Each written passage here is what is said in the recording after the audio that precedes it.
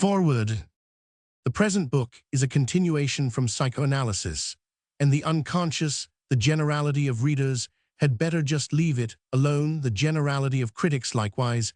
I really don't want to convince anybody. It is quite in opposition to my whole nature. I don't intend my books for the generality of readers. I count it a mistake of our mistaken democracy that every man who can read print is allowed to believe that he can read all that is printed. I count it a misfortune that serious books are exposed in the public market like slaves exposed naked for sale. But there we are. Since we live in an age of mistaken democracy, we must go through with it. I warn the generality of readers that this present book will seem to them only a rather more revolting mass of wordy nonsense than the last. I would warn the generality of critics to throw it in the waste paper basket without more ado. As for the limited few in whom one must perforce find an answerer, I may as well say straight off that I stick to the solar plexus. That statement alone, I hope, will thin their numbers considerably. Finally, to the remnants of a remainder, in order to apologize for the sudden lurch into cosmology or cosmogony, in this book I wish to say that the whole thing hangs inevitably together. I am not a scientist. I am an amateur of amateurs. As one of my critics said, you either believe or you don't. I am not a proper archaeologist, nor an anthropologist, nor an ethnologist. I am no scholar of any sort, but I am very grateful to scholars for their sound work. I have found suggestions for what I say here in all kinds of scholarly books, from the Yoga and Plato and St. John the Evangel and the early Greek philosophers like Heraclitus down to Fraser and his Golden Bough, and even Freud and Frobenius. Even then, I only remember hints and I proceed by intuition. This leaves you quite free to dismiss the whole wordy mass of revolting nonsense without a qualm. Only let me say that to my mind there is a great field of science which is as yet quite closed to us. I refer to the science which proceeds in terms of life and is established on data of living experience and of sure intuition. Call it subjective science, if you like. Our objective science of modern knowledge concerns itself only with phenomena, and with phenomena as regarded in their cause-and-effect relationship. I have nothing to say against our science. It is perfect as far as it goes, but to regard it as exhausting the whole scope of human possibility in knowledge seems to me just puerile. Our science is a science of the dead world. Even biology never considers life, but only mechanistic functioning and apparatus of life. I honestly think that the great pagan world of which Egypt and Greece were the last living terms, the great pagan world, which preceded our own era, once had a vast and perhaps perfect science of its own, a science in terms of life. In our era, this science crumbled into magic and charlatanry, but even wisdom crumbles. I believe that this great science previous to ours, and quite different in constitution and nature from our science, once was universal, established all over the then existing globe. I believe it was esoteric, invested in a large priesthood, just as mathematics and mechanics and physics are defined and expounded in the same way in the universities of China or Bolivia or London or Moscow today. So it seems to me in the great world previous to ours, a great science and cosmology were taught esoterically in all countries of the globe: Asia, Polynesia, America, Atlantis, and Europe. Belt's suggestion of the geographical nature of this previous world seems to me most interesting in the period which geologists call the glacial period. The waters of the earth must have been gathered up in a vast body on the higher places of our globe. Vast worlds of ice, and the seabeds of today must have been comparatively dry, so that the Azores rose up mountainous from the plain of Atlantis, where the Atlantic now washes, and the Easter Isles and the Marquesas and the rest rose lofty from the marvelous great continent of the Pacific. In that world men lived and taught and knew, and were in one complete correspondence over all the earth. Men wandered back and forth from Atlantis to the Polynesian continent. As men now sail from Europe to America, the interchange was complete, and knowledge science was universal over the earth, cosmopolitan as it is today. Then came the melting of the glaciers and Xyth world flood. The refugees from the drowned continents fled to the high places of America, Europe, Asia, and the Pacific Isles. and some degenerated naturally into cavemen, Neolithic and Paleolithic creatures, and some retain their marvelous, innate beauty and life perfection as the South Sea Islanders, and some wandered savage in Africa, and some like Druids or Etruscans or Chaldeans or Amerindians or Chinese refused to forget, but taught the old wisdom only in its half-forgotten symbolic forms, more or less forgotten as knowledge, remembered as ritual gesture and mythstory. And so the intense potency of symbols is part at least memory, and so it is that all the great symbols and myths which dominate the world when our history first begins are very much the same in every country and every people. The great myths all relate to one another. And so it is that these myths now begin to hypnotize us again, our own impulse towards our own scientific way of understanding being almost spent. And so besides myths, we find the same mathematic figures, cosmic graphs, which remain among the aboriginal peoples, in all continents, mystic figures and signs, whose true cosmic or scientific significance is lost, yet which continues in use for purposes of conjuring or divining. If my reader finds this bosh and abracadabra all right for him, only I have no more regard for his little crowings on his own little dunghill myself. I am not so sure that I am one of the one and onlys. I like the wide world of centuries and vast aegis mammoth worlds beyond our day, and mankind so wonderful in his distances, his history that has no beginning, yet always the pomp and the magnificence of human splendor unfolding through the earth's changing periods, floods and fire and convulsions, and icerest intervene between the great glamorous civilizations of mankind, but nothing will ever quench humanity and the human potentiality to evolve something magnificent out of a renewed chaos. I do not believe in evolution, but in the strangeness and rainbow change of ever-renewed creative civilizations. So much then for my claim to remarkable discoveries. I believe I am only trying to stammer out the first terms of a forgotten knowledge, but I have no desire to revive dead kings or dead sages. It is not for me to arrange fossils and decipher hieroglyphic phrases. I couldn't do it if I wanted to, but then I can do some thing else. The soul must take the hint from the relics our scientists have so marvelously gathered out of the forgotten past, and from the hint develop a new living utterance. The spark is from dead wisdom, but the fire is life. And as an exemplar, very simple one-off, how a scientist of the most innocent modern sort may hint at truths, which when stated he would laugh at as fantastic nonsense. Let us quote a word from the already old-fashioned Golden Bough. It must have appeared to the ancient Aryan that the sun was periodically recruited from the fire which resided in the sacred oak. Exactly the fire which resided in the tree of life, that is life itself. So we must read, it must have appeared to the ancient Aryan that the sun was periodically recruited from life, which is what the early Greek philosophers were always saying, and which still seems to me the real truth, the clue to the cosmos. Instead of life being drawn from the sun, it is the emanation from life itself, that is from all the living plants and creatures which nourish the sun. Of course, my dear critic, the ancient Aryans were just doddering the old duffers or babbling the babes. But as for me, I have some respect for my ancestors, and believe they had more up their sleeve than just the marvel of the unborn me. One last weary little word, this pseudo-philosophy of mine analytics, as one of my respected critics might say, is deduced from the novels and poems, not the reverse. The novels and poems come unwatched out of one's pen, and then the absolute need which one has for some sort of satisfactory mental attitude towards oneself and things in general makes one try to abstract some definite conclusions from one's experiences as a writer. And as a man, the novels and poems are pure passionate experience. These polyanalytics are inferences made afterwards from the experience. And finally, it seems to me that even art is utterly dependent on philosophy, or if you prefer it, on a metaphysic.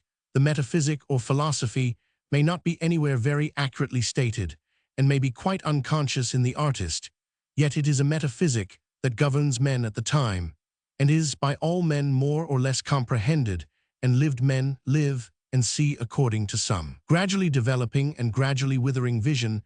This vision exists also as a dynamic idea, or metaphysics exists first as ex vis such, Then it is unfolded into life and art. Our vision, our belief, our metaphysic is wearing woefully thin, and the art is wearing absolutely threadbare. We have no future neither for our hopes, nor our aims, nor our art. It has all gone grey and opaque.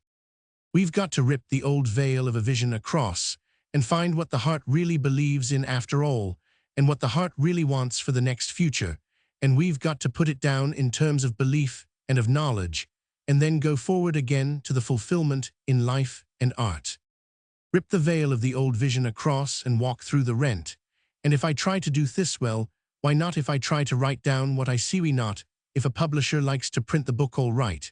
And if anybody wants to read it, let him, but why anybody should read one single word, if he doesn't want to I don't see, unless of course he is a critic who needs to scribble $1 worth of words, no matter how.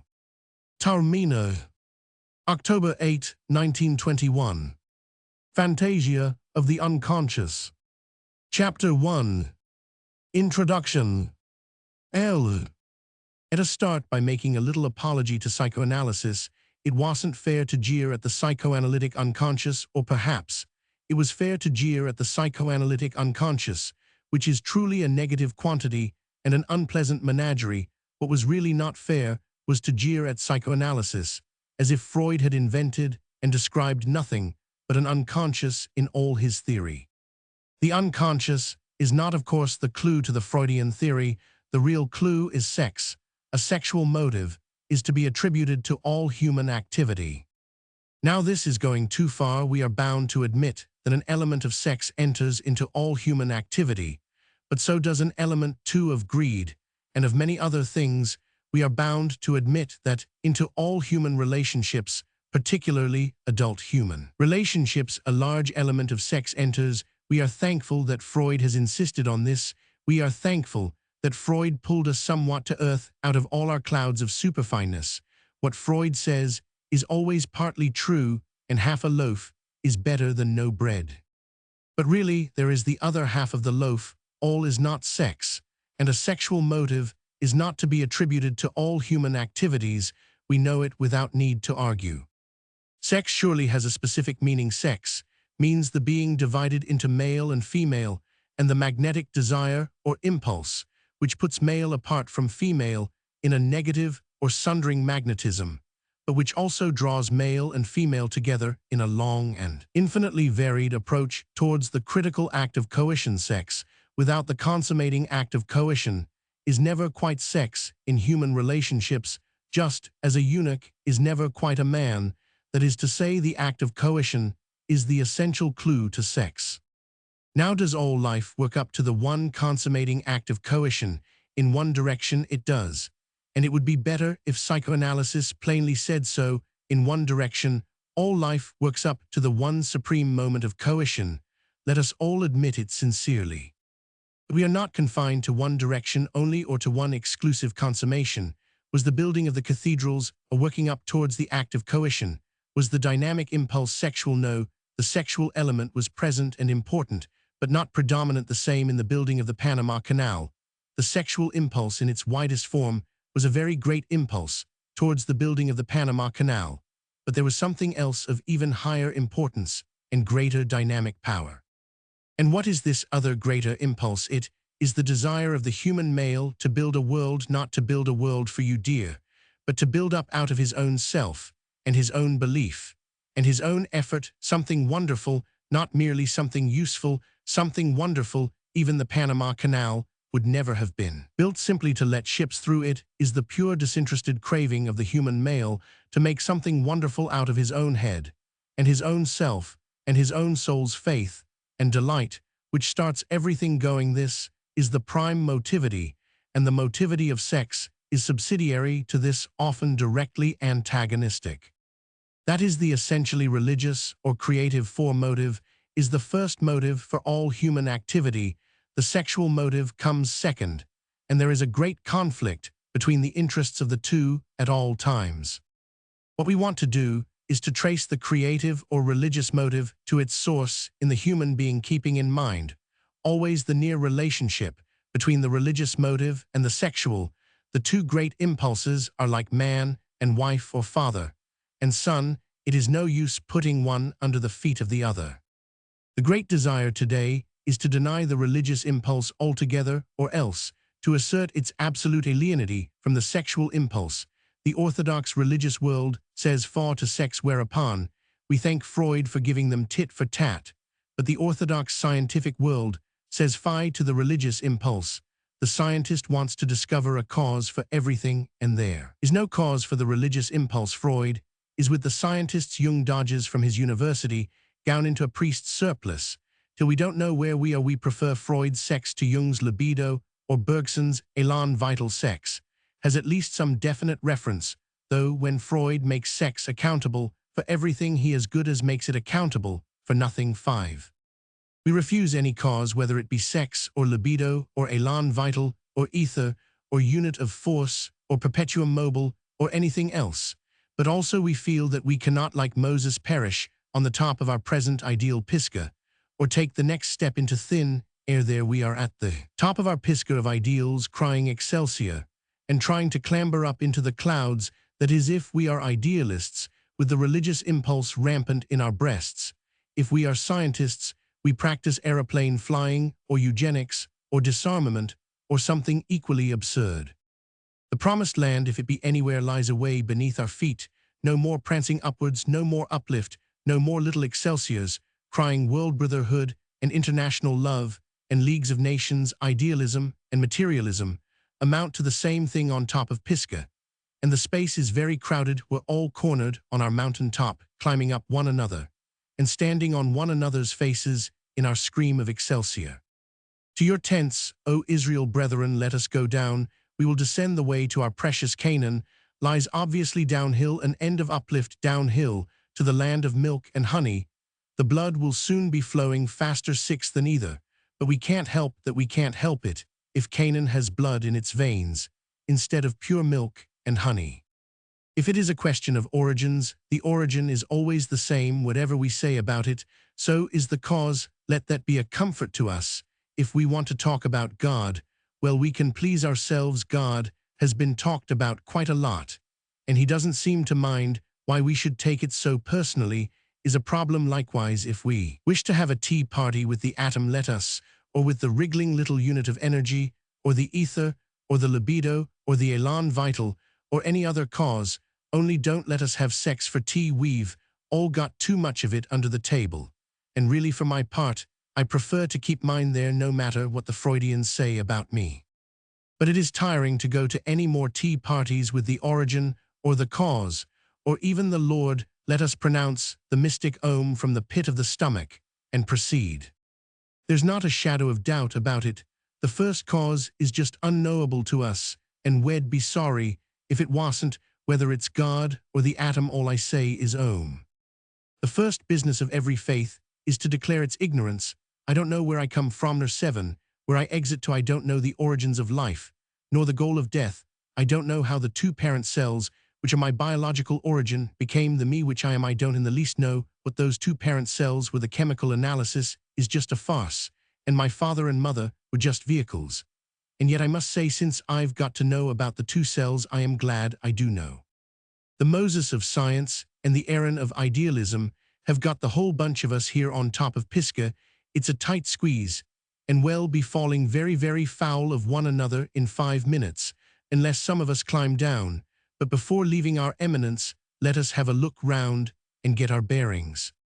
They say that way lies the New Jerusalem of universal love, and over there the happy valley of indulgent pragmatism, and there quite near is the chirpy land of the vitalists, and in those dark groves the home of successful analysis surnamed Psycho, and over those blue hills the supermen are prancing about, though you can't see them, and there is Byzantium, and there is Eddie Howe, and there, on that queer little tableland, is Wilsonia, and just round the corner is Rabindranathopoulos. But Lord, I can't see anything. Help me, heaven, to a telescope, for I see blank nothing. I'm not going to try any more. I am going to sit down on my posterior and sluther full speed down this Pisgah, even if it cost me my trouser seat. So away we go. In the beginning there never was any beginning, but let it pass. We've got to make a start somehow in the very beginning of all things, time and space and cosmos. And being in the beginning of all these was a little living creature, but I don't know even if it was little in the beginning, was a living creature, its plasm quivering, and its life pulse throbbing. This little creature died as little creatures always do, but not before it had had young ones. When the daddy creature died, it fell to pieces, and that was the beginning of the cosmos. Its little body fell down to a speck of dust, which the young ones clung to, because they must cling to something. Its little breath flew asunder the hotness. Brightness of the little beast, I beg your pardon, I mean the radiant energy from the corpse flew away to the right hand, and seemed to shine warm in the air, while the clammy energy from the body flew away to the left hand, and seemed dark and cold. And so the first little nine master was dead and done, for and instead of his little living body, there was a speck of dust in the middle which became the earth, and on the right hand was a brightness, which became the sun rampaging with all the energy that had come out of the dead little master, and on the left hand a darkness which felt like an unrisen moon. And that was how the Lord created the world, except that I know nothing about the Lord, so I shouldn't mention it. But I forgot the soul of the little master. It probably did a bit of flying as well and then came back to the young ones. It seems most natural that way. Which is my account of the creation, and I mean by it that life is not, and never was anything but living creatures. That's what life is, and will be just living creatures, no matter how large you make the capital Roman 50 out of living creatures. The material cosmos was made out of the death of living creatures, when their little living bodies fell dead, and fell asunder into all sorts of matter and forces and energies, sun, moons, stars, and worlds. So you got the universe, where you got the living creature from that first one. Don't ask me, he was just there. But he was a little person with a soul of his own. He wasn't life, with a capital Roman 50. If you don't believe me, then don't. I'll even give you a little song to sing. If it be not true to me, what care I how true it be? That's the kind of man I really like, chirping his insouciance, and I chirp back. Though it be not true to thee, it's gay and gospel truth to me. The living live and then die, they pass away, as we know, to dust, and to oxygen and nitrogen, and so on. But what we don't know, and what we might perhaps know a little more, is how they pass away direct into life itself, that is direct into the living. That is how many dead souls fly over our untidiness like swallows, and build under the eaves of the living. How many dead souls like swallows twitter and breed thoughts and instincts under the thatch of my hair and the eaves of my forehead, I don't know. But I believe a good many, and I hope they have a good time, and I hope not too many are bats. I am sorry to say I believe in the souls of the dead. I am almost ashamed to say that I believe the souls of the dead in some way re-enter and pervade the souls of the living, so that life is always the life of living creatures and death is always our affair. This bit, I admit, is bordering on mysticism. I am sorry, because I don't like mysticism. It has no trousers, and no trousers seat n'a pas de quoi, and I should feel so uncomfortable if I put my hand behind me and felt an absolute blank.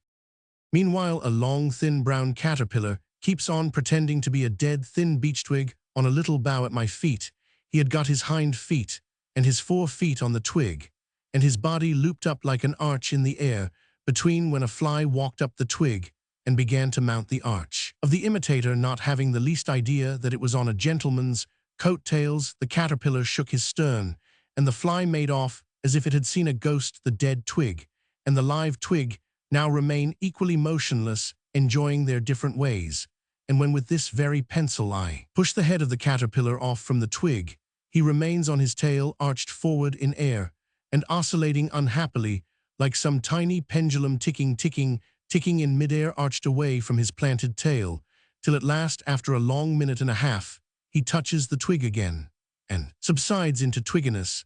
The only thing is, the dead beech twig can't pretend to be a wagging caterpillar.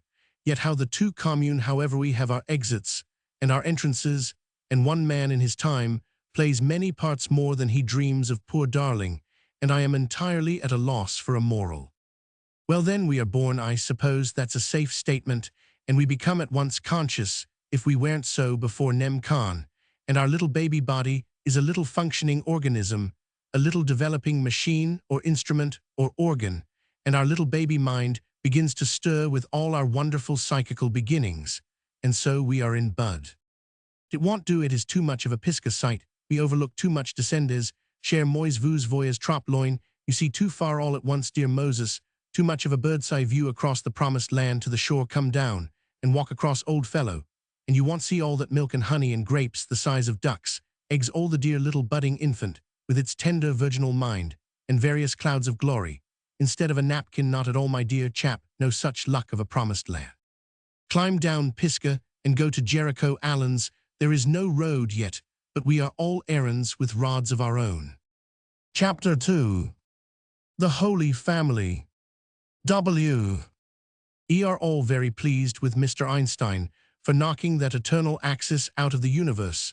The universe isn't a spinning wheel, it is a cloud of bees flying and veering round. Thank goodness for that, for we were getting drunk on the spinning wheel. So that now the universe has escaped from the pin which was pushed through it like an impaled fly vainly buzzing now, that the multiple universe flies its own complicated course quite free, and hasn't got any hub, we can hope also to escape. We won't be pinned down either. We have no one law that governs us. For me, there is only one law. I am Roman one, and that isn't a law, it's just a remark. One is one, but one is not all alone. There are other stars buzzing in the center of their own isolation, and there is no straight path between them. There is no straight path between you and me, dear reader, so don't blame me if my words fly like dust into your eyes and grit between your teeth instead of like music into your ears. I am I, but also you are you, and we are in sad need of a theory of human relativity. We need it much more than the universe does. The stars know how to prowl round one another without much damage done. But you and I, dear reader, in the first conviction that you are me and that I am you, owing to the oneness of mankind, why we are always falling foul of one another and chewing each other's fur. You are not me, dear reader, so make no pretensions to it. Don't get alarmed if I say things. It isn't your sacred mouth which is opening and shutting. As for the profanation of your sacred ears, just apply a little theory of relativity and realize that what I say is not what you hear, but something uttered in the midst of my isolation and arriving, strangely changed and travel-worn, down the long curve of your own individual circumambient atmosphere. I may say Bob, but heaven alone knows what the goose hears, and you may be sure that a red rag is to a bull something far more mysterious and complicated than a socialist's necktie. So I hope now I have put you in your place, dear reader. Sit you like Watts Hope on your own little blue globe, and I'll sit on mine, and we won't bump into one another if we can help it. You can twang your old hopeful lyre. It may be music to you, so I don't blame you. It is a terrible wowing in my ears, but that may be something in my individual atmosphere, some strange deflection as your music crosses the space between us. Certainly, I never hear the concert of world regeneration and hope revived again without getting a sort of lockjaw. My teeth go so keen on edge from the twanging harmony. Still, the world regenerators may really be quite excellent performers on their own jewshops. Blame the edginess of my teeth. Now I am going to launch words into space, so mind your cosmic eye. As I said in my small but naturally immortal book Psychoanalysis and the Unconscious, there's more in it than meets the eye. There's more in you, dear reader, than meets the eye. What, don't you believe it? Do you think you're as obvious as a poached egg on a piece of toast, like the poor lunatic? Not a bit of it, dear reader. You've got a solar plexus and a lumbar ganglion not far from your liver, and I am going to tell everybody. Nothing brings a man home to himself like telling everybody, and I will drive you home to yourself. Do you hear? You've been poaching in my private atmospheric grounds long enough, identifying yourself with me and me, with everybody. A nice row there'd be in heaven if Aldebaran caught Sirius by the tail and said, "Look here, you're not to look so green, you damn dog star. It's an offense against starregulations." Which reminds me that the Arabs say the shooting stars' meteorites are starry stones, which the angels fling at the poaching demons, whom they catch sight of prowling too near the palisades of heaven. I must say I like Arab angels. My heaven would coruscate like a Catherine wheel, with white-hot starstones. Away, you dog, you prowling cur. Got him under the left earhole, Gabriel. See him, Michael, that hopeful blue devil. Land him one biff on your bottom, you hoper. But I wish the Arabs wouldn't entice me, or you, dear reader, provoke me to this. I feel with you, dear reader, as I do with a deaf man when he pushes his vulcanite ear, his listening machine, towards my mouth. I want to shout down the telephone ear hole all kinds of improper things to see what effect they will have on the stupid. Dear face at the end of the coil of wire, after all words must be very different, after they've trickled round, and round a long wire coil whatever becomes of them, and I who am a bit deaf myself, and may in the end have a deaf machine to poke at my friends, it ill becomes me to be so unkind, yet that's how I feel, so there we are. Help me to be serious, dear reader. In that little book Psychoanalysis and the Unconscious, I tried rather wistfully to convince you, dear reader, that you had a solar plexus and a lumbar ganglion, and a few other things. I don't know why I took the trouble. If a fellow doesn't believe he's got a nose, the best way to convince him is gently to waft a little pepper into his nostrils. And there was I painting my own nose purple, and wistfully inviting you to look and believe no more, though. You've got first and foremost a solar plexus, dear reader, and the solar plexus is a great nerve center which lies behind your stomach. I can't be accused of impropriety or untruth, because any book of science or medicine which deals with the nervous system of the human body will show it to you quite plainly, so don't wriggle or try to look spiritual, because willy-nilly you've got a solar plexus, dear reader. Among other things, I am writing a good sound science book, which there's no gainsaying. Now your solar plexus, most gentle of readers, is where you are. It is your first and greatest and deepest center of consciousness, if you want to know how conscious, and when conscious, I must refer you to that little book Psychoanalysis and the Unconscious. At your solar plexus, you are primarily conscious. There behind your stomach there, you have the profound and pristine conscious awareness that you are. You don't say you haven't, I know you have. You might as well try to deny the nose on your face. There is your first and deepest seat of awareness. There you are, triumphantly aware of your own individual existence in the universe. Absolutely, there is the keep and central stronghold of your triumphantly conscious self. There you are, and you know it, so stick out your tummy gaily, my dear, with a me voila, with a here I am, with an echo me, with a de bin ich. There you are, dearie. But not only a triumphant awareness, that there you are, an exultant awareness, also that outside this quiet gate, this navel, lies a whole universe on which you can lay tribute. A hot birth. You close the central gate, forever too dangerous to leave it open too near the quick. But there are other gates. There are eyes and mouths and ears and nostrils, besides the two lower gates of the passionate body and the closed, but not locked gates of the breasts. Many gates, and besides the actual gates, the marvelous wireless communication between the great center and the surrounding or contiguous world. Authorized science tells you that this first great plexus, this all-potent nervous center of consciousness and dynamic life activity, is a sympathetic center from the solar plexus. As from your castle keep, you look around and see the fair lands smiling, the corn and fruit and cattle of your increase, the cottages of your dependents, and the halls of your beloveds. From the solar plexus, you know that all the world is yours and all is goodly. This is the great center where in the womb your life first sparkled in individuality. This is the center that drew the gestating maternal bloodstream upon you in the 9 months lurking, drew it on you for your increase. This is the center whence the navel string broke, but where the invisible string of dynamic conscious 21ness, like a dark electric current connecting you with the rest of life, will never break until you die and depart from corporate individuality. They say, by the way, that doctors now perform a little operation on the born baby, so that no more navel shows, no more belly buttons. Dear reader, lucky I caught you this generation before the doctors had saved your appearances. Yet, caro mia, whether it shows or not, there you once had immediate connection with the maternal bloodstream, and because the male nucleus which derived from the father still lies sparkling and potent within the solar plexus, therefore that great nervous center of you still has immediate knowledge of your father, a subtler but still vital connection. We call it the tie of blood, so be it. It is a tie of blood, but much more definite than we imagine, for true it is that the one bright male germ which went to your begetting was drawn from the blood of the father, and true it is that that same bright male germ lies unquenched and unquenchable at the center of you within the famous solar plexus, and furthermore true is it that this unquenched father spark within you sends forth vibrations and dark currents of vital activity, all the time connecting direct with your father. You will never be able to get away from it, while you. The connection with the mother may be more obvious. Is there not your ostensible navel, where the rupture between you and her took place, But because the mother-child relation is more plausible and flagrant, is that any reason for supposing it deeper, more vital, more intrinsic? Not a bit.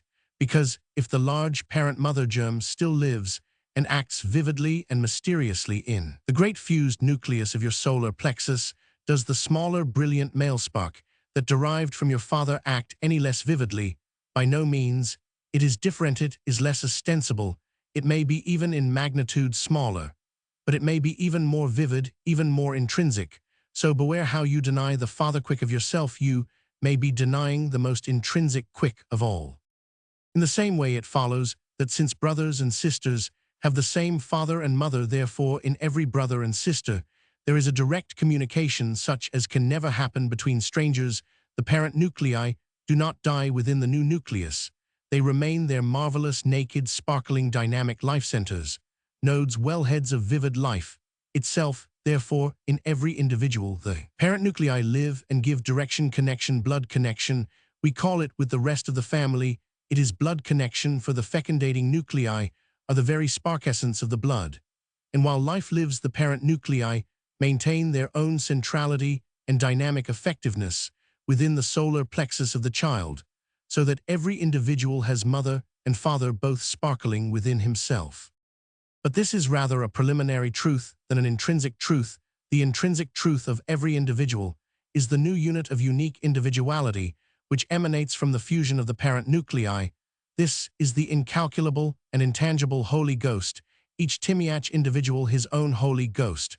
When at the moment of conception, the two parent nuclei fuse to form a new unit of life, then takes place the great mystery of creation. A new individual appears, not the result of the fusion, merely something more. The quality of individuality cannot be derived. The new individual in his singleness of self is a perfectly new whole. He is not a permutation and combination of old elements transferred through the parents. No, he is something underived and utterly unprecedented, unique, a new soul. This quality of pure individuality is, however, only the one supreme quality. It consummates all other qualities, but does not consume them. All the others are there all the time, and only at his maximum does an individual surpass all his derivative elements and become purely himself. And most people never get there in his own pure individuality. A man surpasses his father and mother, and is utterly unknown to them. Woman, what have I to do with thee? But this does not alter the fact that within him lives the mother quick and the father quick, and that though in his wholeness he is wrapped away beyond the old mother-father connections, they are still there within him, consummated but not consumed. Nor does it alter the fact that very few people surpass their parents nowadays and attain any individuality beyond them. Most men are half-born slaves. The little soul they are born with just atrophies, and merely the organism emanates the new self, the new soul, the new swells into manhood like big potatoes.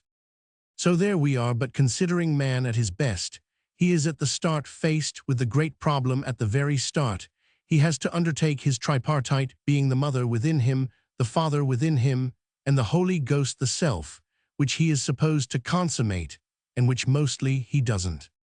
And there it is a hard physiological fact.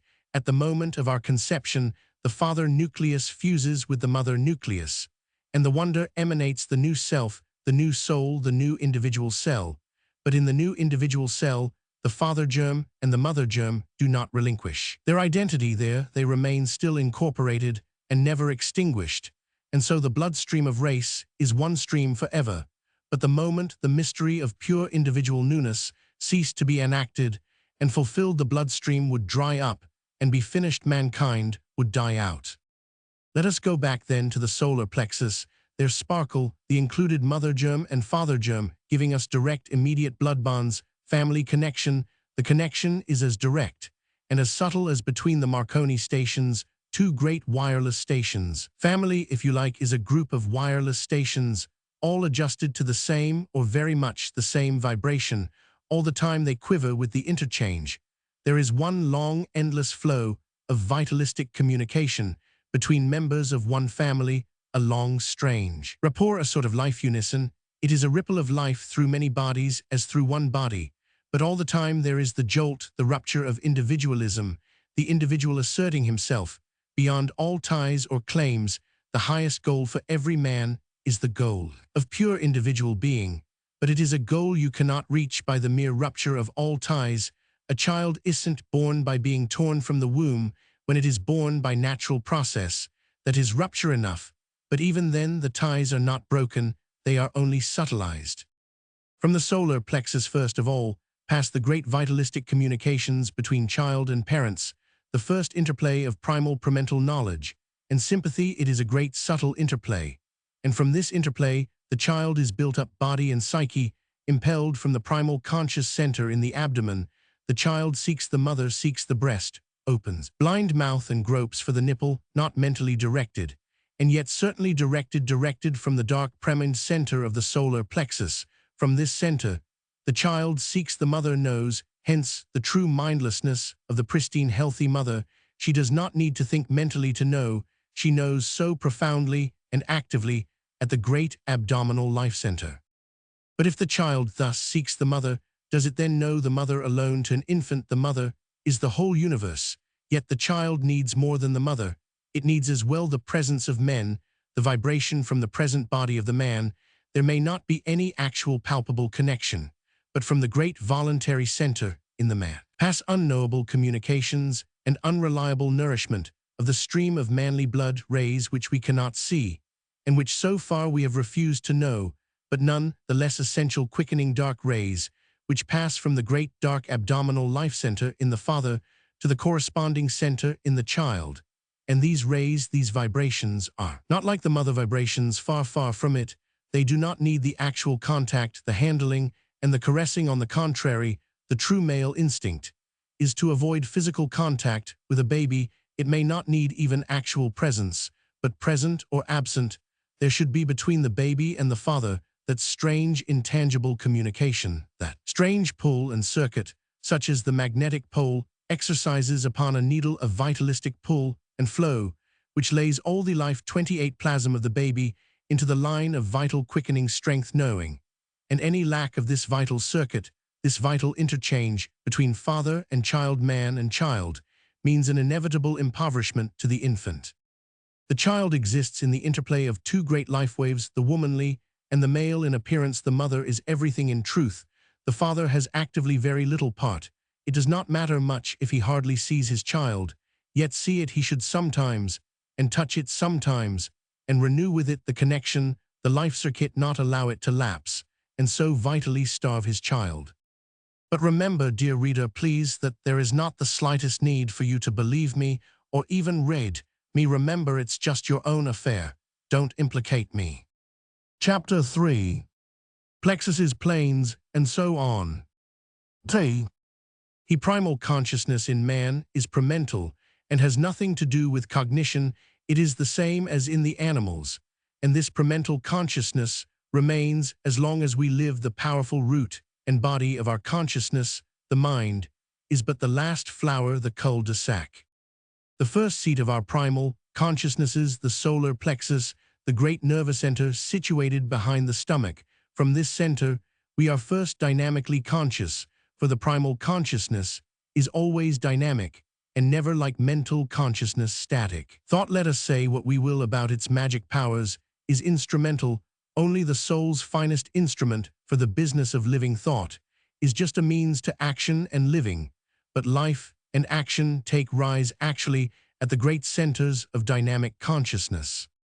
The solar plexus, the greatest and most important center of our dynamic consciousness, is a sympathetic center. At this main center of your first mind, we know, as we can never mentally know primarily, we know. Each man, each living creature, knows profoundly and satisfactorily, and without question, that I am. Roman 1. This root of all knowledge and being is established in the solar plexus. It is dynamic premental knowledge, such as cannot be transferred into thought. Do not ask me to transfer the premental dynamic knowledge into thought. It cannot be done. The knowledge that I am, I can never be thought, only known. This being the very first term of our life knowledge, a knowledge established physically and psychically, the moment the two parent nuclei fused at the moment of the conception, it remains integral as a piece of knowledge in every subsequent nucleus derived from this one. Original, but yet the original nucleus formed from the two parent nuclei at our conception remains always primal and central, and is always the original fount and home of the first and supreme knowledge, that I am Roman 1, this original nucleus, is embodied in the solar plexus. But the original nucleus divides the first division, as science knows, is a division of recoil from the perfect oneing of the two parent nuclei in the egg cell, results a recoil or new assertion that which was perfect one now divides again, and in the recoil becomes again two. This second nucleus, the nucleus born of recoil, is the nuclear origin of all the great nuclei of the voluntary system, which are the nuclei of assertive individualism, and it remains central in the adult human body, as it was in the egg cell in the adult human body, the first nucleus of independence, firstborn from the great original nucleus of our conception, lies always established in the lumbar ganglion. Here we have our positive center of independence in a multifarious universe. At the solar plexus, the dynamic knowledge is this, that I am Roman 1. The solar plexus is the center of all the sympathetic system. The great prime knowledge is sympathetic in nature. I am I in vital centrality. I am I the vital center of all things. I am I the clue to the whole. All is one with me. It is the one identity. But at the lumbar ganglion, which is the center of separate identity, the knowledge is of a different mode. Though the term is the same at the lumbar ganglion, I know that I am I in distinction from a whole universe, which is not as I am. This is the first tremendous flash of knowledge of singleness and separate identity. I am I not because I am at one with all the universe, but because I am other than all the universe. It is my distinction from all the rest of things which makes me myself, because I am set utterly apart and distinguished from all that is the rest of the universe. Therefore I am Roman 1, and this root of our knowledge in separateness lies rooted all the time in the lumbar ganglion. It is the second term of our dynamic psychic existence. It is from the great sympathetic center of the solar plexus that the child rejoices in the mother, and in its own blissful centrality, its unison with the as yet unknown universe. Look at the pictures of Madonna and child, and you will even see it. It is from this center that it draws all things unto itself, winningly drawing love for the soul, and actively drawing in milk. The same center controls the great intake of love and of milk, of psychic and of physical nourishment.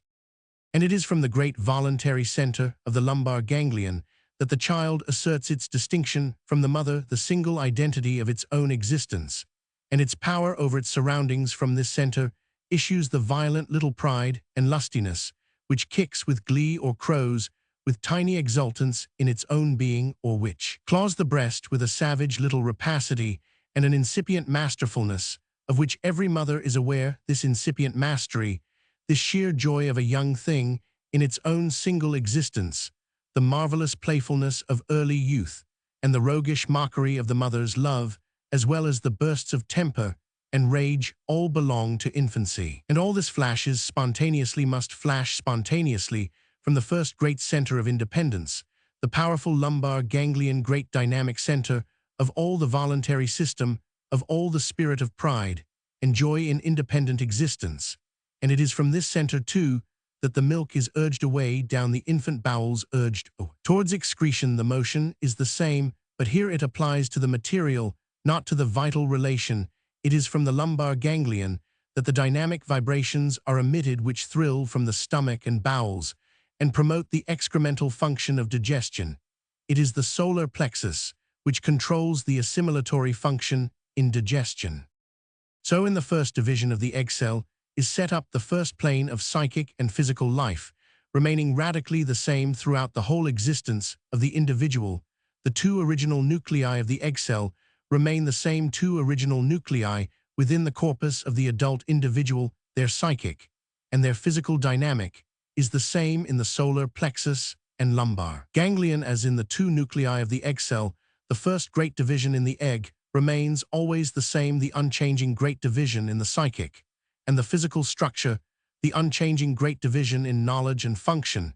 It is a division into polarized duality, psychical and physical, of the human being. It is the great vertical division of the egg cell and of the nature of man. Then, this division having taken place, there is a new thrill of conjunction or collision between the divided nuclei, and at once the second birth takes place. The two nuclei now split horizontally. There is a horizontal division across the whole egg cell. and the nuclei are now 4, 2 above and 2 below, but those below retain their original nature, those above are new in nature, and those above correspond again to those below. In the developed child, the great horizontal division of the egg cell, resulting in 4 nuclei, this remains the same. The horizontal division wall is the diaphragm. The 2 upper nuclei are the 2 great nervous centers, the cardiac plexus and the thoracic ganglion. We have again a sympathetic center, primal in activity and knowledge, and a corresponding voluntary center in the center of the breast. The cardiac plexus acts as the great sympathetic mode of new dynamic activity, new dynamic consciousness, and near the spine by the wall of the shoulders, the thoracic ganglion acts as the powerful voluntary center of separateness and power in the same vertical line as the lumbar ganglion, but horizontally so different. Now we must change our whole feeling. We must put off the deep way of understanding which belongs to the lower body of our nature, and transfer ourselves into the upper plane, where being and functioning are different. At the cardiac plexus there in the center of the breast, we have now a new great sun of knowledge, and being here there is no more of self here, there is no longer the dark exultant knowledge, that I am Roman 1a change has come here, I know no more of myself here, I am not here, I only know the delightful revelation that you are you, the wonder is no longer within me, my own dark centrifugal exultant self. The wonder is without me, the wonder is outside me, and I can no longer exult and know myself, the dark central sun of the universe. Now I look with wonder, with tenderness, with joyful yearning towards that which is outside me, beyond me, not me. Behold, that which was once negative has now become the only positive. The other being is now the great positive reality. I myself am, as nothing. Positivity has changed places. If we want to see the portrayed look, then we must turn to the north, to the fair wondering blue-eyed infants of the northern masters. They seem so frail, so innocent, and wondering, touching outwards to the mystery. They are not the same as the southern child, nor the opposite. Their whole life mystery is different. Instead of consummating all things within themselves, as the dark little southern infants do, the northern Jesus children reach out delicate little hands of wondering innocence towards delicate flower reverential mothers. Compare a Botticelli Madonna, with all her wounded and abnegating sensuality, with a hands memeling Madonna, whose soul is pure and only reverential. Beyond me is the mystery, and the glory, says the northern mother, let me have no self, let me only seek that which is all pure, all wonderful. But the south 37 urn mother says, this is mine, this is mine, this is my child, my wonder, my master, my lord, my scourge, my own. From the cardiac plexus, the child goes forth in bliss. It seeks the revelation of the unknown. It wonderingly seeks the mother. It opens its small hands and spreads its small fingers to touch her, and bliss, bliss, bliss, it meets the wonder in midair. And in mid-space it finds the loveliness of the mother's face. It opens and shuts its little fingers with bliss. It laughs the wonderful selfless laugh of pure baby bliss in the first ecstasy of finding all its treasure, groping upon it and finding it in the dark. It opens wide, child-wide eyes to see, but it cannot see. It is puzzled. It wrinkles its face. But when the mother puts her face quite near and laughs and coos, then the baby trembles with an ecstasy of love, the glamour, the wonder, the treasure, beyond the great uplift of rapture. All this surges from that first center of the breast, the sun of the breast, the cardiac plexus. And from the same center acts the great function of the heart and breath, are the aspiration like a hope, like a yearning constant and unfailing with which we take in breath. When we breathe, when we take in breath, it is not as when we take in food. When we breathe in, we aspire, we yearn towards the heaven of air and light. And when the heart dilates to draw in the stream of dark blood, it opens its arms as to a beloved. It dilates with reverent joy as a host opening his doors to an honored guest whom he delights to serve, opening his doors to the wonder which comes to him from beyond and without which he were nothing. So it is that our heart dilates, our lungs expand. They are bidden by that great and mysterious impulse from the cardiac plexus, which bids them seek the mystery and the fulfillment of the beyond. They seek the beyond, the air of the sky, the hot blood from the dark underworld, and so we live. And then they relax, they contract, they are driven by the opposite motion from the powerful voluntary center of the thoracic ganglion. That which was drawn in, was invited, is now relinquished, allowed to go forth negatively, not positively dismissed, but relinquished. There is a wonderful complementary duality between the voluntary and the sympathetic activity on the same plane. But between the two planes, upper and lower, there is a further dualism, still more startling perhaps, between the dark glowing first term of knowledge at the solar plexus, I am I, all is one in me, and the first term of volitional knowledge, I am myself, and these others are not as I am. There is a world of difference.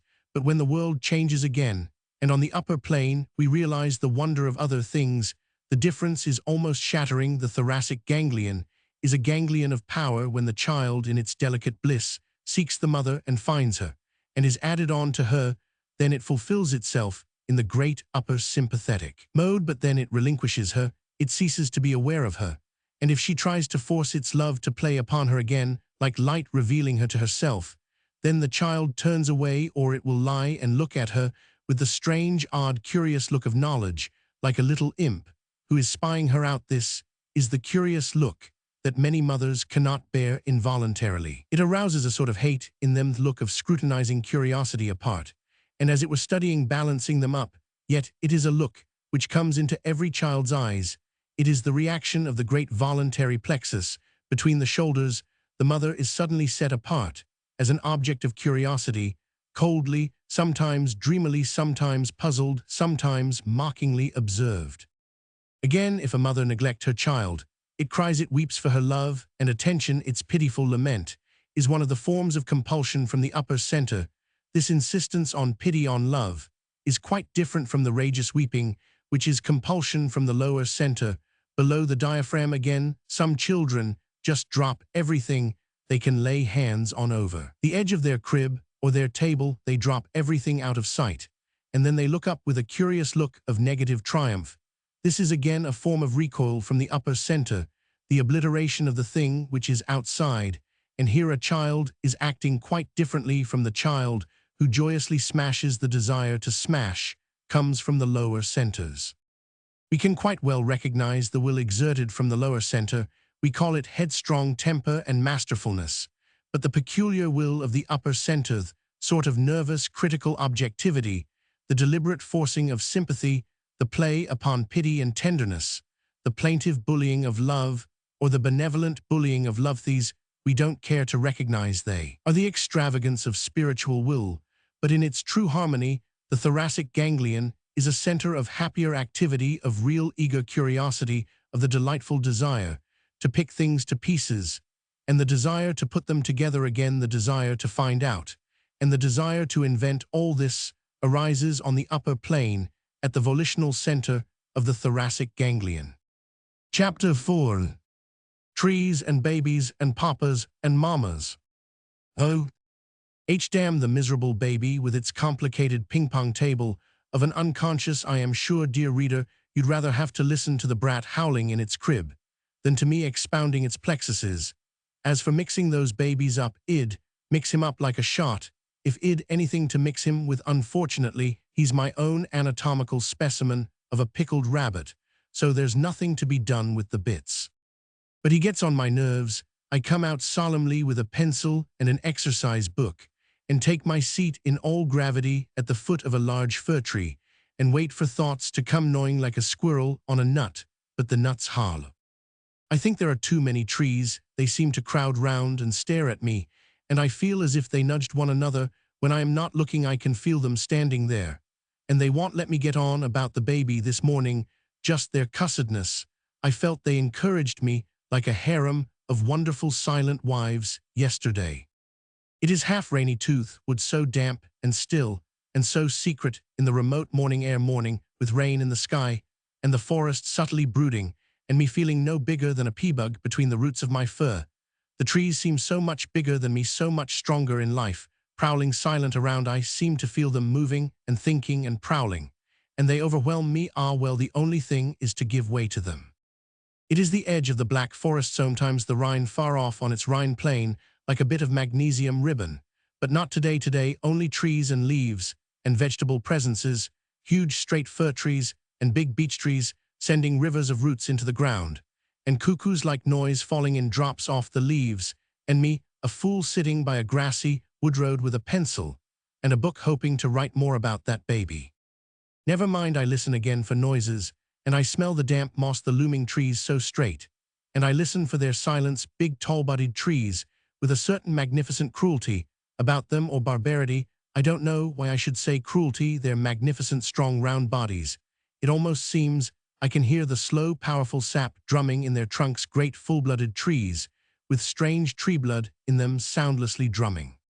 Trees that have no hands and faces, no eyes, yet the powerful sap-scented blood roaring up the great columns, a vast individual life, and an overshadowing will, the will of a tree, something that frightens you.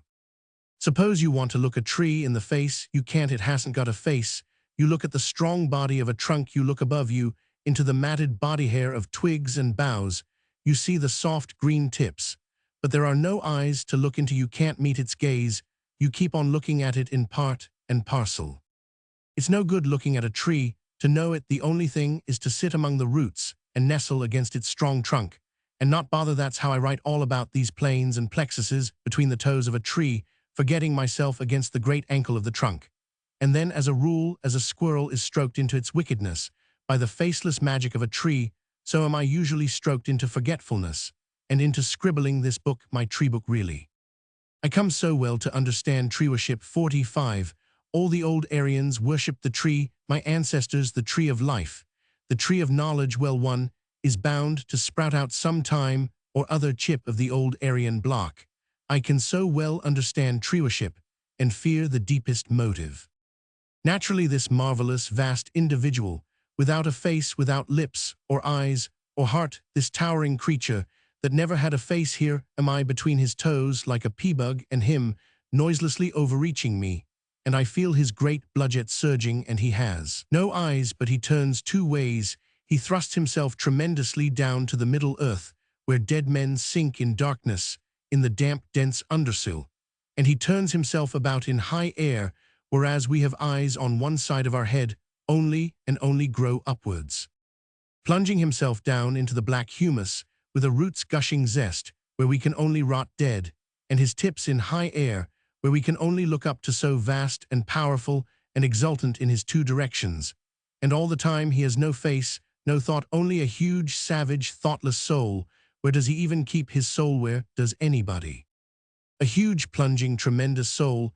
I would like to be a tree for a while, the great lust of roots, root lust, and no mind at all. He towers, and I sit and feel safe. I like to feel him towering round me. I used to be afraid, I used to fear their lust, their rushing black lust. But now I like it, I worship it. I always felt them huge primeval enemies, but now they are my only shelter and strength. I lose myself among the trees. I am so glad to be with them in their silent, intent passion, and their great lust. They feed my soul, but I can understand that Jesus was crucified on a tree. And I can so well understand the Romans, their terror of the bristling Hercynian wood. Yet, when you look from a height down upon the rolling of the Forest's black forest, it is as suave as a rolling, oily sea. Inside, only it bristles horrific, and it terrified the Romans. The Romans, they too seem very nearer than Hindenburg or Foch or even Napoleon. When I look across the Rhine plain, it is Rome, and the legionaries of the Rhine that my soul notices.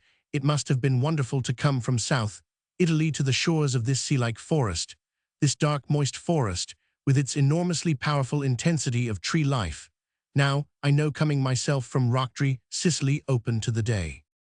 The Romans and the Greeks found everything human, everything had a face, and a human voice. Men spoke, and their fountains piped an answer. But when the legions crossed the Rhine, they found a vast, impenetrable life, which had no voice. They met the faceless silence of the black forest. This huge wood did not answer when they called. Its silence was too crude and massive, and the soldiers shrank before the trees that had no faces and no answer. A vast array of non-human life, darkly self-sufficient and bristling with indomitable energy. The Hercynian would not to be fathomed, the enormous power of these collective trees, stronger in their somber life even than Rome. No wonder the soldiers were terrified, no wonder they thrilled with horror when, deep in the woods, they found the skulls and trophies of their dead comrades upon the trees. The trees had devoured them silently in mouthfuls, and left the white bones of the mindful Roman sand. Savage, precocious trees, indomitable, the true German, has something of the sap of trees in his veins, even. Now in a sort of pristine savageness like trees helpless, but most powerful under all his mentality, he is a tree 48 soul, and his gods are not human, his instinct still is to nail skulls and trophies to the sacred tree deep in the forest, the tree of life and death, tree of good and evil, tree of abstraction, and of immense mindless life, tree of everything except the spirit spirituality. But after Bondry Sicily, and after the gibbering of myriad people, all rattling their personalities, I am glad to be with the profound indifference of faceless trees. Their rudimentariness cannot know why we care for the things we care for. They have no faces, no minds and bowels, only deep lustful roots stretching in earth and vast lissom life, in air and primeval individuality. You can sacrifice the whole of your spirituality on their altar, still you can nail your skull on their limbs. They have no skulls, no minds, nor faces. They can't make eyes of love at you, their vast life dispenses with all this, but they will live you down. The normal life of one of these big trees is about 100 years, so the Herr Baron told me. One of the few places that my soul will haunt when I am dead will be this among the trees here near Ebersteinberg, where I have been alone and written this book. I can't leave these trees, they have taken some of my soul. Excuse my digression, gentle reader. At first I left it out thinking we might not see wood for trees, but it doesn't much matter what we see, it's nice just to look round anywhere. So there are two planes of being and consciousness, and two modes of relation and of function. We will call the lower plane the sensual, the upper the spiritual. The terms may be unwise, but we can think of no other. Please read that again, dear reader. You'll be a bit dazzled coming out of the wood. It is obvious that from the time a child is born or conceived, it has a permanent relation with the outer universe, relation in the two modes, not one mode, only there are two ways of love, two ways of activity and independence, and there needs some sort of equilibrium between the two modes. In the same way in physical function, there is eating and drinking and excrementation on the lower plane, and respiration and heartbeat on the upper plane. Now the equilibrium to be established is fourfold. There must be a true equilibrium between what we eat and what we reject, again by excre 50tion, likewise between the systole and diastole of the heart. The inspiration and expiration of our breathing suffice to say the equilibrium is never quite perfect. Most people are either too fat or too thin, too hot or too cold, too slow or too quick. There is no such thing as an actual norm, a living norm. A norm is merely an abstraction, not a reality. The same on the psychical plane. We either love too much or impose our will too much, are too spiritual or too sensual. There is not and cannot be any actual norm of human conduct. All depends first on the unknown inward need within the very nuclear centers of the individual himself, and secondly, on his circumstance. Some men must be too spiritual, some must be too sensual, some must be too sympathetic, and some must be too proud. We have no desire to say what men ought to be, we only wish to say there are all kinds of ways of being, and there is no such thing as human perfection. No man can be anything more than just himself in genuine living relation to all his surroundings, but that which I am when I am myself will certainly be anathema to those who hate individual integrity and want to swarm, and that which I, being myself, am in myself, may make the hair bristle with rage on a man who is also himself, but very different from me. Then let it bristle, and if mine bristle back again, then let us, if we must fly at one another like two enraged men. It is how it should be. We've got to learn to live from the center of our own responsibility only, and let other people do the same. To return to the child, however, and his development on his two planes of consciousness, there is all the time a direct dynamic connection between child and mother, child and father. Also from the start, it is a connection on two planes, the upper and lower. From the lower sympathetic center, the profound intake of love or vibration from the living correspondent outside. From the upper sympathetic center, the outgoing of devotion and the passionate vibration of given love, given attention. The two sympathetic centers are always, or should always be, counterbalanced by their corresponding voluntary centers. From the great voluntary ganglion of the lower plane, the child is self-willed, independent, and masterful. In the activity of this center, a boy refuses to be kissed and pawed about maintaining his proud independence, like a little wild animal from this center. He likes to command, and to receive obedience from this center likewise. He may be destructive and defiant and reckless, determined to have his own way at any cost. From this center, too, he learns to use his legs. The motion of walking, like the motion of breathing, is twofold. First, a sympathetic cleaving to the earth with the foot, then the voluntary rejection, the spurning, the kicking away, the exultance in power and freedom.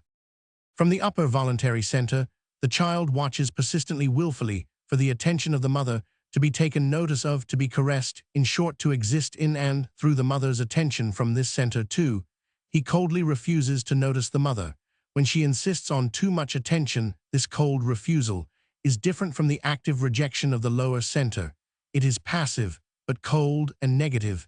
It is the great force of our day. From the ganglion of the shoulders, also the child breathes, and his heart beats. From the same center, he learns the first use of his arms in the gesture of sympathy. From the upper plane, he embraces his mother with his arms in the motion of curiosity or interest, which derives from the thoracic ganglion. He spreads his fingers, touches, feels x53 plors. In the motion of rejection, he drops an undesired object deliberately out of sight. And then, when the four centers of what we call the first field of consciousness are fully active, then it is that the eyes begin to gather their sight, the mouth to speak, the ears to awake to their intelligent hearings, all as a result of the great fourfold activity of the first dynamic field of consciousness. And then also as a result, the mind wakens to its impressions and to its incipient control, for at first the control is non-mental, even non-cerebral. The brain acts only as a sort of switchboard. The business of the father in all this incipient child development is to stand outside as a final authority and make the necessary adjustments. Where there is too much sympathy, then the great voluntary centers of the spine are weak. The child tends to be delicate. Then the father, by instinct, supplies the roughness, the sternness, which stiffens in the child the centers of resistance and independence. Right from the very earliest days, often for a mere infant, it is the father's fierce or stern presence, the vibration of his voice, which starts the frictional and independent activity of the great voluntary ganglion, and gives the first impulse to the independence, which later on is life itself. But on the other hand, the father from his distance supports, protects, nourishes his child, and it is ultimately on the remote but powerful father love that the infant rests, in a rest which is beyond mother love. For in the male, the dominant centers are naturally the volitional centers, centers of responsibility, authority, and care. It is the father's business again to maintain some sort of equilibrium between the two modes of love in his infant. A mother may wish to bring up her child from the lovely upper centers, only from the centers of the breast, in the mode of what we call pure or spiritual love. Then the child will be all gentle, all tender, and tender radiant, always enfolded with gentleness and forbearance, always shielded from grossness or pain or roughness. Now the father's instinct is to be rough and crude, good-naturedly brutal, with the child calling the deeper centers, the sensual centers, into play. What do you want, my watch? Well, you can't have it, do you see? Because it's mine. Not a lot of explanations of the "you see, darling," no such nonsense. Or if a child wails unnecessarily for its mother, the father must be the check. Stop your noise, you little brat, what ails you, you whiner? And if children be too sensitive, too sympathetic, then it will do the child no harm if the father occasionally throws the cat out of the window, or kicks the dog, or raises a storm in the house. Storms there must be, and if the child is old enough and robust enough, it can occasionally have its bottom soundly spanked by the father. If the mother refuses to perform that most necessary duty, for a child's bottom is made occasionally to be spanked. The vibration of the spanking acts direct upon the spinal nervous system. There is a direct reciprocity and reaction. The spanker transfers his wrath to the great will centers in the child, and these will centers react intensely, are vivified and educated. On the other hand, given a mother who is too generally hard or indifferent, then it rests with the father to provide the delicate sympathy and the refined discipline. Then the father must show the tender sensitiveness of the upper mode. The sad thing today is that so few mothers have any deep bowels of lover. Even the breast of love, what they have is the benevolent spiritual will, the will of the upper self. But the will is not love and benevolence in a parent. is a poison, it is bullying. In these circumstances, the father must give delicate adjustment, and above all some warm native love from the richer sensual self. The question of corporal punishment is important. It is no use roughly smacking a shrinking sensitive child, and yet if a child is too shrinking, too sensitive, it may do it a world of good cheerfully to spank its posterior, not brutally, not cruelly, but with real sound, good-natured exasperation. And let the adult take the full responsibility half humorously, without apology or explanation. Let us avoid self-justification at all costs. Real corporal punishments apply to the sensual plane. The refined punishments of the spiritual mode are usually much more indecent and dangerous than a good. Smack the pained but resigned disapprobation of a mother is usually a very bad thing, much worse than the father's shouts of rage and sendings to bed, and no dessert for a week, and so on, are crueler and meaner than a bang on the head. When a parent gives his boy a beating, there is a living, passionate interchange, but in these refined punishments, the parent suffers nothing, and the child is deadened. The bullying of the refined, benevolent, spiritual will is simply vit 57 real to the soul, yet parents administer it with all the righteousness of virtue and good intention, sparing themselves perfectly.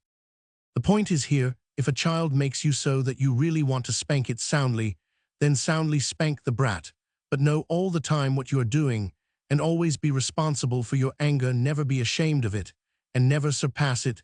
The flashing interchange of anger between parent and child is part of the responsible relationship necessary to growth. Again, if a child offends you deeply so that you really can't communicate with it anymore, then, while the hurt is deep, switch off your connection from the child, cut off your correspondence, your vital communion, and be alone, but never persist in such a state beyond the time when your deep hurt dies down. The only rule is do what you really impulsively wish to do, but always act on your own responsibility sincerely, and have the courage of your own strong emotion. They enrichen the child's soul.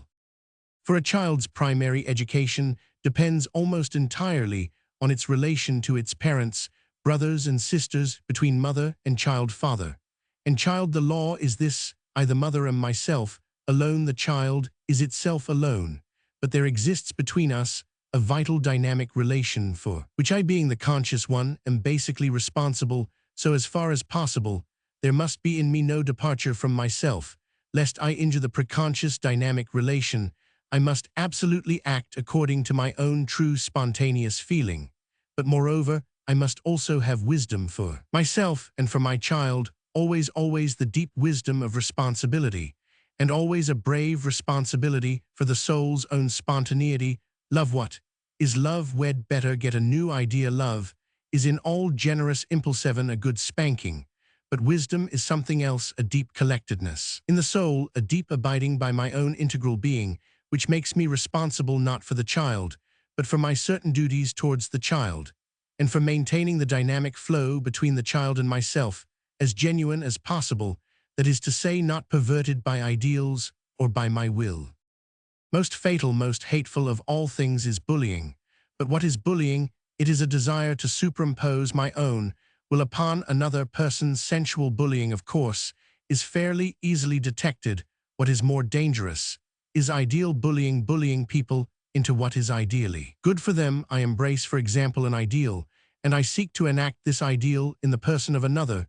This is ideal bullying. A mother says that life should be all love, all delicacy and forbearance and gentleness, and she proceeds to spin a hateful, sticky web of permanent forbearance, gentleness, hushedness around her naturally passionate and hasty child. This so foils the child as to make him half imbecile or criminal.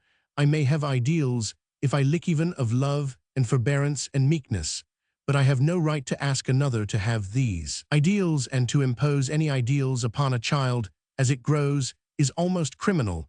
It results in impoverishment and distortion and subsequent deficiency. In our day, most dangerous is the love and benevolence ideal. It results in neurasthenia, which is largely a dislocation, collapse of the great voluntary centers, a derangement of the will. It is, in us, an insistence upon the one life mode, only the spiritual mode. It is a suppression of the great lower centers, and a living a sort of half-life almost entirely from the upper centers. Thence, since we live terribly and exhaustively from the upper centers, there is a tendency now towards phthisis and neurasthenia of the heart, the great sympathetic center of the breast. Becomes exhausted, the lungs burnt by the over-insistence of one way of life, become diseased, the heart strained in one mode of dilation, retaliates, the powerful lower centers are no longer fully active, particularly the great lumbar ganglion, which is the clue to our sensual passionate pride and independence. This ganglion is atrophied by suppression, and it is this ganglion which holds the spine erect, so weak-chested, round-shouldered, we stoop hollowly forward on ourselves. It is the result of the all-famous love and charity ideal, an ideal now quite dead in its sympathetic activity, but still fixed and determined in its voluntary action. Let us beware and beware and beware of having a high ideal for ourselves, but particularly let us beware of having an ideal for our children. So doing we damn them. All we can have is wisdom, and wisdom is not a theory, it is a state of soul. It is the state wherein we know our wholeness and the complicate manifold nature of our being. It is the state wherein we know the great relations which exist between us and our near ones. And it is the state which accepts full responsibility first for our own souls, and then for the living dynamic relations wherein we have our being. It is no use expecting the other person to know, each must know for himself. But nowadays men have even a stunt of pretending that children and idiots alone know best. This is a pretty piece of sophistry and criminal cowardice, trying to dodge the life responsibility, which no man or woman can dodge without disaster.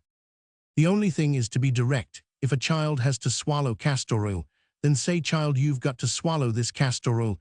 It is necessary for your inside, I say so, because it is true, so open your mouth. Why try coaxing and logic and tricks with children? Children are more sagacious than we are. They twig soon enough if there is a flaw in our own intention and our own true spontaneity, and they play up to our bit of falsity till there is hell to pay.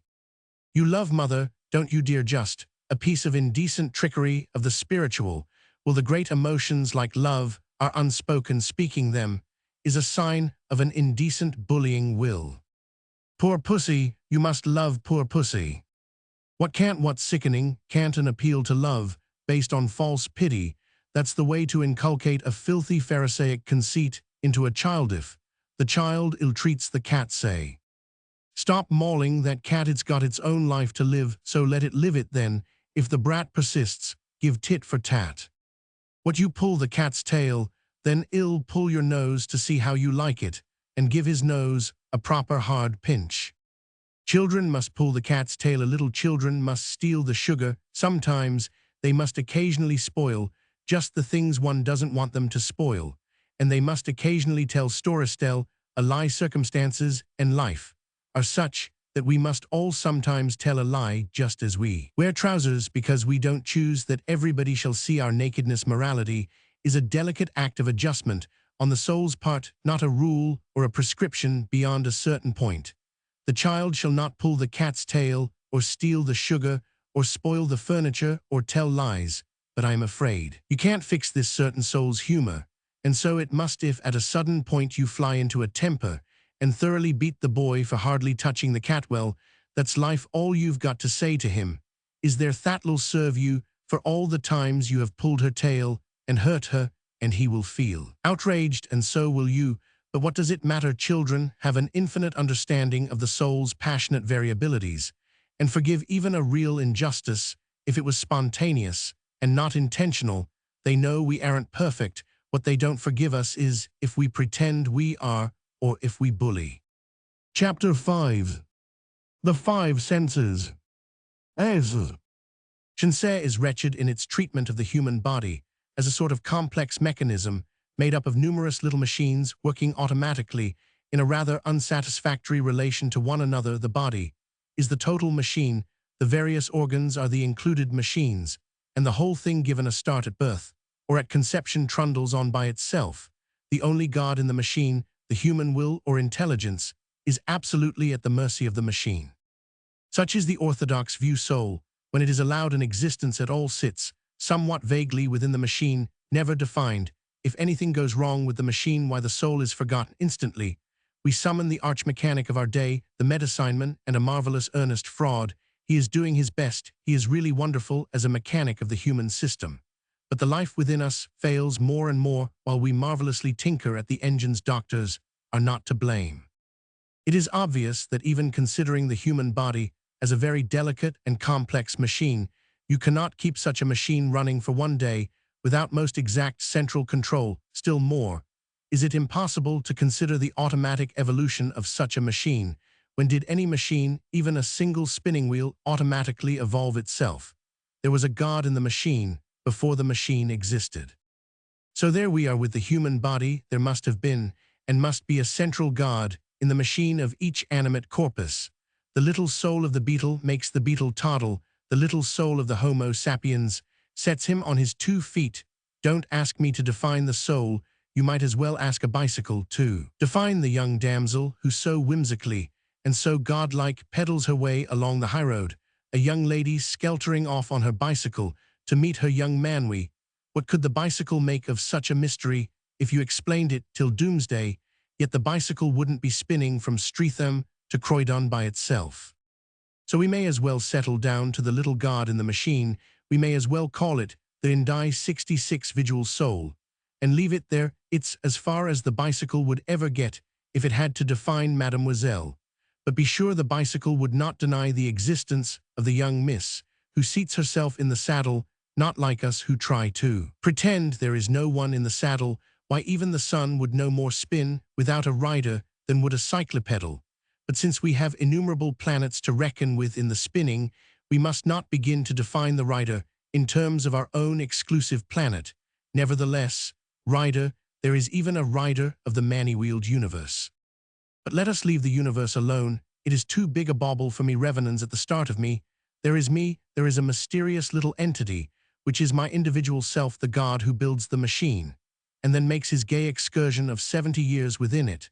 Now we are talking at the moment about the machine. For the moment we are the bicycle, and not the feather-brained cyclist, so that all we can do is to define the cyclist in terms of ourself. A bicycle could say, here upon my leather saddle rests a strange and animated force, which I call the force of gravity, as being the one great force which controls my universe. And yet on second thoughts, I must modify myself. This great force of gravity is not always in the saddle. Sometimes it just is not there, and I lean strangely against a wall. I have been even known to turn upside down with my wheels in the air, spun by the same mysterious miss, so that I must introduce a theory of relativity. However, mostly, when I am awake and alive, she is in the saddle, or it is in the saddle, the mysterious force. And when it is in the saddle, then 2 subsidiary forces plunge and claw upon my 2 pedals, plunge and claw with inestimable power.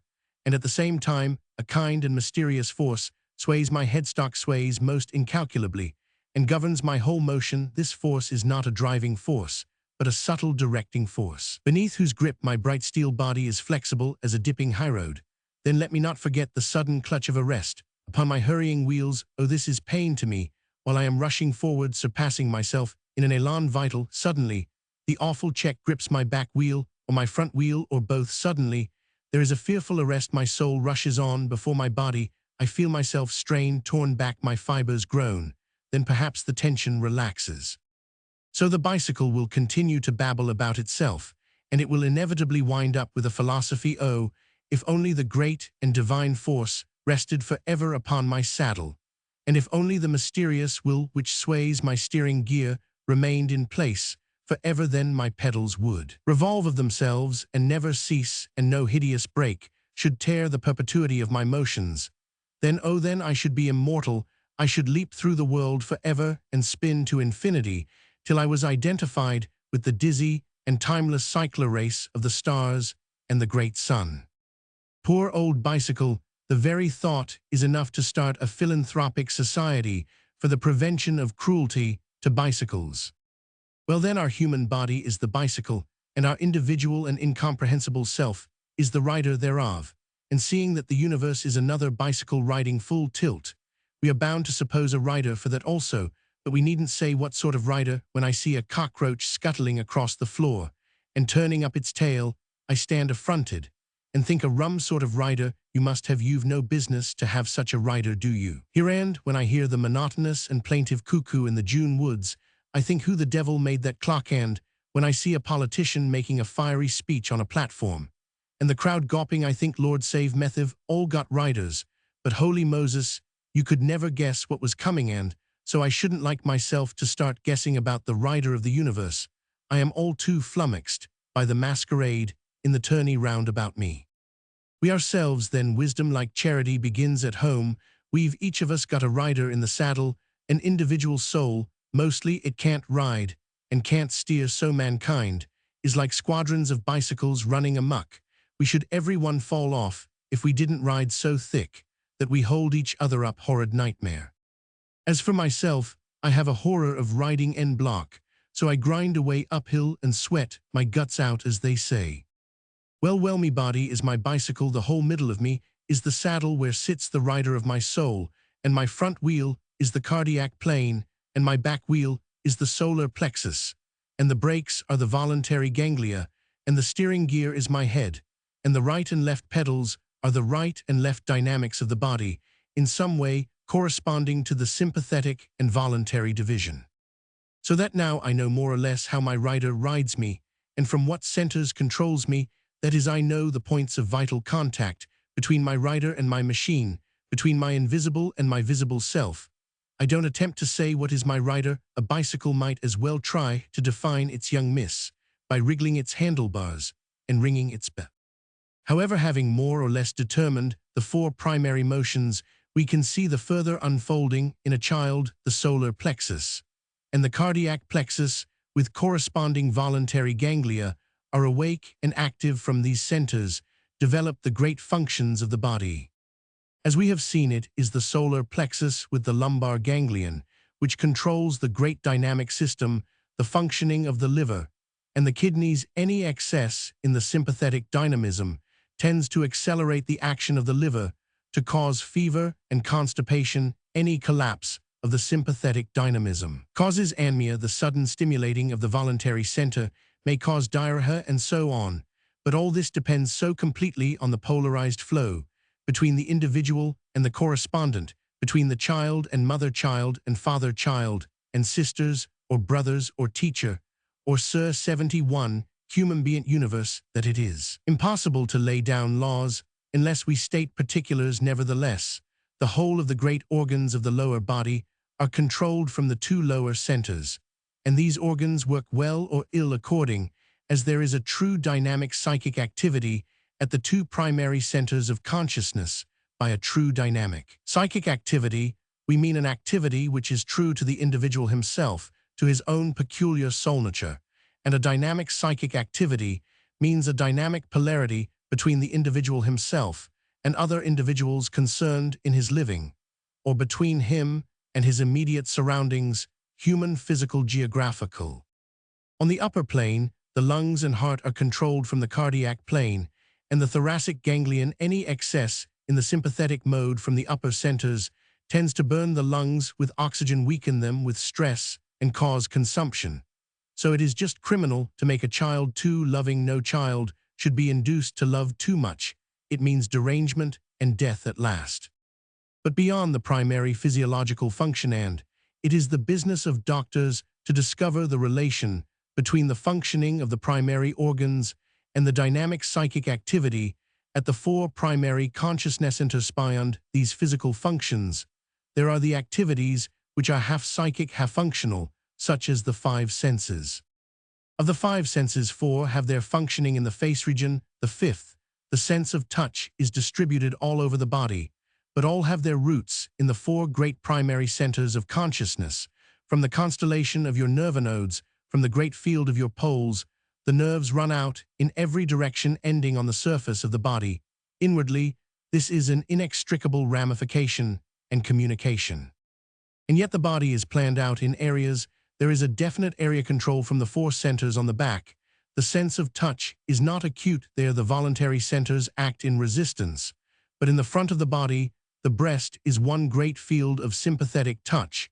The belly is another. On these two fields, the stimulus of touch is quite different, has a quite different psychic quality and psychic result. The breast touch is the fine alertness of quivering curiosity. The belly touch is a deep thrill of delight and avidity correspondingly.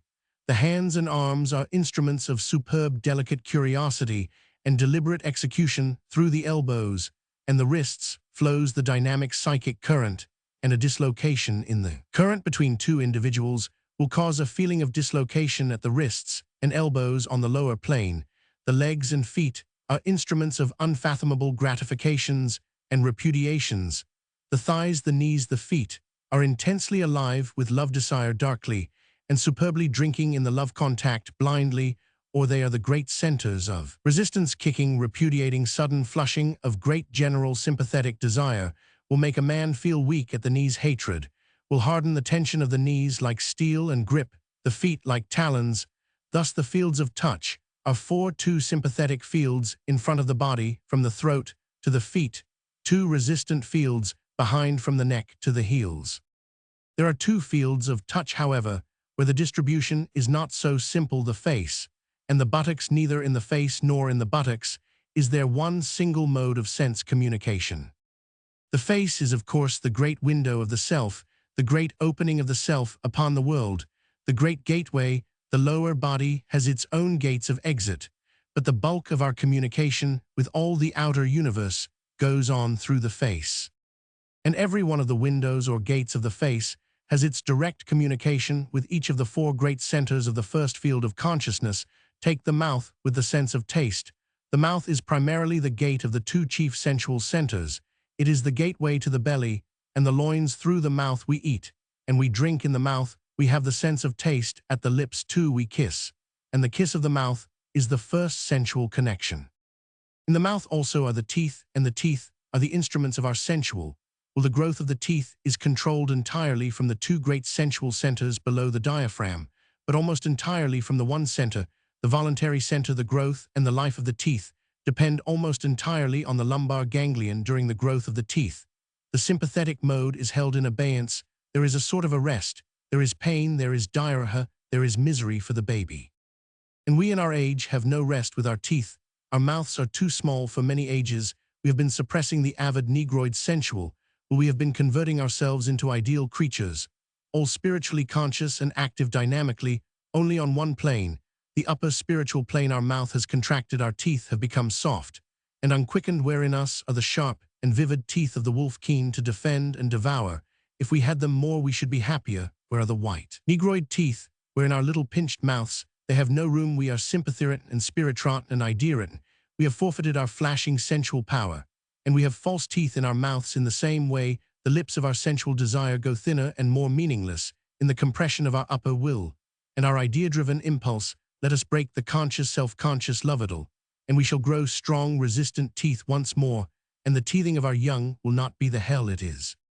Teething is strictly the period when the voluntary center of the lower plane first comes into full activity and takes for a time the precedence. So the mouth is the great sensual gate to the lower body, but let us not forget it is also a gate by which we breathe, the gate through which we speak and go impalpably forth to our object, the gate at which we can kiss the pinched, delicate spiritual kiss. Therefore, although the main sensual gate of entrance to the lower body, it has its reference also to the upper body. Taste, the sense of taste, is an intake of a pure communication between us and a body from the outside world. It contains the element of touch, and in this it refers to the cardiac plexus, but taste qua taste refers purely to the solar plexus. And then smell, the nostrils are the great gate from the wide atmosphere of heaven to the lungs, the extreme sigh of yearning we catch through the mouth. But the delicate nose advances always into the air, our palpable communicator with the infinite air. Thus, it has its first delicate root in the cardiac plexus, the root of its intake, and the root of the delicatoproud exhalation rejection is in the thoracic ganglion, but the nostrils have their other function of smell. Here the delicate nervines run direct from the lower centers, from the solar plexus, and the lumbar ganglion, or even deeper. There is the refined sensual intake when a scent is sweet. There is the sensual repudiation when a scent is unsavory, and just as the fullness of the lips and the shape of the mouth depend on the development from the lower or the upper centers, the sensual or the spiritual, so does the shape of the nose depend on the direct control of the deepest centers of consciousness. A perfect nose is perhaps the result of a balance in the four modes, but what is a perfect nose? We only know that a short snub nose goes with an oversympathetic nature not proud enough, while a long nose derives from the center of the upper, while the thoracic ganglion, our great center of curiosity and benevolent or objective control, a thick squat nose, is the sensual sympathetic nose, and the high arched nose, the sensual voluntary nose, having the curve of repudiation, as when we turn up our nose from a bad smell, but also the proud curve of haughtiness and subjective authority. The nose is one of the greatest indicators of character. That is to say, it almost inevitably indicates the mode of predominant dynamic consciousness in the individual, the predominant primary center from which he lives. When savages rub noses, instead of kissing, they are exchanging a more sensitive and a deeper sensual salute than our lip touch. The eyes are the third great gateway of the psyche. Here the soul goes in and out of the body, as a bird flying forth and coming home. But the root of conscious vision is almost entirely in the breast, when I go forth from my own eyes in delight, to dwell upon the world which is beyond me, outside me.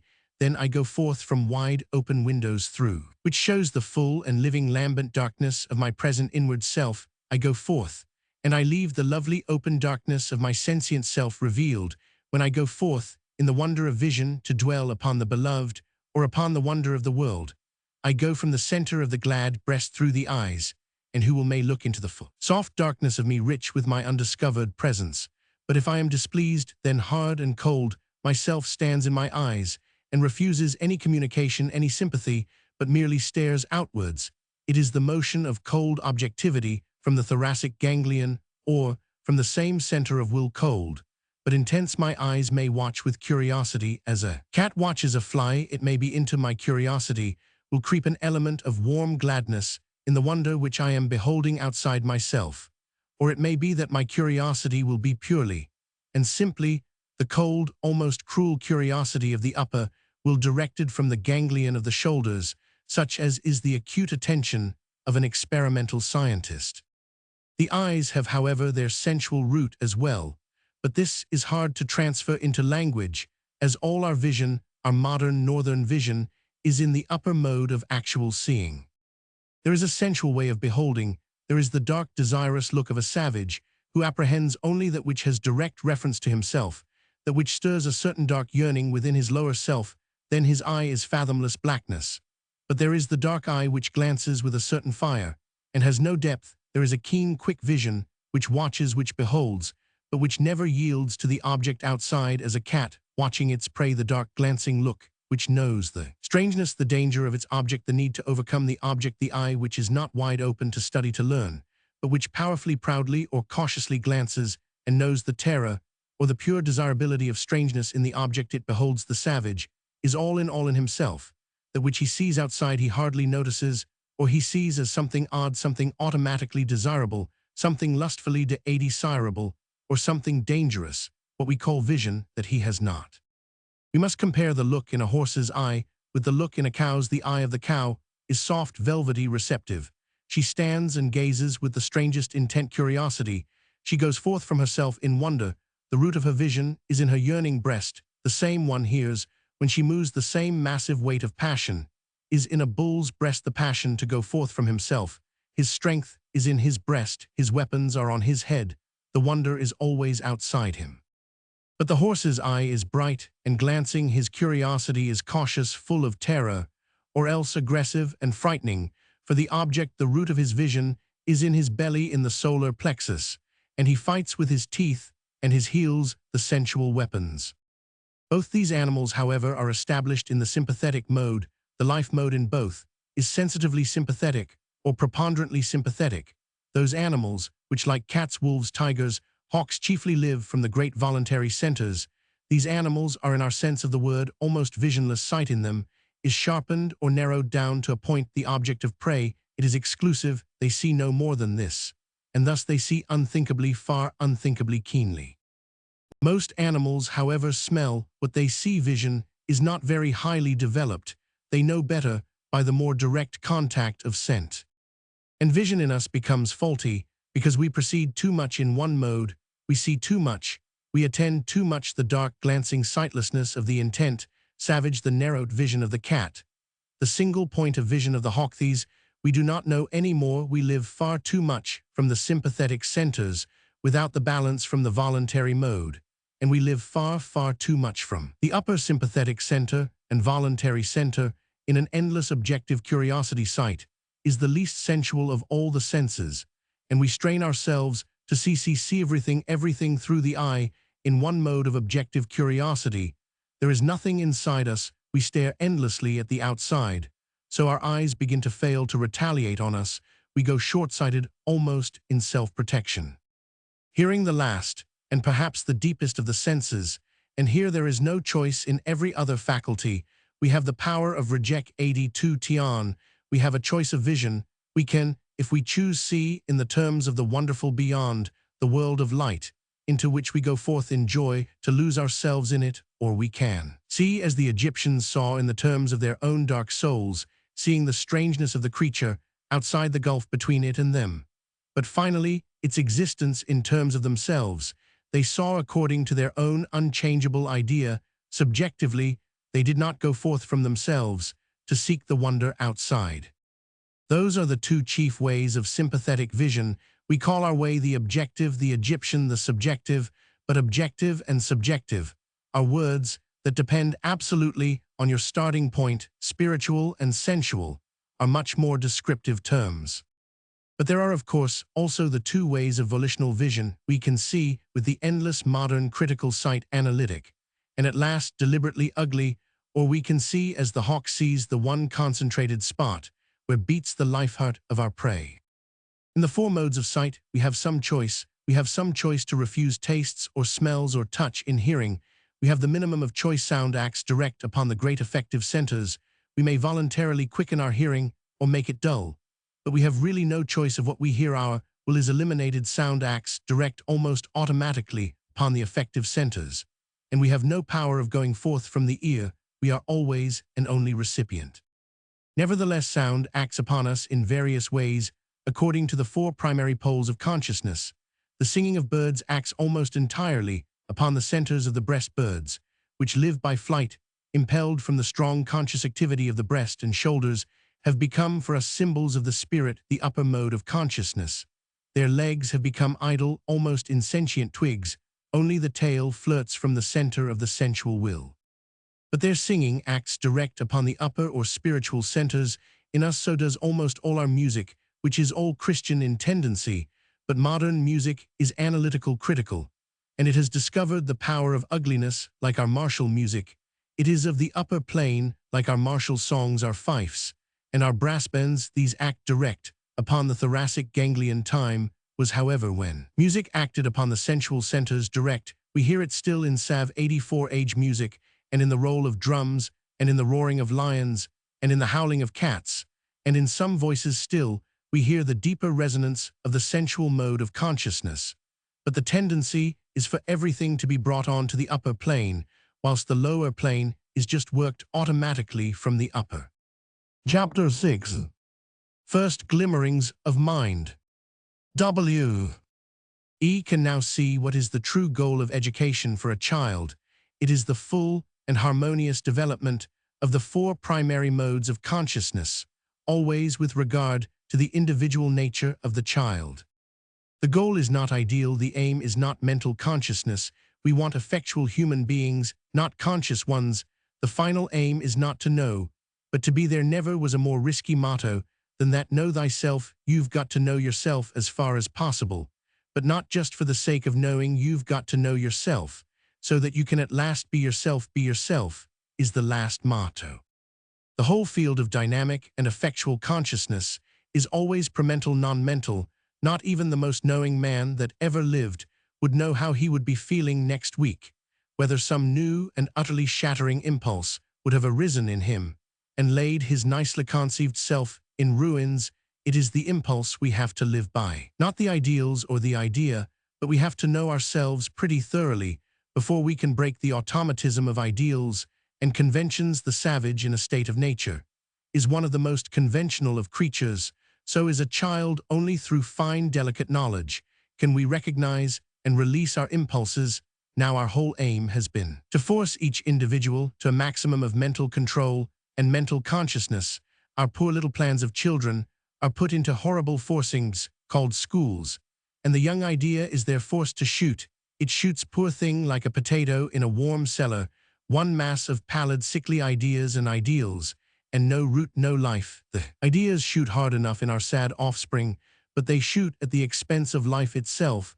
Never was such a mistake. Mental consciousness is a purely individual affair. Some men are born to be highly and delicately conscious, but for the vast majority, much mental consciousness is simply a catastrophe, a blight.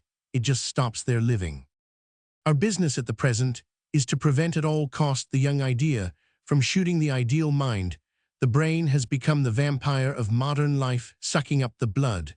And the life, there is hardly an original thought or original utterance possible to us all, is sickly repetition of stale ideas. Let all schools be closed at once. Keep only a few technical training establishments. Nothing more. Let humanity lie fallow for 2 generations. At least let no child learn to read, unless it learns by itself, out of its own individual persistent desire. That is my serious admonition, gentle reader, but I am not so flighty as to imagine you will pay any heed. But if I thought you would, I should feel my hope surge up, and if you don't pay any heed, calamity will at length shut your schools for you sure enough.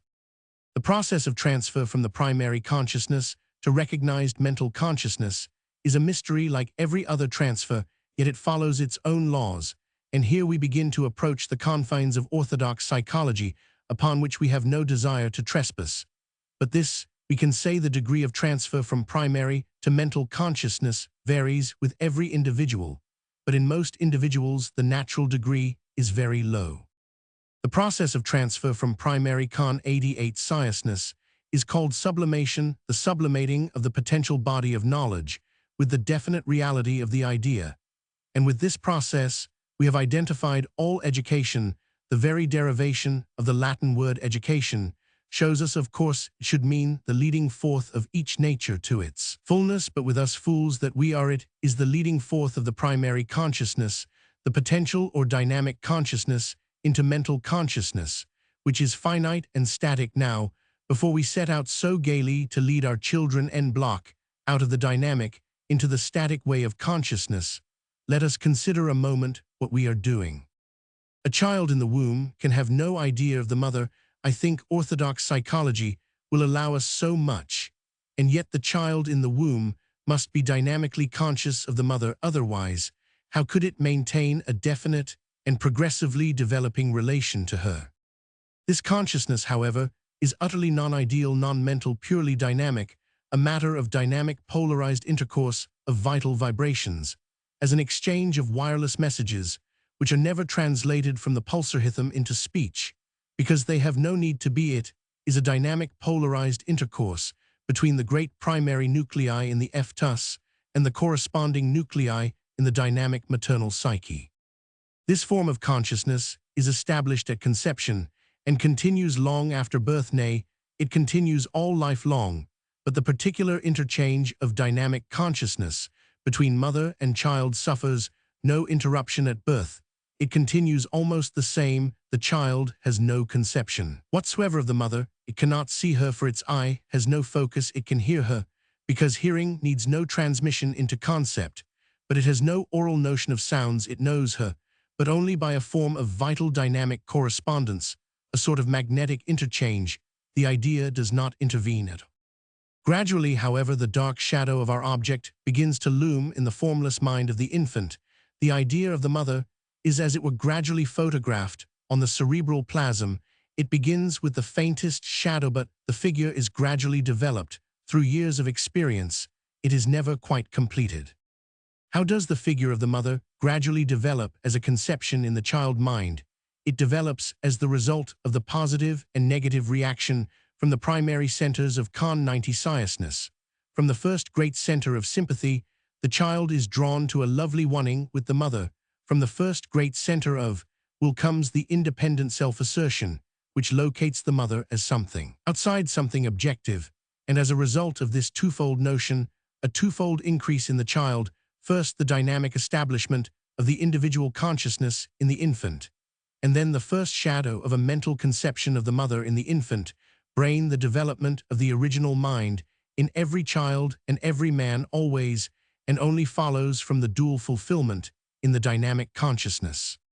But mark further each time, after the fourfold interchange between two dynamic polarized lives, there results a development in the individuality and a sublimation into consciousness, both simultaneously in each party, and this dual development causes at once a diminution in the dynamic polarity between the two parties, that is, as its individuality and its mental concept of the mother develop in the child, there is a corresponding waning of the dynamic relation between the child and the mother, and this is the natural progression of all love, as we have said, before the accomplishment of individuality never finally exhausts the dynamic flow between parents and child. In the same way, a child can never have a finite conception of either of its parents. It can have a very much more finite finished conception of its aunts or its friends. The portrait of the parent can never be quite completed in the mind of the son or daughter. As long as time lasts, it must be left unfinished. Nevertheless, the inevitable photography of time upon the mental plasm does print at last a very substantial portrait of the parent, a very well-filled concept in the child mind. And the nearer a conception comes towards finality, the nearer does the dynamic relation out of which this concept has arisen. Draw to a close. To know is to lose. When I have a finished mental concept of a beloved or a friend, then the love and the friendship is dead. It falls to the level of an acquaintance. As soon as I have a finished mental conception, a full idea even of myself, then dynamically I am dead. To know is to die. But knowledge and death are part of our natural development. Only, of course, most things can never be known by us in full, which means we do never absolutely die, even to our parents. So that Jesus' question to his mother, "Woman, what have I to do with thee?" while expressing a major truth, still has an exaggerated sound, which comes from its denial of the minor truth. This progression from dynamic relationship towards a finished individuality and a finished mental concept is carried on from the four great primary centers through the correspondence medium of all the senses and sensibilities. First of all, the child knows the mother only through touch, perfect and immediate contact, and yet from the moment of conception, the egg cell repudiated complete adhesion and even communication and asserted its individual integrity.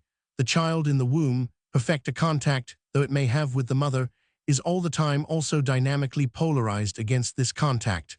From the first moment, this relation in touch has a dual polarity, and no doubt a dual mode. It is a fourfold interchange of consciousness, the moment the egg cell has made its two spontaneous divisions. As soon as the child is born, there is a real severance. The contact of touch is interrupted.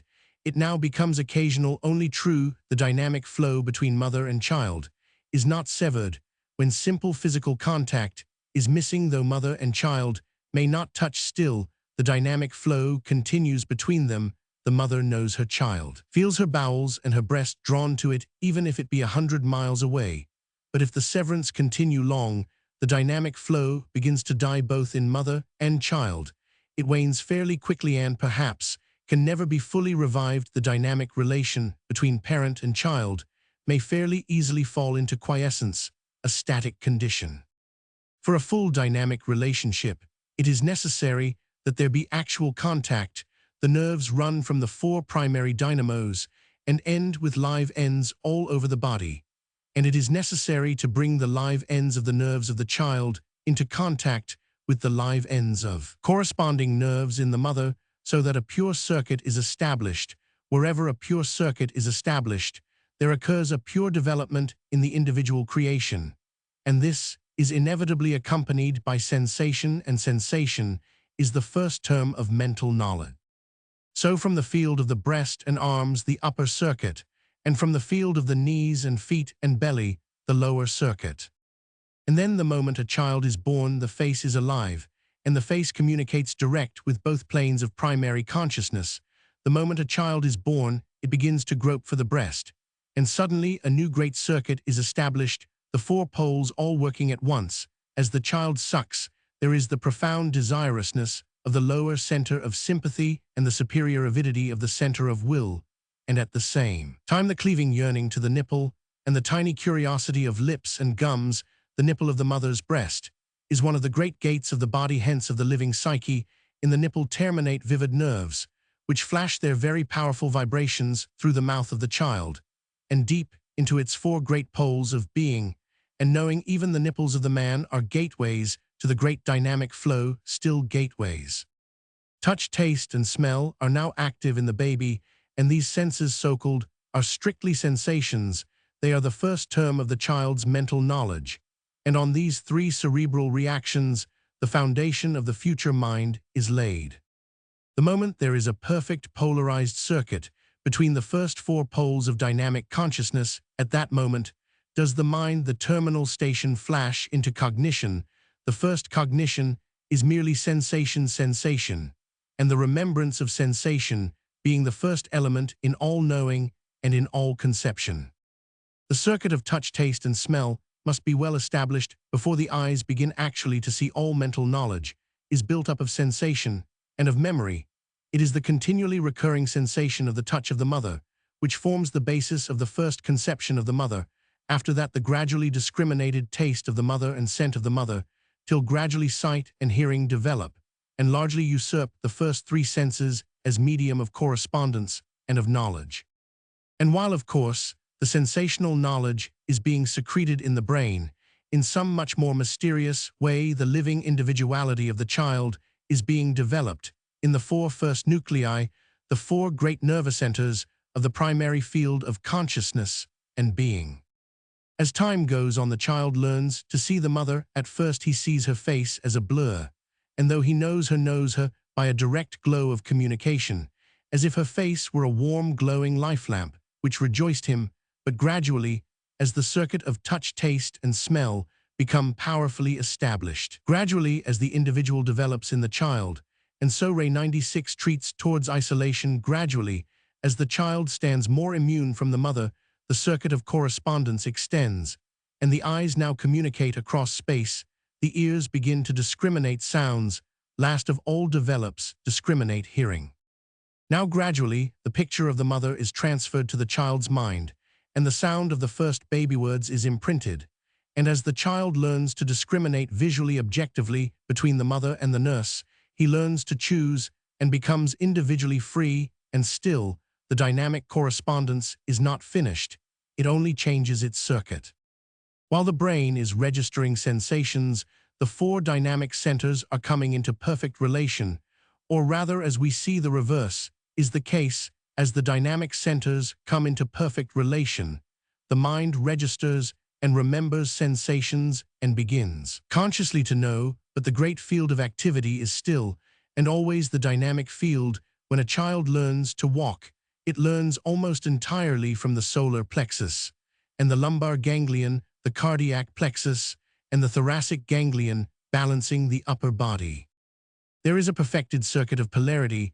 The two lower centers are the positive, the two upper the negative poles, and so the child strikes out with his feet, for the earth presses, and strikes away again from the earth, the two upper centers meanwhile corresponding implicitly in the balance of the upper body. It is a chain of spontaneous activity in the four primary centers, establishing a circuit through the whole body, but the positive poles are the lower centers, and the brain has probably nothing at all to do with it. Even the desire to walk is not born in the brain, but in the primary nuclei. The same with the use of the hands and arms. It means the establishment of a pure circuit between the four centers, the two upper poles now being the positive, the lower the negative poles, and the hands the live end of the wire again.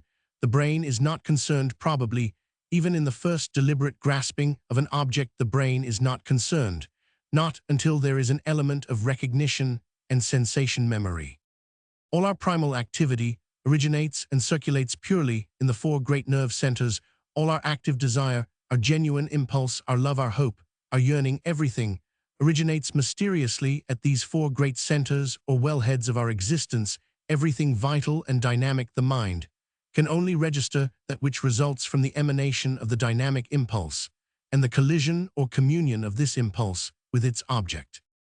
So now we see that we can never know ourselves. Knowledge is to consciousness what the signpost is to the traveler, just an indication of the way which has been traveled before. Knowledge is not even in direct proportion to being. There may be great knowledge of chemistry in a man who is a rather poor being, and those who know even in wisdom like Solomon are often at the end of the matter of living, not at the beginning, As a matter of fact, David did the living, the dynamic achievement to Solomon was left the consummation, and the finish, and the dying down.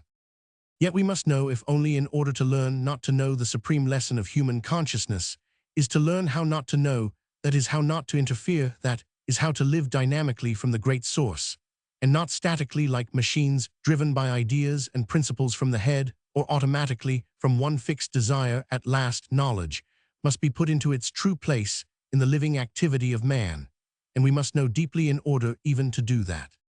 So a new conception of the meaning of education. Education means leading out the individual nature in each man and woman to its true fullness. You can't do that by stimulating the mind. To pump education into the mind is fatal, that which sublimates from the dynamic consciousness into the mental consciousness has alone any value. This in most individuals is very little indeed, so that most individuals under a wise government would be most carefully protected from all vicious attempts to inject extraneous ideas into them. Every extraneous idea which has no inherent root in the dynamic consciousness is as dangerous as a nail driven into a young tree. For the mass of people, knowledge must be symbolical, mythical, dynamic.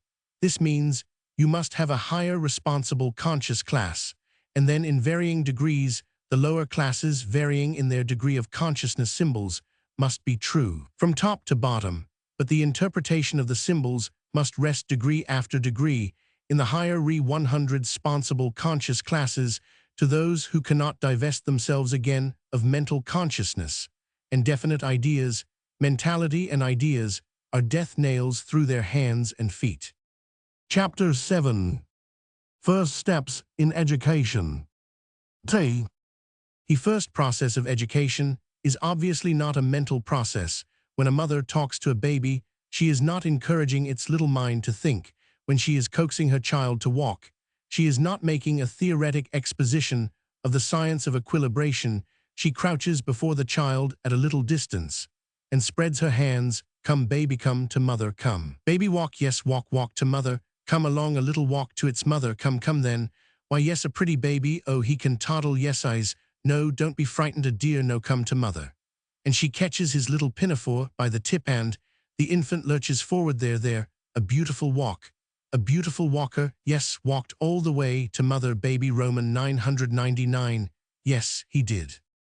Now who will tell me that this talk has any rhyme or reason? Not a spark of reason, yet a real rhyme or rhythm. Much more important, the song and the urge of the mother's voice plays direct on the affective centers of the child, a wonderful stimulus and tuition. The words hardly matter. True, this constant repetition in the end forms a mental association at the moment. They have no mental significance at all for the baby, but they ring with a strange, palpitating music in his fluttering soul and lift him into motion. And this is the way to educate children, the instinctive way of mothers. There should be no effort made to teach children to think, to have ideas, only to lift them and urge them into dynamic activity. The voice of dynamic sound, not the words of understanding understanding gestures and touch and expression of the face, not theory. Never have ideas about children and never have ideas for them. If we are going to teach children, we must teach them first to move, and not by rule or mental dictation horror, but by playing and teasing and anger and amusement. A child must learn to move blithe and free and proud. It must learn the fullness of spontaneous motion, and this it can only learn by continuous reaction from all the centers through all the emotions. A child must learn to contain itself. It must learn to sit still, if need be. Part of the first phase of education is the learning to stay still and be physically self-contained. Then a child must learn to be alone, and to adventure alone, and to play alone. Any peevish clinging should be quite roughly rebuffed from the very first day. Throw a child back on its own resource. 7. A little cruelly sometimes, but don't neglect it. Don't have a negative attitude to it. Play with it, tease it, and roll it over as a dog her puppy. Mock it when it is too timorous. Laugh at it, scold it when it really bothers you. For a child must learn not to bother another person, and when it makes you genuinely angry, spank it soundly, but always remember that it is a single little soul by itself, and that the responsibility for the wise, warm relationship is yours, the adults. Then always watch its deportment above all things, encourage a straight backbone and proud shoulders above all things, despise a slovenly movement, an ugly bearing, an unpleasing manner, and make a mock of petulance, and of too much timidity. We are imbeciles to start bothering about love, and so forth in a child forget utterly that there is such a thing as emotional reciprocity, but never forget your own honor as an adult individual towards a small individual. It is a question of honor, not of love. A tree grows straight when it has deep roots, and is not too stifled. Love is a spontaneous thing coming out of the spontaneous effectual soul as a deliberate principle. It is an unmitigated evil. Also morality, which is based on ideas or on an ideal, is an unmitigated evil. A child which is proud and free in its movements, in all its deportment, will be quite as moral as need be. Honor is an instinct, a superb instinct, which should be kept keenly alive. Immorality, vice, crime, these come from a suppression or a collapse at one or other of the great primary centers. If one of these centers fails to maintain its true polarity, then there is a physical or psychic derangement, or both, and viciousness or crime are the result of a derangement in the primary system. Pure morality is only an instinctive adjustment, which the soul makes in every circumstance, adjusting one thing to another livingly, delicately, sensitively. There can be no law, therefore, at every cost, and charge keep the first four centers alive and alert, active and vivid in reaction. And then you need fear no perversion. What we have done in our era is, first, we have tried as far as possible to suppress or subordinate the two sensual centers we have so unduly insisted on, and exaggerated the upper spiritual or selfless motive living in the other person, and through the other person that we have caused already a dangerous overbalance in the natural psyche. To correct this, we go one worse and try to rule ourselves more and more by the old ideas of sympathy and benevolence. We think that love and benevolence will cure anything, whereas love and benevolence are our poison, poison to the giver, and still more poison to the receiver. Poison only because there is practically no spontaneous love left in the world. It is all will, the fatal love will, and insatiable morbid curiosity. The pure sympathetic mode of love long ago broke down. There is now only deadly exaggerated volition. This is also why general education should be suppressed as soon as possible. We have fallen into a state of fixed deadly will. Everything we do and say to our children in school tends simply to fix in them the same deadly will under the pretense of pure love. Our idealism is 106, the clue to our fixed will. Love, beauty, benevolence, progress, these are the words we use, but the principle we evoke is a principle of barren sanctified compulsion of all life. We want to put all life under compulsion, how to outwit the nerves, for example, and therefore to save the children as far as possible. Elementary education should be stopped at once. No child should be sent to any sort of public institution before the age of 10 years. If I could but advise, I would advise that this notice should be sent through the length and breadth of the land. Parents, the state can no longer be responsible for the mind and character of your children. From the first day of the coming year, all schools will be closed for an indefinite period. Fathers, see that your boys are trained to be men. Mothers, see that your daughters are trained to be women. All schools will shortly be converted either into public workshops or into gymnasia. No child will be admitted into the workshops under 10 years of age. Active training in primitive modes of fighting and gymnastics will be compulsory for all boys over 10 years of age. All girls over 10 years of age must attend at one domestic workshop. All girls over 10 years of age may, in addition, attend at one workshop of skilled labor or of technical industry or of art. Admission for 3 months probation. All boys over 10 years of age must attend at one workshop of domestic crafts and at one workshop of skilled labor or of technical industry or of art. A boy may choose with his parents' consent his school of labor or technical industry or art, but the directors reserve the right to transfer him to a more suitable department, if necessary, after a 3 months probation. It is the intention of this state to form a body of active, energetic citizens. The danger of a helpless, presumptuous, newspaper-reading population is universally recognized. All elementary education is left in the hands of the parents, save such as is necessary to the different branches of industry. Schools of mental culture are free to all individuals over 14 years of age. Universities are free to all who obtain the first culture degree. The fact is, our process of universal education is today so uncouth, so psychologically barbaric, that it is the most terrible menace to the existence of our race. We seize hold of our children, and by parrot compulsion we force into them a set of mental tricks. By unnatural and unhealthy compulsion, we force them into a certain amount of cerebral activity, and then, after a few years, with a certain number of windmills in their heads, we turn them loose, like so many inferior Don Quixotes, to make a mess of life. All that they have learnt in their heads has no reference at all to their dynamic souls. The windmills spin and spin in a wind of words. Dulcinea del Toboso beckons round every corner, and our nation of inferior Quixotes jumps on and off tramcars, trains, bicycles, motorcars, buses, in one mad chase of the divine Dulcinea, who is all the time chewing chocolates and feeling very, very bored.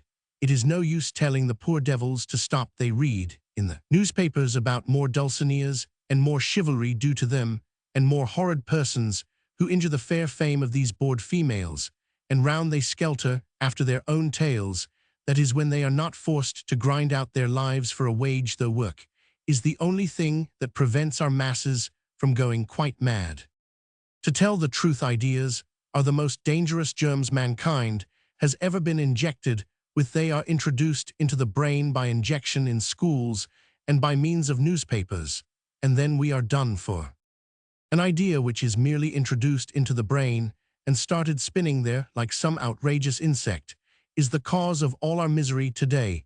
Instead of living from the spontaneous centers, we live from the head. We chew at some theory, some idea.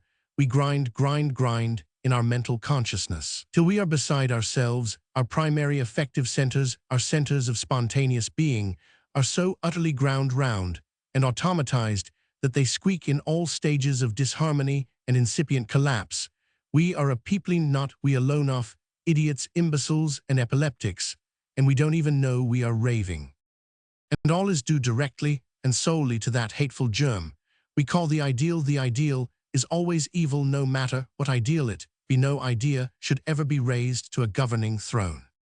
This does not mean that man should immediately cut off his head and try to develop a pair of eyes in his breasts, but it does mean this, that an idea is just the final concrete or registered result of living dynamic interchange and reactions, that no idea is ever perfectly expressed until its dynamic cause is finished, and that to continue to put into dynamic effect an already perfected idea means the nullification of all living activity, the substitution of mechanism, and all the resultant horrors of ennui, ecstasy, neurasthenia, and a collapsing psyche. The whole tree of our idea of life and living is dead. Then let us leave off hanging ourselves and our children from its branches like medlars.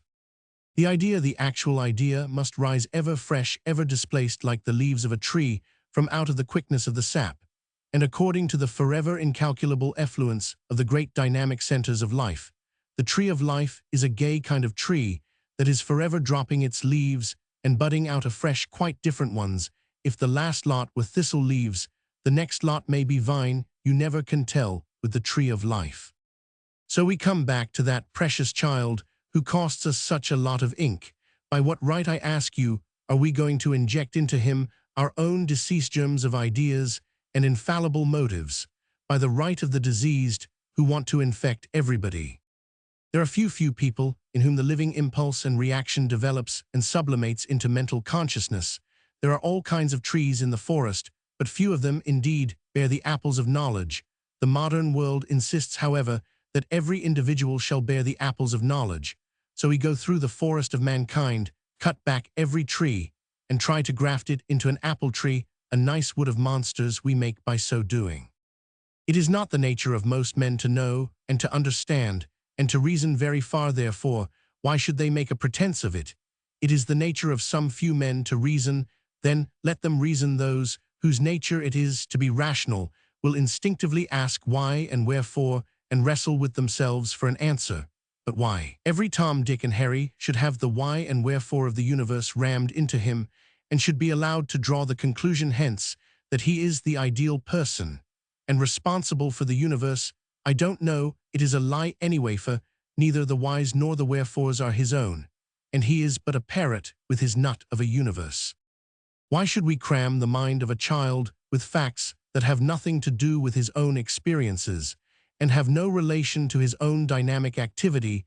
Let us realize that every extraneous idea effectually introduced into a man's mind is a direct obstruction of his dynamic activity. Every idea which is introduced from outside into a man's mind and which does not correspond to his own dynamic nature is a fatal stumbling block for that man, is a cause of arrest for his true individual activity and a derangement to his psychic being. For instance, if I teach a man the idea that all men are equal now, this idea has no foundation in experience, but is logically deduced from certain ethical or philosophically principles. But there is a disease of idealism in the world, and we all are born with it. Particularly teachers are born with it, so they seize on the idea of equality and proceed to instill it, with what result your man is no longer a man living his own life from his own spontaneous centers. He is a theoretic imbecile trying to frustrate and dislocate all life.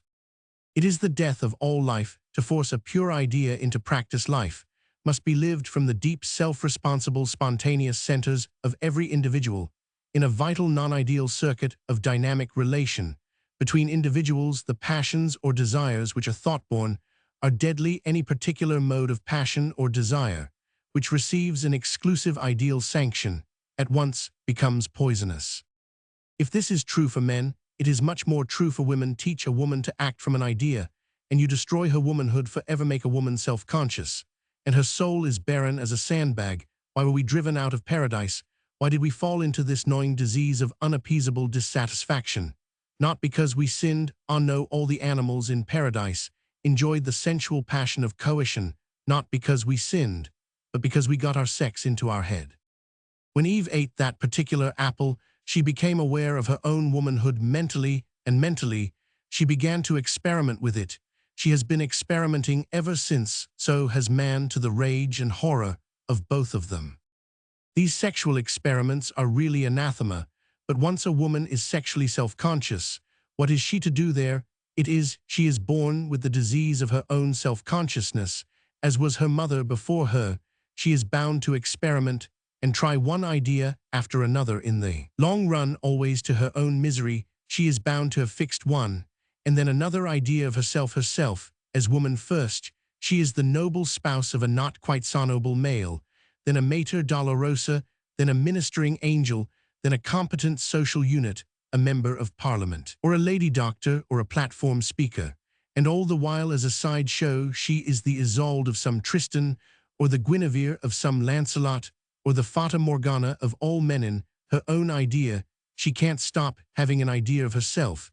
She can't get herself out of her own head. And there she is, functioning away from her own head and her own consciousness of herself and her own automatic self-will, till the whole man and woman game has become just a hell, and men with any backbone would rather kill themselves than go on with either kill somebody else. Yet we are going to inculcate more and more self-consciousness, teach every little Mary to be more and more a nice little Mary out of her own head, and every little Joseph to theorize himself up to the scratch. And the point lies here: there will have to come an end. Every race which has become self-conscious and idea-bound in the past has perished, and then it has all started afresh in a different way with another race, and man has never learned any better. We are really far, far more life-stupid than the dead Greeks or the lost Etruscans. Our day is pretty short and closing fast. We can pass, and another race can follow later. But there is another alternative. We still have in us the power to discriminate between our own idealism, our own self-conscious will, and that other reality, our own true spontaneous self. Certainly, we are so overloaded and diseased with ideas that we can't get well in a minute, but we can set our faces stubbornly against the disease. Once we recognize it, the disease of love, the disease of spirit, the disease of niceness and benevolence, and feeling good on our own behalf and good on somebody else's behalf. It is all a gangrene. we can retreat upon the proud, isolate self, and remain there alone like lepers, till we are cured of this ghastly white disease of self-conscious idealism. And we really can make a move on our children's behalf. We really can refrain from thrusting our children any more into those hotbeds of the self-conscious disease schools. We really can prevent their eating much more of the tissues of leprosy newspapers and books for a time. There should be no compulsory teaching to read and write at all. The great mass of humanity should never learn to read and write, never. And instead of this gnawing disease of mental consciousness and awful unhealthy craving for stimulus and for action, we must substitute genuine action. The war was really not a bad beginning, but we went out under the banners of idealism, and now the men are home again. The virus is more active than ever, rotting their very souls. The mass of the people will never mentally understand, but they will soon instinctively fall into line. Let us substitute action, all kinds of action, for the mass of people in place of mental activity. Even 12 hours work a day is better than a newspaper at 4 in the afternoon, and a grievance for the rest of the evening. But particularly let us take care of the children. At all costs try to prevent a girl's mind from dwelling on herself. Make her act, work, play, assume a rule over her girlhood. Let her learn the domestic arts in their perfection. Let us even artificially set her to spin. And we've anything to keep her busy, to prevent her reading and becoming self-conscious. Let us awake as soon as possible to the repulsive machine quality of machine-made things. They smell of death. And let us insist that the home is sacred, the hearth, and the very things of the home. Then keep the girls apart from any familiarity or being pals with the boys. The nice, clean intimacy, which we now so admire between the sexes, is sterilizing. It makes neuters later on. No deep magical sex life is possible. The same with the boys. First and foremost, establish a rule over them, a proud, harsh, manly rule. Make them know that at every moment they are in the shadow of a proud, strong adult authority.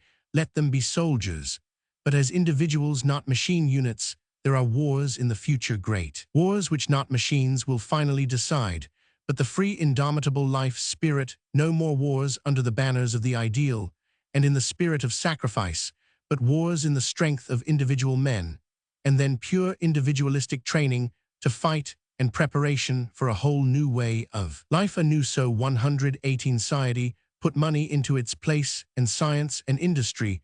The leaders must stand for life, and they must not ask the simple followers to point out the direction. When the leaders assume responsibility, they relieve the followers forever of the burden of finding a way. Relieved of this hateful incubus of responsibility for general affairs, the populace can again become free and happy and spontaneous, leaving matters to their superiors. No newspapers. The mass of the people never learning to read the evolving once more of the great spontaneous gestures of life. We can't go on as we are, poor nerve-worn creatures, fretting our lives away and hating to die because we have never lived. The secret is to commit into the hands of the sacred few the responsibility which now lies like torture on the mass. Let the few, the leaders, be increasingly responsible for the whole, and let the mass be free save for the choice of leaders. Leaders, this is what mankind is craving for. But men must be prepared to obey body and soul once they have chosen the leader, and let them choose the leader for life's sake only. Begin, then there is a beginning. Chapter 8. Education and Sex in Man, Woman, and Child. One thing we have to avoid, then, even while we carry on our own old process of education, is this development of the powers of so-called self-expression in a child. Let us beware of artificially stimulating his self-consciousness and his so-called imagination. All that we do is to pervert the child into a ghastly state of self-consciousness, making him affectedly try to show off, as we wish him to show off. The moment the least little trace of self-consciousness enters in a child, good be to everything except falsity. Much better just pound away at the ABC and simple arithmetic, and so on. The modern methods do make children sharp, give them a sort of slick finesse. But it is the beginning of the mischief. It ends in the great unrest of a nervous, hysterical proletariat. Begin to teach a child of 5 to understand the sun and moon and daisy and the secrets of procreation. Bless your soul, understanding all the way, and, when the child is 20, hell, have a hysterical understanding of his own invented grievance. And there's an end of him understanding is the devil. A child mustn't understand things, he must have them his own way. His vision isn't ours. When a boy of 8 sees a horse, he doesn't see the correct biological object we intend him to see. He sees a big living presence of no particular shape, with hair dangling from its neck, and 4 legs. If he puts 2 eyes in the profile, he is quite right, because he does not see with optical photographic vision. The image on his retina is not the image of his consciousness. The image on his retina just does not go into him. His unconsciousness is filled with a strong, dark, vague prescience of a powerful presence, a two-eyed, 4-legged, long-maned presence looming imminent. And to force the boy to see a correct one-eyed horse profile is just like pasting a placard in front of his vision. It simply kills his inward seeing. We don't want him to see a proper horse. The child is not a little camera, he is a small vital organism, which has direct dynamic rapport with the objects of the outer universe he perceives from his breast, and his abdomen with deep sunken realism, the elemental nature of the creature, so that to this day a Noah's Ark tree is more real than a Korot tree or a Constable tree, and a flat Noah's Ark cow has a deeper vital reality than even a Kipe cow. The mode of vision is not one and final, the mode of vision is manifold, and the optical image is a mere vibrating blur to a child and, indeed, to a passionate adult. In this vibrating blur, the soul sees its own true correspondent. It sees in a cow horns and squareness and a long tail. It sees for a horse a mane and a long face, round nose and 4 legs, and in each case a darkly vital presence, now horns and squareness, and a long thin oxtail. These are the fearful and wonderful elements of the cow form, which the dynamic soul perfectly perceives. The ideal image is just outside nature. For a child, something false in a picture. A child wants elemental recognition, and not correctness or expression, or least of all what we call understanding. The child distorts inevitably and dynamically, but the dynamic abstraction is more than mental. If a huge eye sits in the middle of the cheek, in a child's draw 122ing, this shows that the deep dynamic consciousness of the eye, its relative exaggeration, is the life truth, even if it is a scientific falsehood. On the other hand, what on earth is the good of saying to a child the world is a flattened sphere like an orange? It is simply pernicious. You had much better say the world is a poached egg in a frying pan. That might have some dynamic meaning. The only thing about the flattened orange is that the child just sees this orange disporting itself in blue air and never bothers to associate it with the earth he treads on. And yet it would be so much better for the mass of mankind if they never heard of the flattened sphere. They should never be told that the earth is round. It only makes everything unreal to them. They are balked in their impression of the flat good earth. They can't get over this sphere business. They live in a fog of abstraction, and nothing is anything save for purposes of abstraction. The earth is a great plain with hills and valleys. Why force abstractions and kill the reality when there's no need? As for children, will we never realize that their abstractions are never based on observations, but on subjective exaggerations? If there is an eye in the face is all eye. It is the child's soul, which cannot get over the mystery of the eye. If there is a tree in a landscape, the landscape is all tree, always this partial focus. The attempt to make a child focus for whole view, which is really a generalization, and an adult abstraction is simply wicked. Yet the first thing we do is to set a child making relief maps in clay, for example, of his own district imbecility. He has not even the faintest impression of the total hill on which his home stands, a steepness going up to a door and front garden railing, sand, perhaps, windows, that's the lot. The top and bottom of it is that it is a crime to teach a child anything at all schoolwise. It is just evil to collect children together and teach them through the head. It causes absolute starvation in the dynamic centers, and sterile substitute of brain knowledge is all the gain. The children of the middle classes are so vitally impoverished that the miracle is they continue to exist, and all the children of the lower classes do better, because they escape into the streets. But even the children of the proletariat are now infected. And of course, as my critics point out, under all the schoolsmarm and newspaper cant, man is today as savage as a cannibal. and more dangerous, the living dynamic self is denaturalized instead of being educated. We talk about education leading forth the natural intelligence of a child, but ours is just the opposite of leading forth. It is a ramming in of brain facts through the head, and a consequent distortion, suffocation, and starvation of the primary centers of consciousness. A nice day of reckoning we've got in front of us. Let us lead forth by all means, but let us not have mental knowledge before us as the goal of the leading much less. Let us make of it a vicious circle in which we lead the unhappy child mind like a cow in a ring at a fair. We don't want to educate children so that they may understand. Understanding is a fallacy and a vice in most people. I don't even want my child to know, much less to understand. I don't want my child to know that 5 5s are 25 any more than I want my child to wear my hat or my boots. I don't want my child to know if he wants 5 5s, let him count them on his fingers. As for his little mind, give it a rest, and let his dynamic self be alert. He will ask why often enough, but he more often asks why the sun shines, or why men have mustaches, or why grass is green than anything sensible. Most of a child's questions are, and should be, unanswerable. They are not questions at all, they are exclamations of wonder. They are remarks half skeptically addressed. When a child says, "Why is grass green?" he half implies, "Is it really green, or is it just taking me in?" And we solemnly begin to prate about chlorophyll. Oh, imbeciles, idiots, inexcusable owls.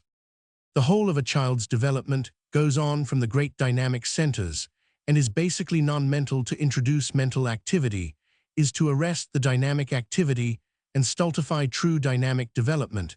By the age of 21, our young people are helpless, hopeless, selfless, floundering mental entities with nothing in front of them because they have been starved from the roots systematically for 21 years and fed through the head. They have had all their mental excitement, sex, and everything all through the head. And when it comes to the actual thing, why, there's nothing in it. Blasé, the effective centers have been exhausted from the head. Before the age of 14, children should be taught only to move, to act, to do, and they should be taught as little as possible even of this. Adults simply cannot and do not know any more what the mode of childish intelligence is. Adults always interfere, they always force the adult mental mode. Therefore, children must be preserved from adult instructions. Make a child work ease, make it do little jobs, keep a fine and delicate and fierce discipline so that the little jobs are performed as perfectly as is consistent with the child's nature. Make the child alert, proud, and becoming in its movements. Make it know very definitely that it shall not end. Must not trespass on other people's privacy or patience. Teach its songs, tell it tales, but never instruct it schoolwise, and mostly leave it alone. Send it away to be with other children, and to get in and out of mischief, and in and out of danger. Forget your child altogether as much as possible. All this is the active and strenuous business of parents, and must not be shelved off on to strangers.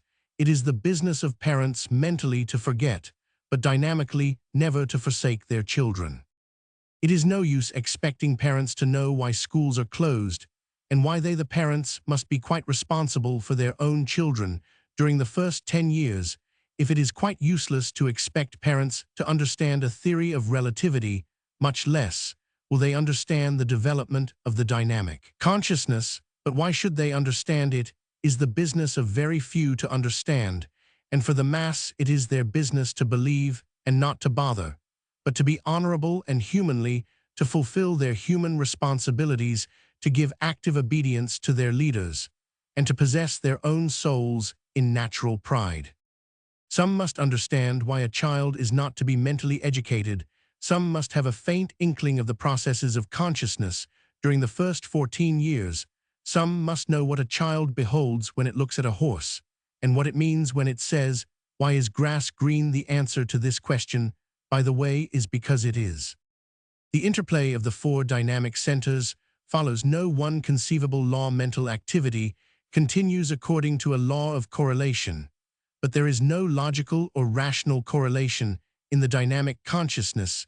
It pulses on inconsequential, and it would be impossible to determine any sequence out of the very lack of sequence in dynamic consciousness. Does the individual himself develop the dynamic abstract 128 tion of a child's precepts, follows no mental law, and even no law which can ever be mentally propounded. And this is why it is utterly pernicious to set a child making a clay relief map of its own district, or to ask a child to draw conclusions from given observations. Dynamically a child draws, no conclusions, all things still remain dynamically possible.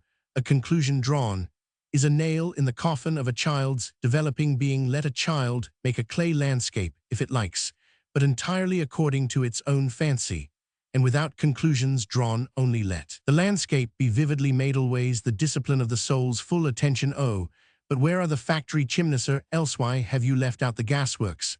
Or do you call that sloppy thing a church? The particular focus should be vivid, and the record in some way true. The soul must give earnest attention, that is all. And so actively disciplined, the child develops for the first 10 years. We need not be afraid of letting children see the passions and reactions of adult life. Only we must not strain the sympathies of a child in any direction, particularly the direction of love and pity. Nor must we introduce the fallacy of right and wrong. Spawn 129 Tanius distaste should take the place of right and wrong. And least of all must there be a cry, you see dear, you don't understand when you are older. A child's sagacity is better than an adult understanding anyhow. Of course it is 10 times criminal to tell young children facts about sex, or to implicate them in adult relationships. A child has a strong evanescent sex consciousness. It instinctively writes impossible words on back walls, but this is not a fully conscious mental act. It is a kind of dream act, quite natural. The child's curious, shadowy, indecent sex knowledge is quite in the course of nature, and does nobody any harm at all. Adults had far better not notice it. But if a child sees a cockerel tread, a hen or 2 dogs coupling well and good, it should see these things only without comment. Let nothing be exaggeratedly hidden by instinct. Let us preserve the decent privacies. But if a child occasionally sees its parent nude, taking a bath, all the better, or even sitting in the Roman 100, exaggerated secrecy is bad, but indecent exposure is also very bad. But worst of all is dragging in the mental consciousness of these shadowy dynamic realities. In the same way, to talk to a child about an adult is vile. Let adults keep their adult feelings and communications for people of their own age. But if a child sees its parents violently quarrel, all the better. There must be storms, and a child's dynamic understanding is far deeper and more penetrating than our sophisticated interpretation. But never make a child a party to adult affairs. Never drag the child in. Refuse its sympathy on such occasions. Always treat it as if it had no business to hear. Even if it is present and must hear truly, it has no business mentally to hear. And the dynamic soul will always weigh things up and dispose of them properly. If there be no interference of adult comment or adult desire for sympathy, it is despicable for any one parent to accept a child's sympathy against the other parent. And the one who received the sympathy is always more contemptible than the one who is hated. Of course, so many children are born today unnaturally mentally awake and alive to adult affairs that there is nothing left but to tell them everything crudely, or else, much better to say, "I'll get out, you know too much, you make me sick." To return to the question of sex, a child is born sexed. A child is either male or female in the whole of its psyche and physique, is either male or female. Every single living cell is either male or female, and will remain either male or female as long as life lasts, and every single cell in every male child is male, and every cell in every female child is female. The talk about a third sex, or about the indeterminate sex, is just to pervert the issue. Biologically, it is true the rudimentary formation of both sexes is found in every individual. That doesn't mean that every individual is a bit of both or either ad lib. After a sufficient period of idealism, men become hopelessly self-conscious. That is, the great affective centers no longer act spontaneously, but always wait for control from the head. This always breeds a great fluster in the psyche, and the poor self-conscious individual cannot help posing and posturing. Our ideal has taught us to be gentle and wistful, rather girlish and yielding, and very yielding in our sympathies. In fact, many young men feel so very like what they imagine a girl must feel, that hence they draw the conclusion that they must have a large share of female sex inside them. False conclusion. These girlish men have often today the finest maleness, Once it is put to the test, how is it then that they feel and look so girlish? It is largely a question of the direction of the polarized flow. Our ideal has taught us to be so loving and so submissive and so yielding in our sympathy that the mode has become automatic in many men, now in what we will call the natural mode. Man has his positivity in the volitional centers and women in the sympathetic, in fulfilling the Christian love ideal. However, men have reversed this. Man has assumed the gentle, all-sympathetic role, and woman has become the energetic party with the authority in her hands. The male is the sensitive, sympathetic nature, the woman the active, effective, authoritative, so that the male acts as the passive or recipient pole of attraction, the female as the active, positive, exertive pole in human relations, which is a reversal of the old flow. The woman is now the initiator, man the responder. They seem to play each other's parts, but man is purely male playing woman's part and woman is purely female. However manly the gulf between Heliogabalus, or the most womanly man on earth, and the most manly woman is just the same as ever, just the same old gulf between the sexes. The man is male, the woman is female, only they are playing one another's parts, as they must at certain periods. The dynamic polarity has swung around. If we look a little closer, we can define this positive and negative business better. As a matter of fact, positive and negative, passive and active cuts both ways if the man as thinker and doer is active or positive, and the woman negative. Then on the other hand, as the initiator of emotion, of feeling, and of sympathetic understanding, the woman is positive, the man negative. The man may be the initiator in action, but the woman is initiator in emotion. The man has the initiative as far as voluntary activity goes, and the woman the initiative as far as sympathetic activity goes in love. It is the woman naturally who loves the man who is loved in love. Woman is the positive, man the negative. It is woman who asks in love and man who answers in life. The reverse is the case in knowing, and in doing man is positive, and woman negative. Man initiates, and woman lives up to it. Naturally, this nicely arranged order of things may be reversed. Action and utterance, which are male, are polarized against feeling, emotion, which are female, and which is positive, which negative was man, the eternal protagonist born of woman from her womb of fathomless emotion, or was woman with her deep womb of emotion, born from the rib of active man, the first created man, the doer, the knower, the original in being. Is he Lord of life? Or is woman the great mother who bore us from the womb of love? Is she the supreme goddess? This is the question of all time, and as long as man and woman endure, so will the answer be given, first one way, then the other. Man as the utterer usually claims that Eve was created out of his spare rib, from the field of the creative upper dynamic consciousness. That is, but woman, as soon as she gets a word in, points to the fact that man inevitably, poor darling, is the issue of his mother's womb, so the battle rages. But some men always agree with the woman, some men always yield to woman the creative positivity, and in certain periods, such as the present, the majority of men concur in regarding woman as the source of life, the first term in creation, woman the mother, the prime being. And then the whole polarity shifts over. Man still remains the doer and thinker, but he is so only in the service of emotional and procreative woman. His highest moment is now the emotional moment, when he gives himself up to the woman, when he forms the perfect answer for her great emotional and procreative asking. All his thinking, all his activity in the world only contributes to this great moment, when he is fulfilled in the emotional passion of the woman, the birth of rebirth, as Whitman calls it in his Consummation. In the emotional passion of a woman, man is reborn, which is quite true. And there is the point at which we all now stick life, thought, and activity. All are devoted truly to the great end of woman, wife, and mother. Man has now entered on to his negative mode. Now his consummation is in feeling, not in action. Now his activity is all of the domestic order, and all his thought goes to proving that nothing matters, except that birth shall continue, and woman shall rock in the nest of this globe like a bird who covers her eggs in some tall tree. Man is the fetcher, the carrier, the sacrifice, the crucified, and the reborn of woman. This being so, the whole tendency of his nature changes. Instead of being assertive, and rather insentient, he becomes wavering and sensitive. He begins to have as many feelings, nay, more than a woman. His heroism is all in altruistic endurance. He worships pity and tenderness, and weakness even in himself. In short, he takes on very largely the original role of woman. Woman, meanwhile, becomes the fearless, inwardly relentless, determined, positive party. She grips the responsibility. The hand that rocks the cradle rules the world. Nay, she makes man discover that cradles should not be rocked in order that her hands may be left free. She is now a queen of the earth, and inwardly a fearsome tyrant. She keeps pity and tenderness emblazoned on her banners. But God help the man whom she pities. Ultimately, she tears him to bits.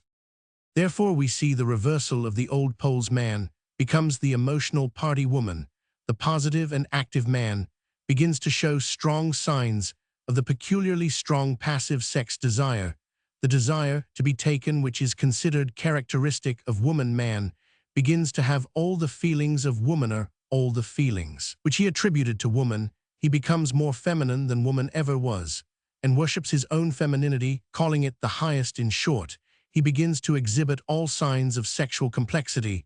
He begins to imagine he really is half female, and certainly woman seems very male, so the hermaphrodite fallacy revives again. But it is all a fallacy. Man, in the midst of all his effeminacy, is still male and nothing but male, and woman, though she harangue in parliament or patrol the streets with a helmet on her head, is still completely female. They are only playing each other's roles. Because the poles have swung into reversion, the compass is reversed. But that doesn't mean that the North Pole has become the South Pole, or that each is a bit of both.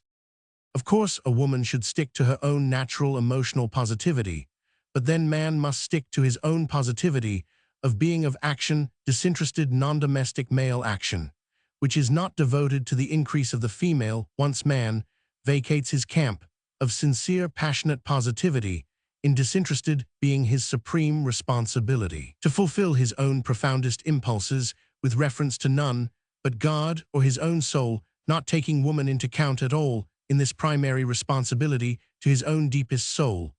Once man vacates this strong citadel of his own genuine, not spurious divinity, then in comes woman, picks up the scepter, and begins to conduct a ragtime band. Man remains man, however he may put on wistfulness and tenderness, like petticoats, and sensibilities, like pearl ornaments. Your Sen 138 sitive little big-eyed boy, so much more gentle and loving than his harder sister, is male for all that, believe me, perhaps evilly male, so mothers may learn to their cost, and wives still more.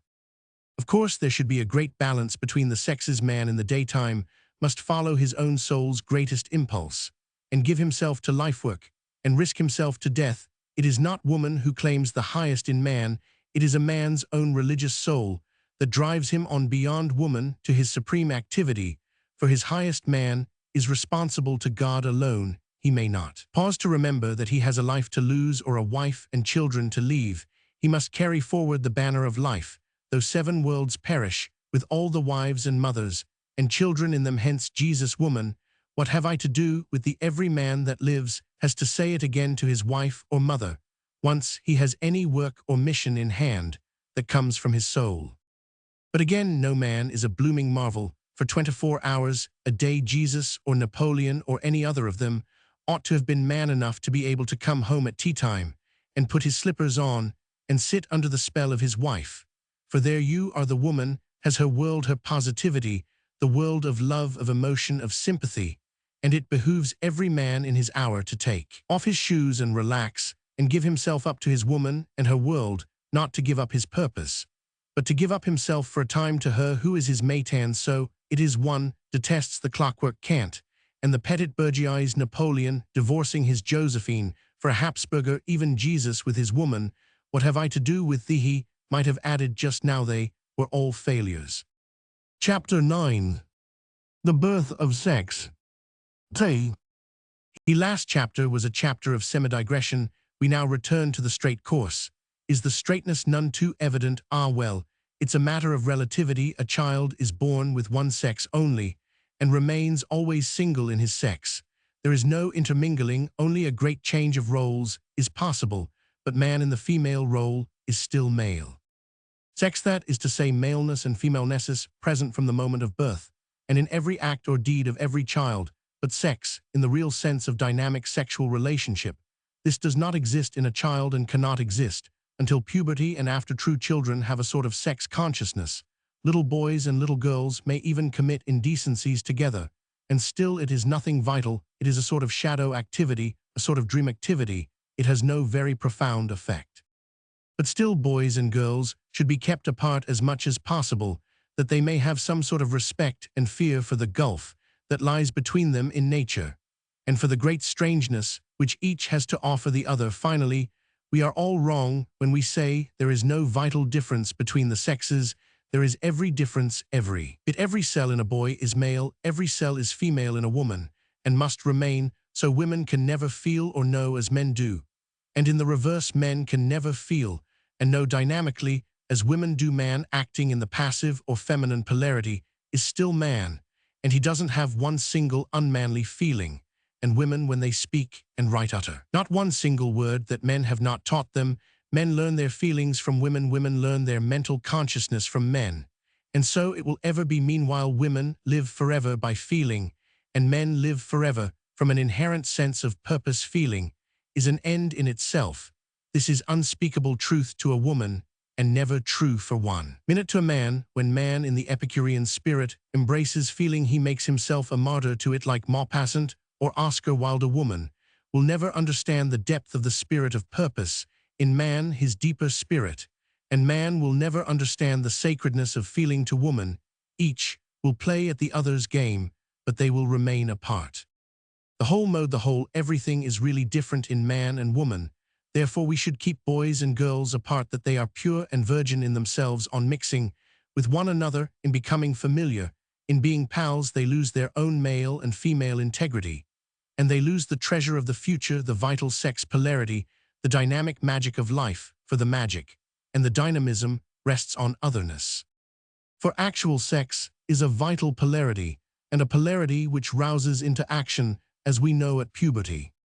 And how, as we know, a child lives from the great field of dynamic consciousness, established between the four poles of the dynamic psyche, two great poles of sympathy, two great poles of will, the solar plexus and the lumbar ganglion, great nervous centers below the diaphragm, act as the dynamic origin of all consciousness in man, and are immediately polarized by the other two nervous centers, the cardiac plexus and the thoracic ganglion above the diaphragm. At these four poles, the whole flow both within the individual and from without him of dynamic consciousness and dynamic creative relationship is centered. These four first poles constitute the first field of dynamic consciousness for the first 12 or 14 years of the life of every child. And then a change takes place. It takes place slowly, gradually, and inevitably, utterly beyond our provision or control. The living soul is unfolding itself in another great metamorphosis. What happens in the biological psyche is that deeper centers of consciousness and function come awake deep in the lower body. The great sympathetic center, the hypogastric plexus, has been acting all the time in a kind of dream automatism, balanced by its corresponding voluntary center, the sacral ganglion. At the age of 12, these two centers begin slowly to rumble awake with a deep reverberant force that changes the whole constitution of the life of the individual. And as these two centers, the sympathetic center of the deeper abdomen and the voluntary center of the loins, gradually sparkle into wakeful conscious activity, their corresponding poles are roused in the upper body, in the region of the throat and neck, the so-called cervical plex, 144 uses, and the cervical ganglia dawn into activity. We have now another field of dawning dynamic consciousness that will extend far beyond the first, and now various things happen to us. First of all, actual sex establishes its strange and troublesome presence within us. This is the massive wakening of the lower body. And then in the upper body, the breasts of a woman begin to develop, her throat changes its form, and in the man the voice breaks, the beard begins to grow round the lips, and on to the throat. There are the obvious physiological changes resulting from the gradual bursting into free activity of the hypogastric plexus and the sacral ganglion in the lower body, and of the cervical plexuses and ganglia of the neck in the upper body. Why the growth of hair should start at the lower and upper sympathetic regions, we cannot say. Perhaps for protection, perhaps to preserve these powerful yet supersensitive nodes from the inclemency of changes in temperature, which might cause a derangement, perhaps for the sake of protective warning, as hair warns, when it is touched perhaps for a screen against various dynamic vibrations.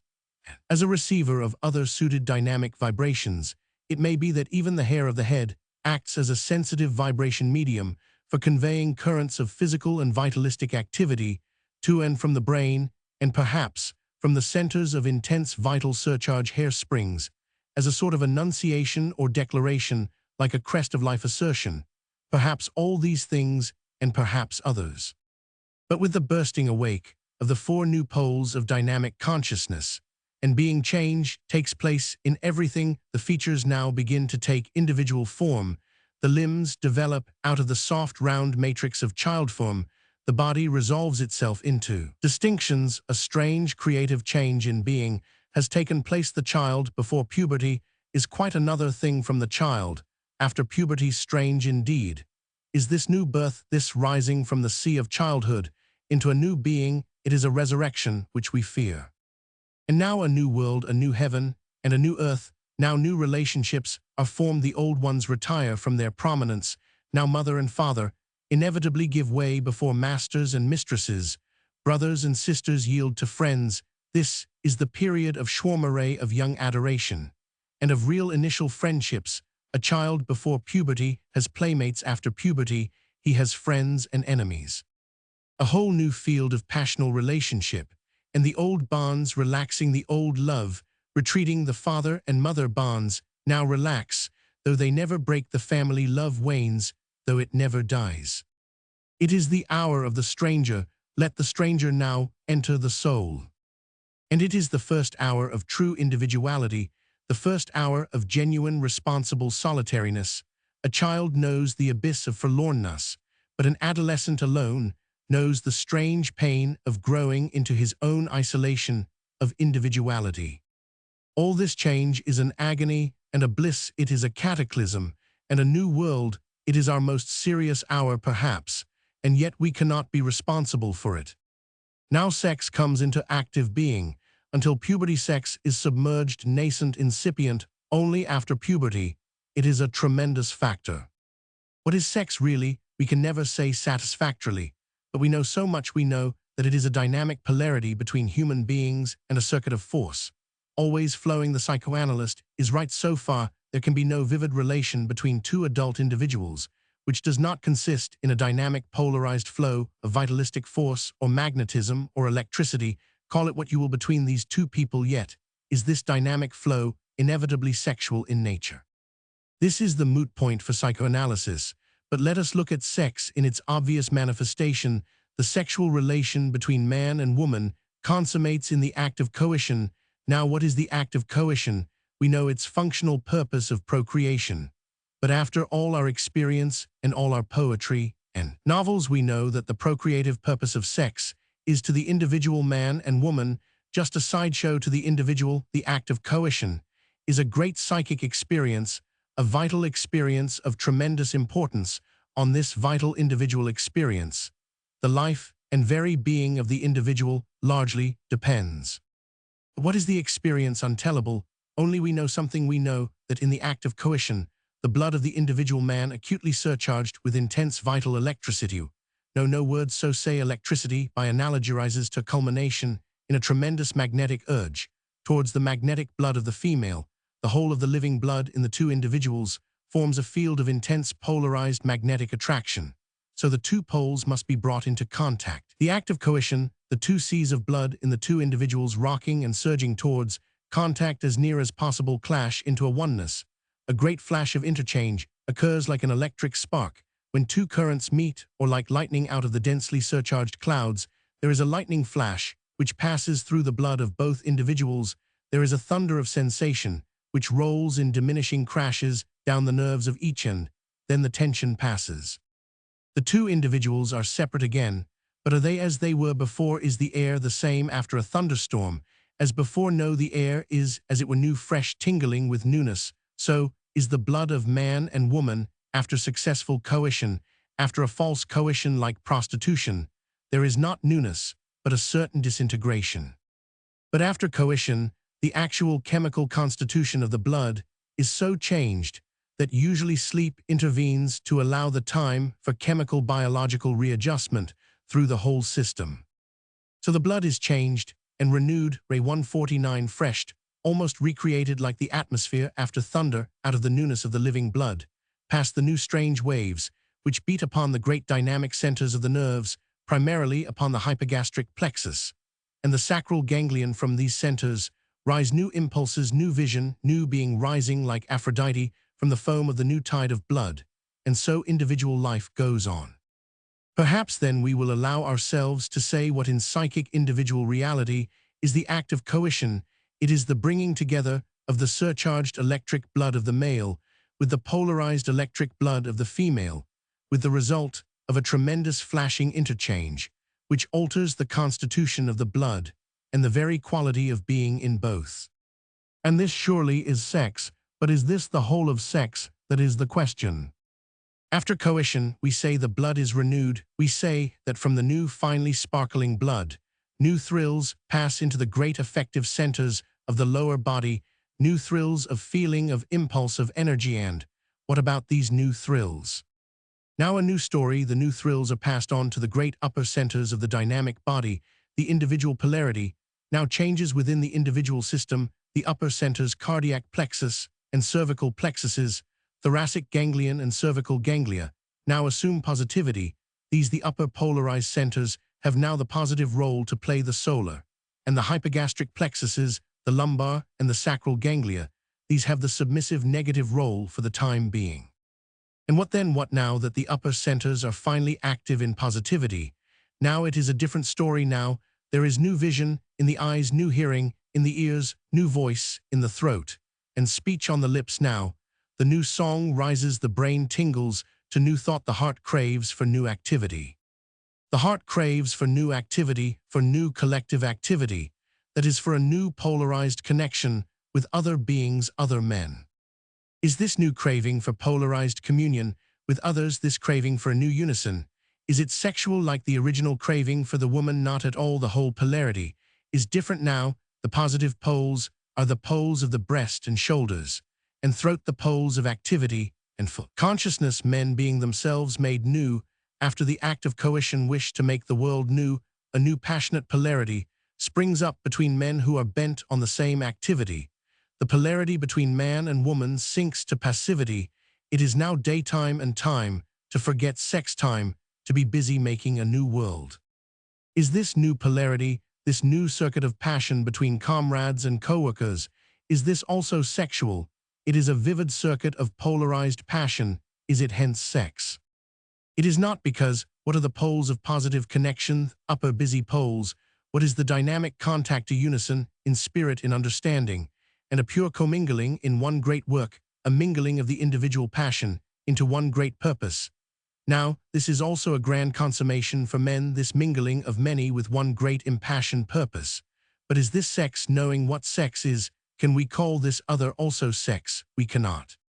This meeting of many in one great passionate purpose is not sex, and should never be confused with sex. It is a great motion in the opposite direction. And I am sure that the ultimate greatest desire in men is this desire for great purposive activity. When man loses his deep sense of purposive, creative activity, he feels lost, and is lost when he makes the sexual consummation, the supreme consummation, even in his secret soul. He falls into the beginnings of despair when he makes woman or the woman and child the great center of life and of life significance. He falls into the beginnings of despair. Man must bravely stand by his own soul, his own responsibility as the creative vanguard of life. And he must also have the courage to go home to his woman and become a perfect answer to her deep sexual call. But he must never confuse his two issues. Primarily and supremely, man is always the pioneer of life, adventuring onward into the unknown alone, with his own temerarious, dauntless soul. Woman, for him, exists only in the twilight by the campfire, when day has departed, evening and the night are hers. The psychoanalysts, driving us back to the sexual consummation, always do us infinite damage. We have to break away back to the great unison of manhood in some passionate purpose. Now this is not like sex. Sex is always individual. A man has his own sex, nobody else's. And sexually he goes as a single individual. He can mingle only singly, so that to make sex a general affair is just a perversion and a lie. You can't get people and talk to them about their sex as if it were a common interest. We have got to get back to the great purpose of manhood, a passionate unison, in actively making a world. This is a real commingling of many, and, in such a commingling, we forfeit the individual. In the commingling of sex, we are alone with one partner. It is an individual affair. There is no superior or inferior. But in the commingling of a passionate purpose, each individual sacredly abandons his individual. In the living faith of his soul, he surrenders his individuality to the great urge which is upon him. He may have to surrender his name, his fame, his fortune, his life, everything. But once a man, in the integrity of his own individual soul, believes, he surrenders his own individuality to his belief and becomes one of a united body. He knows what he does. He makes the surrender honorably, in agreement with his own soul's deepest desire. But he surrenders and remains responsible for the purity of his surrender. But what if he believes that his sexual consummation is his supreme consummation? Then he serves the great purpose to which he pledges himself only as long as it pleases him, after which he turns it down and goes back to sex with sex as the one accepted prime motive. The world drifts into despair and anarchy. Of all countries, America has most to fear from anarchy, even from one single moment's lapse into anarchy. The old nations are organically fixed into classes, but America not. You can shake Europe to atoms, and yet peasants fall back to peasantry, artisans to industrial labor, upper classes to their control inevitably. But can you say the same of America? America must not lapse for one single moment into anarchy. It would be the end of her. She must drift no nearer to anarchy. She is near enough. Well then, Americans must make a choice. It is a choice between belief in man's creative, spontaneous soul and man's automatic power of production and reproduction. It is a choice between serving man or woman. It is a choice between yielding the soul to a leader, leaders, or yielding only to the woman, wife, mistress, or mother. The great collective passion of belief, which brings men together, comrades and co-workers, passionately obeying their soul-chosen leader or leaders.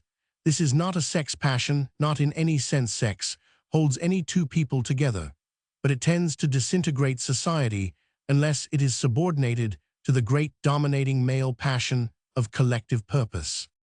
But when the sex passion submits to the great purposive passion, then you have fullness, and no great purposive passion can endure long unless it is established upon the fulfillment, in the vast majority of individuals, of the true sexual passion.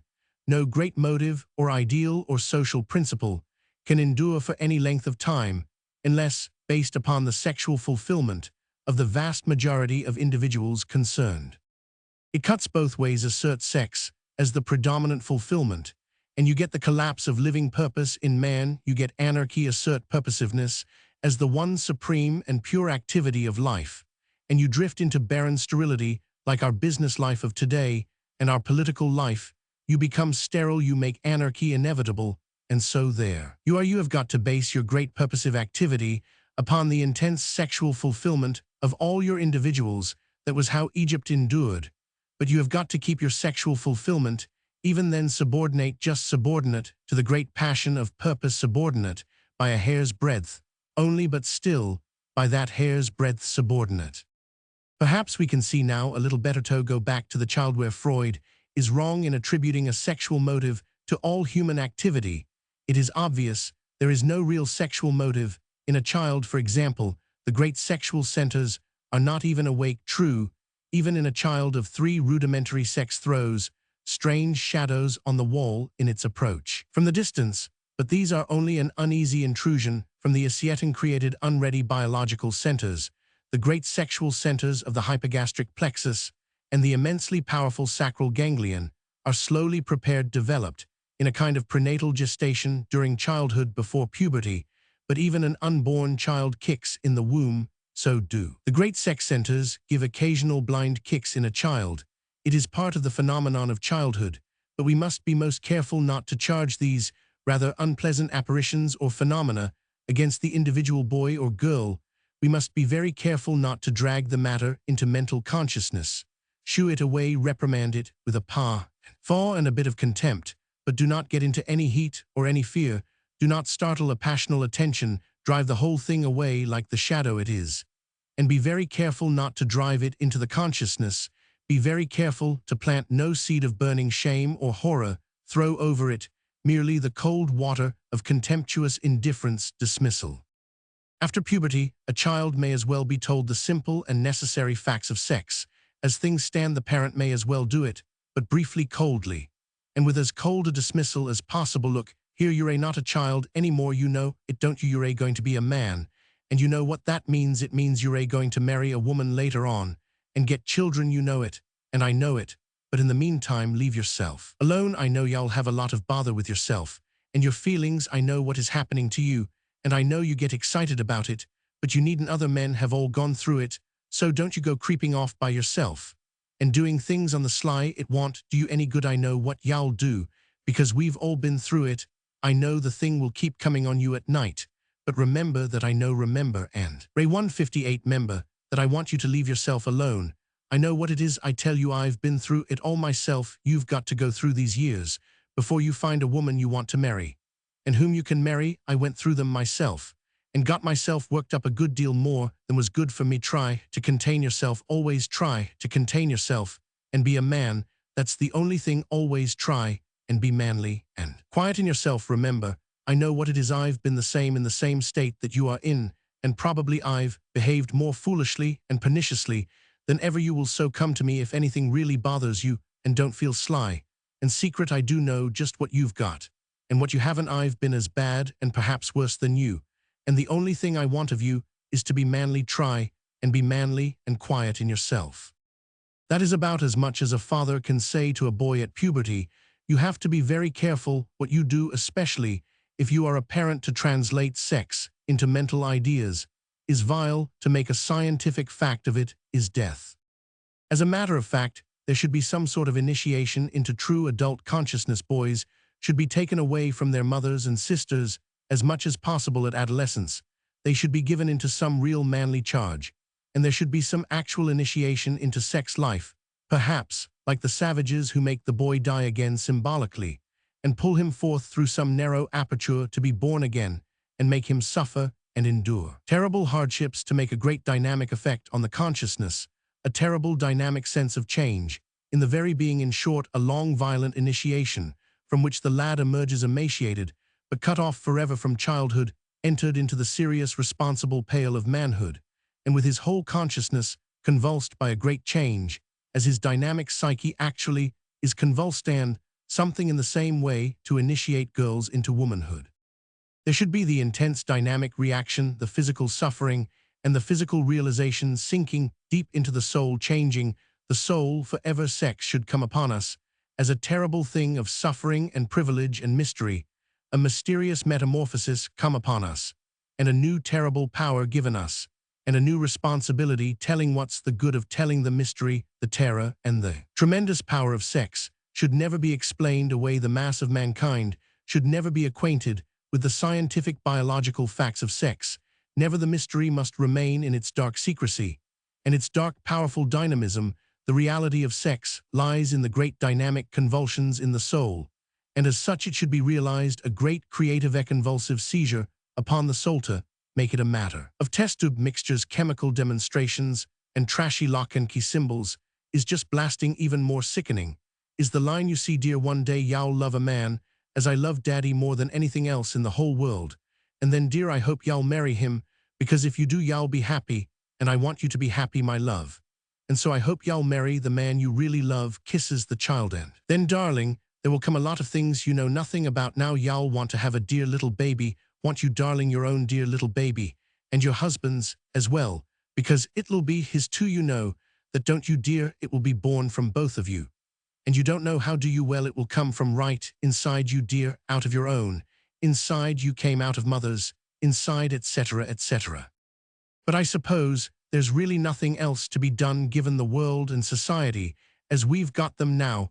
The mother is doing her best. But it is all wrong. It is wrong to make sex appear as if it were part of the dear darling love smarm, the spiritual love. It is even worse to take the scientific test tube line. It all kills the great effective dynamism of life and substitutes the mere ash of mental ideas and tricks. The scientific fact of sex is no more sex than a skeleton is a man, yet you'd think twice before you stalk a skeleton in front of a lad, and said, "You see, my boy, this is what you are when you come to know yourself," and the ideal lovey-dovey explanation of sex as something wonderful and extra lovey-dovey, a bill-and-coo process of obtaining a sweet little baby, else God made us so that we must do this to bring another dear little baby to life. Well, it just makes one sick. It is disastrous to the deep sexual life. But perhaps that is what we want.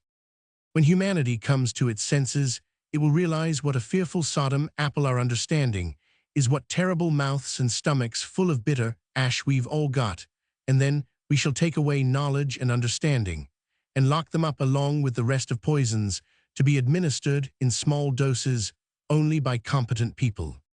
We have almost poisoned the mass of humanity to death, with understanding the period of actual death and race extermination is not far off. We could have produced the same barrenness and frenzy of nothingness in people, perhaps by dinning it into them that every man is just a charnel house skeleton of unclean bones. Understanding our science and idealism have produced in people the same strange frenzy of self-repulsion, as if they saw their own skulls each time they looked in the mirror. A man is a thing of scientific causing defect and biological process, draped in an ideal.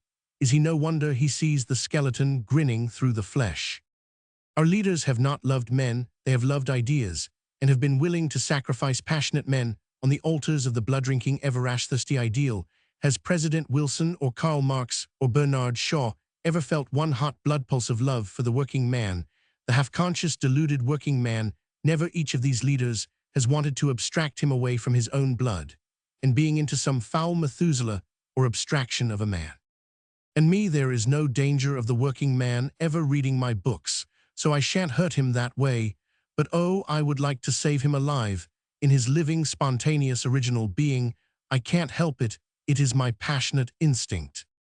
I would like him to give me back the responsibility for general affairs, a responsibility which he can't acquit, and which saps his life.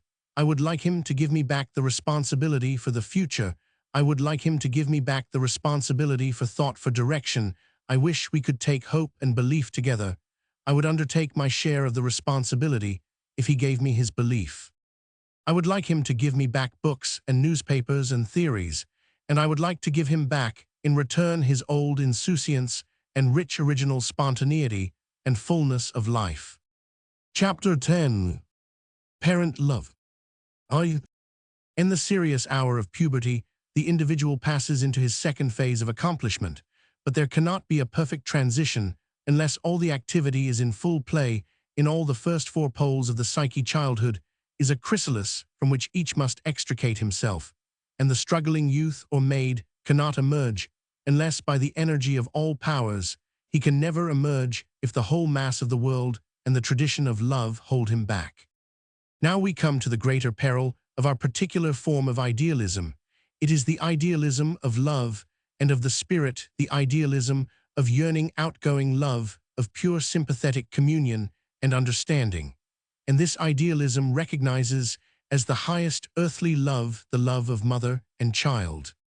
And what does this mean? It means for every delicately brought-up child, indeed, for all the children who matter, a steady and persistent pressure upon the upper sympathetic centers, and a steady and persistent starving of the lower centers, particularly the great voluntary center of the lower body, the center of sensual manly independence, of exultation in the sturdy defiant self-willfulness and masterfulness and pride. This center is steadily suppressed. The warm, swift, sensual self is steadily and persistently denied, damped, weakened throughout all the period of childhood.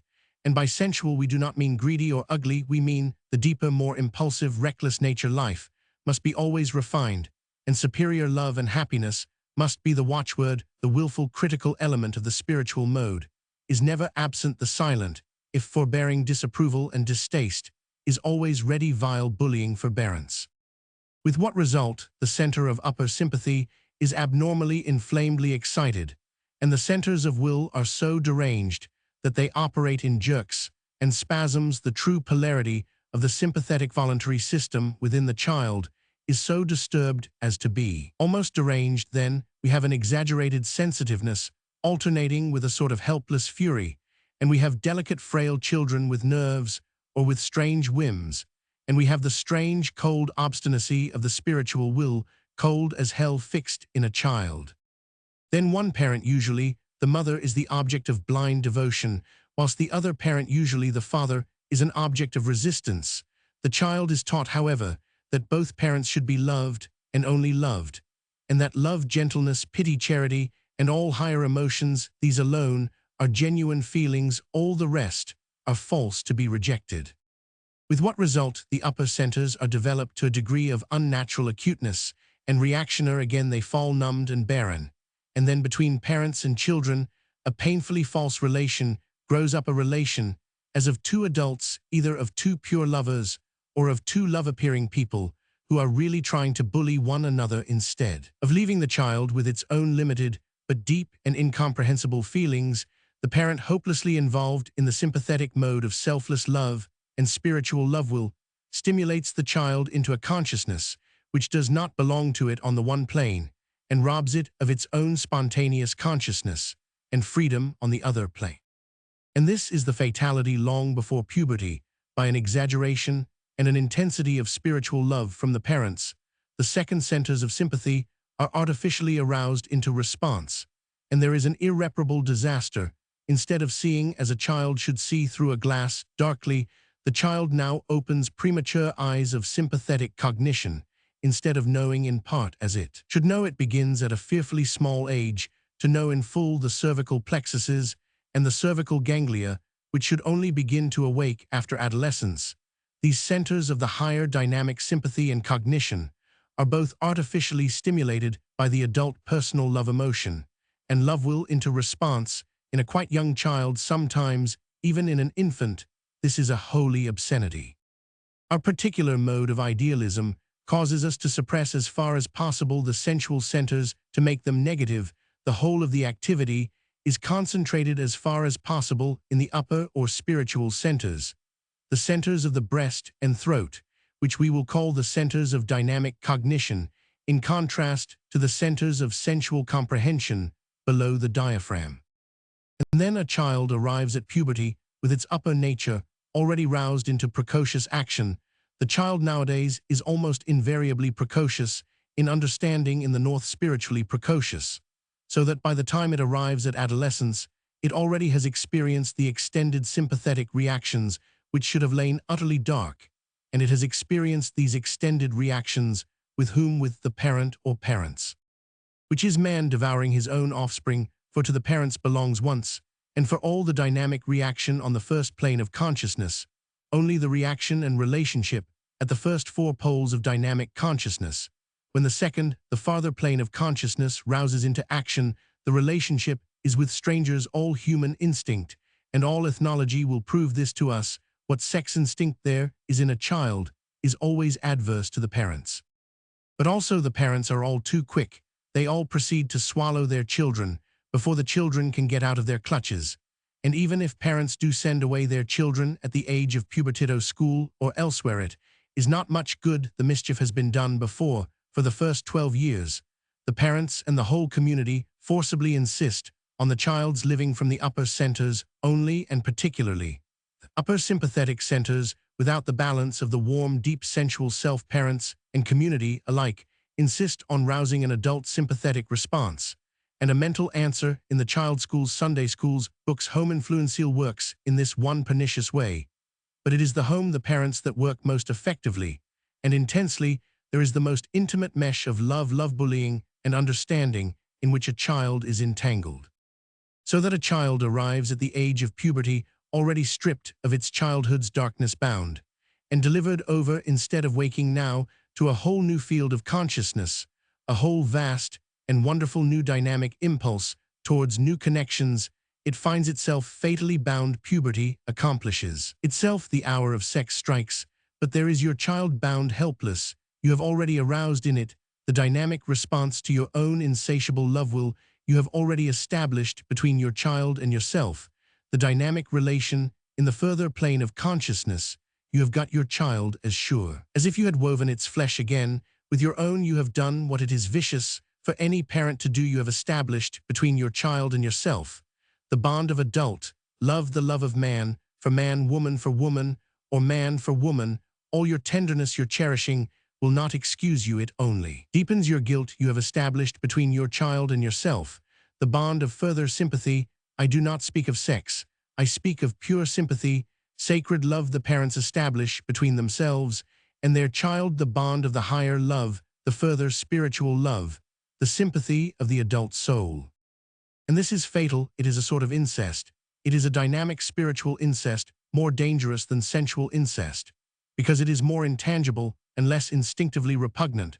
But let psychoanalysis fall into what discredit it may. It has done us this great service of proving to us that the intense upper sympathy, indeed the dynamic relation, either of love will or love sympathy between parent and child upon the upper plane, inevitably involves us in a conclusion of incest. For although it is our aim to establish a purely spiritual dynamic relation on the upper plane, only yet because of the inevitable polarity of the human psychic system, we shall arouse at the same time a dynamic sensual activity on the lower plane. The deeper sensual plane, we may be as pure as angels, and yet being human this will and must inevitably happen when Mrs. Ruskin said that John Ruskin should have married his mother. She spoke the truth. He was married to his mother. For in spite of all our intention, all our creed, all our purity, all our desire, and all our will, once we arouse the dynamic relation in the upper higher plane of love, we inevitably evoke a dynamic consciousness on the lower deeper plane of sensual love.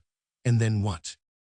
Of course, parents can reply that their love, however intense, is pure and has absolutely no sensual element. Maybe not, but admit that it is so. It does not help. The intense excitement of the upper centers of sympathy willy-nilly arouses the lower centers. It arouses them to activity even if it denies them any expression or any polarized connection. Our psyche is so framed that activity aroused on one plane provokes activity on the corresponding plane automatically. So the intense pure love relation between parent and child inevitably arouses the lower centers in the child. The centers of sex, now the deeper sensual centers once aroused, should find response from the sensual body of some other, some friend or lover. The response is impossible between parent and child. Myself, I believe that biologically there is radical sex aversion between parent and child. At the deeper sensual centers, the sensual circuit cannot adjust itself spontaneously between the two. So what have you? Child and parent intensely linked in adult love sympathy and love will on the upper plane, and in the child, the deeper sensual centers aroused, but finding no correspondent, no objective, no polarized connection with another person. There they are, the powerful centers of sex, acting spasmodically, without balance. They must be polarized somehow, so they are polarized to the active upper centers within the child, and you get an introvert. This is how introversion begins. The lower sexual centers are aroused. They find no sympathy, no connection, no response from outside, no expression. They are dynamically polarized by the upper centers within the individual. That is, the whole of the sexual or deeper sensual flow goes on upwards in the individual to his own upper from his own lower centers. The upper centers hold the lower in positive polarity. The flow goes on upwards. There must be some reaction. And so you get first and foremost self-consciousness, an intense consciousness in the upper self of the lower self. This is the first disaster. Then you get the upper body exploiting the lower body. You get the hands exploiting the sensual body in feeling fingering. And in masturbation, you get a pornographic longing with regard to the self. You get the obscene postcards, which most youths possess. You get the absolute lust for dirty stories, which so many men have, and you get various mild sex perversions, such as masturbation, and so on. What does all this mean? It means that the activity of the lower psyche and lower body is polarized by the upper body. Eyes and ears want to gather sexual activity, and knowledge. The mind becomes full of sex, and always in an introvert of his own sex.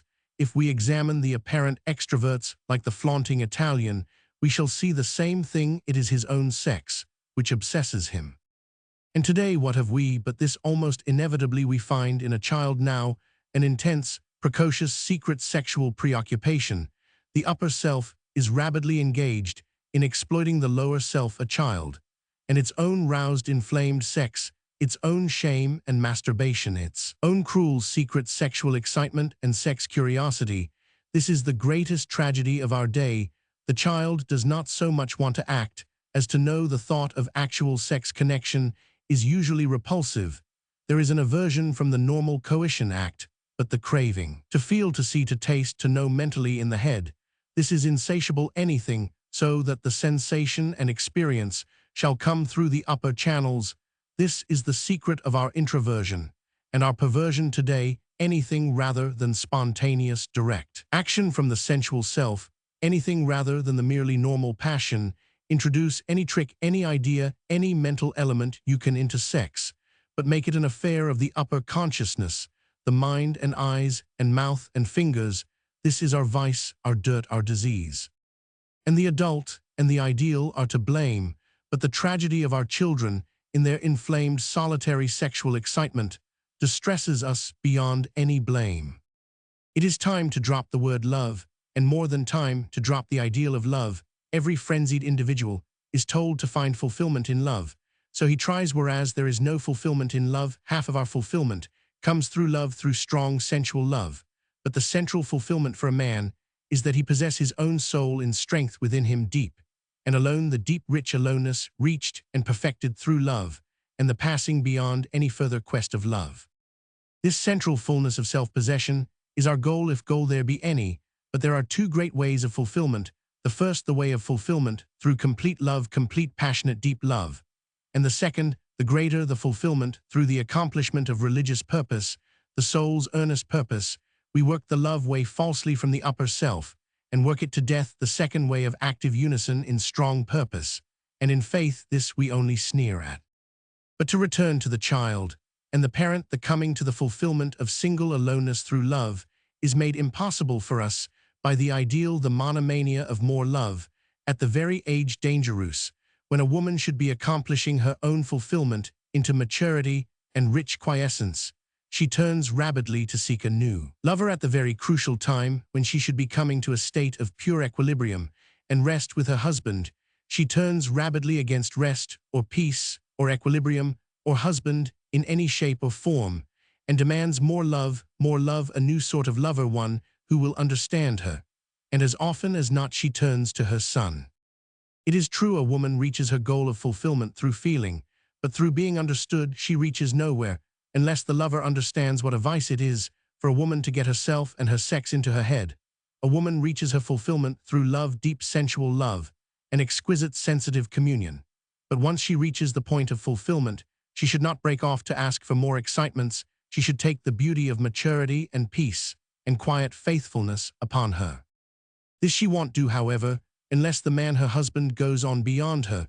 When a man approaches the beginning of maturity and the fulfillment of his individual self, about the age of 35, then is not his time to come to rest. On the contrary, deeply fulfilled through marriage and at one with his own soul, he must now undertake the responsibility for the next step into the future. He must now give himself perfectly to some further purpose, some passionate purposive activity, till a man makes the great resolution of aloneness and singleness of being, till he takes upon himself the silence and central appeasedness of maturity, and then, after this, assumes a sacred responsibility for the next purposive step into the future. There is no rest, the great resolution of aloneness and appeasedness, and the further deep assumption of responsibility in purpose. This is necessary to every parent, every father, every husband at a certain point. If the resolution is never made, the responsibility never embraced, then the love-craving will run on into frenzy and lay waste to the family. In the woman, particularly, the love-craving will run on to frenzy and disaster. Seeking the fulfillment in the deep passional self, diseased with self-consciousness and sex in the head, foiled by the very loving weakness of the husband, who has not the courage to withdraw into his own stillness and singleness, and put the wife under the spell of his fulfilled decision. The unhappy woman beats about for her insatiable satisfaction, seeking whom she may devour, and usually she turns to her child. Here she provokes what she wants. Here, in her own son, who belongs to her, she seems to find the last perfect response for which she is craving. He is a medium to her. She provokes from him her own answer so she throws herself into a last great love for her son, a final and fatal devotion, that which would have been the richness and strength of her husband, and is poison to her boy, the husband irresolute, never accepting his own higher responsibility bows and accepts, and the fatal round of introversion and complex starts once more if man will never accept his own ultimate being his final aloneness, and his last responsibility for life. Then he must expect woman to dash from disaster to disaster rootless and uncontrolled. On revient Taugers, a son premier amour, it sounds like a cynicism today, as if we really meant on ni revient, jamais a son premier amour. But as a matter of fact, a man never leaves his first love. Once the love is established, he may leave his first attempt at love. Once a man establishes a full dynamic communication at the deeper and the higher centers with a woman, this can never be broken, but sex in the head breaks down and half circuits break down once the full circuit is established. However, this can never break down. Nowadays, alas, we start off self-conscious with sex in the head. We find a woman who is the same we marry. Because we are pals, the sex is a rather nasty fiasco. We keep up a pretense of palson nice. Love sex spins wilder in the head than ever. There is either a family of children whom the dissatisfied parents can devote themselves to, thereby perverting the miserable little creatures, or else there is a divorce, and at the great dynamic centers nothing has happened at all. Blank. Nothing. There has been no vital interchange at all in the whole of this beautiful marriage affair. Establish between yourself and another individual a dynamic connection at only two of the four further poles, and you will have the devil of a job to break the connection, especially if it be the first connection you have made, especially if the other individual be the first in the field. This is the case of the parents. Parents are first in the field of the child's further consciousness. They are criminal trespassers in that field, but that makes no matter. They are first in the field. They establish a dynamic connection between the two upper centers, the centers of the throat, the centers of the higher dynamic sympathy and cognition. They establish this circuit and break it. If you can, very often not even death can break it.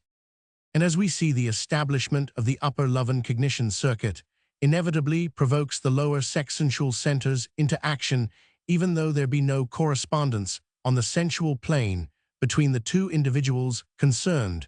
Then see what happens if you want to see the real desirable wife spirit. Look at a mother with her boy of 18, how she serves him, how she stimulates him, how her true female self is wife submissive to him as never it could be to a husband. This is the quiescent flowering love of a mature woman. It is the very flower of a woman's love, sexually asking nothing of the beloved save that he shall be himself, and that for his living he shall accept the gift of her love. This is the perfect flower of married love which a husband should put in his cap as he goes forward into the future in his supreme activity. For the husband it is a great pledge, and a blossom for the son. Also it seems wonderful.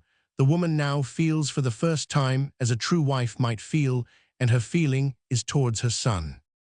Or instead of mother and son, read father and daughter.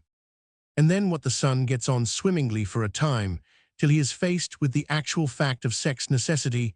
He gleefully inherits his adolescence, and the world at large, without an obstacle in his way. Mother-supported mother, 180, one loved, everything comes to him in glamour. He feels, he sees wondrous much, understands a whole heaven. Mother-stimulated, think of the power which a mature woman thus infuses into her boy. He flares up like a flame in oxygen. No wonder they say geniuses mostly have great mothers, they mostly have sad fates. And then, with this glamorous youth, what is he actually to do with his sensual sexual self? Bury it, or make an effort with a stranger, for he is taught even by his mother that his manhood must not forgo sex. Yet he is linked up in ideal love, already the best he will ever know. No woman will give to a stranger that which she gives to her son, her father, or her brother, that beautiful and glamorous submission, which is truly the wife's submission to a stranger, a husband. A woman insists on being queen, goddess, mistress, the positive, the adored, the first and foremost.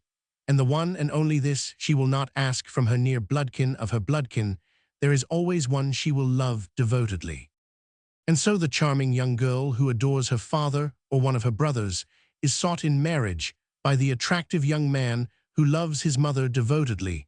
And a pretty business the marriage is. We can't think of it. Of course, they may be good pals. It's the only thing left.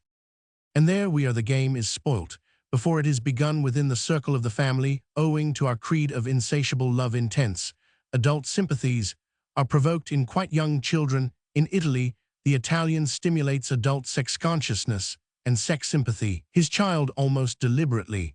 But with us, it is usually spiritual sympathy and spiritual criticism. The adult experiences are provoked. The adult devotional sympathies are linked up prematurely. As far as the child is concerned, we have the heart-wringing spectacle of intense parent-child love, a love intense as the love of man and woman, but not sexual or else, the great brother-sister devotion. And thus the great love experience, which should lie in the future, is forestalled within the family. The love bond forms quickly without the shocks and ruptures inevitable between strangers. And so it is easiest. Intensest stand seems the best. It seems the highest. You will not easily get a man to believe that his carnal love for the woman he has made his wife is as high a love as that he felt for his mother or sister. The cream is licked off from life before the boy or the girl is 20. Afterwards repetition, disillusion, and barrenness. And the causeways the same, that parents will not make the great resolution to come to rest within themselves, to possess their own souls in quiet and fullness. The man has not the courage to withdraw at last into his own soul's stillness and aloneness, and then passionately and faithfully to strive for the living future. The woman has not the courage to give up her hopeless insistence on love and her endless demand for love, demand of being loved. She has not the greatness of soul to relinquish her own self-assertion and believe in the man who believes in himself and in his own soul's efforts, if there are any such men nowadays, which is very doubtful. Alas, alas, the future your son, who has tasted the real beauty of wife response in his mother or sister, your daughter, who adores her brother, and who marries some woman's son. They are so charming to look at, such a lovely couple. And at first, it is all such a good game, such good sport. Then each one begins to fret for the beauty of the lost, non-sexual partial relationship. Sexual part of marriage has proved so empty, while that other loveliest thing, poignant touch of devotion felt for mother or father or brother, this is missing altogether. The best is missing, the rest isn't worth much. Ah well, such is life. Settle down to it, and bring up the children carefully to more of the same. The future you've had all your good days by the time you're 20. And I ask you, what good will psychoanalysis do you in this state of affairs? Introduce an extra sex motive to excite you for a bit, and make you feel how thrillingly immoral things really are, and then it all goes flat again. Father complex, mother complex. Incest dreams, pa. When we've had the little excitement out of them, we shall forget them, as we have forgotten so many other catchwords, and we shall be just where we were before, unless we are worse, with more sex in the head, and more introversion, only more brazen. Chapter 11. The Vicious Circle. Age. Air is a very vicious circle, and how to get out of it in the first place, we have to break the love at all once, and for all love, as we see, is not the only dynamic, taking love in its greatest sense, and making it embrace every form of sympathy, every flow from the great sympathetic centers of the human body. Still, it is not the whole of the dynamic flow, it is only the one half. There is always the other voluntary flow to reckon with, the intense motion of independence and singleness of self, the pride of isolation, and the profound fulfillment through power. The very first thing of all to be recognized is the danger of idealism. It is the one besetting sin of the human race. It means the fall into automatism, mechanism, and nullity. We know that life issues spontaneously at the great nodes of the psyche, the great nervous centers. At first, these are 4 only, then, after puberty, they become 8 later. There may still be an extension of the dynamic consciousness, a further polarization, but 8 is enough at the moment. First at 4, and then at 8 dynamic centers of the human body, the human nervous system. Life starts spontaneously into being. The soul bursts day by day into fresh impulses, fresh desire, fresh purpose. At these are polar centers, and from these dynamic generative centers issue the vital currents, which put us into connection with our object. We have really no will and no choice in the first place. It is our soul which acts within us day by day, unfolding us according to our own nature. From the objective circuits, and from the subjective circuits which establish and fulfill themselves at the first four centers of consciousness, we derive our first being, our child being, and also our first mind, our child mind. By the objective circuits, we mean those circuits which are established between the self and some external object, mother, father, sister, cat, dog, bird, or even tree or plant, or even further still some particular place, some particular inanimate object, a knife or a chair or a cap or a doll or a wooden horse. For we must insist that every object which really enters effectively into our lives does so by direct connection. If I love my mother, it is because there is established between me and her a direct, powerful circuit of vital magnetism, call it what you will, but a direct flow of dynamic vital interchange and intercourse. I will not call this vital flow a force, because it depends on the incomprehensible initiative and control of the individual soul or self-force. Is that which is directed only from some universal will or law. Life is always individual, and therefore never controlled by one law, one God. And therefore, since the living really sway the universe, even if unknowingly, therefore, there is no one universal law even for the physical forces, because we insist that even the sun depends for its heartbeat, its respiration, its pivotal motion on the beating hearts of men and beast, on the dynamic of the soul impulse in individual creatures. It is from the aggregate heartbeat of living individuals, of we know not how many or what sort of worlds, that the sun rests stable. Which may be dismissed as metaphysics, although it is quite as valid or even as demonstrable as Newton's law of gravitation, which law still remains a law even, if not quite so absolute as heretofore.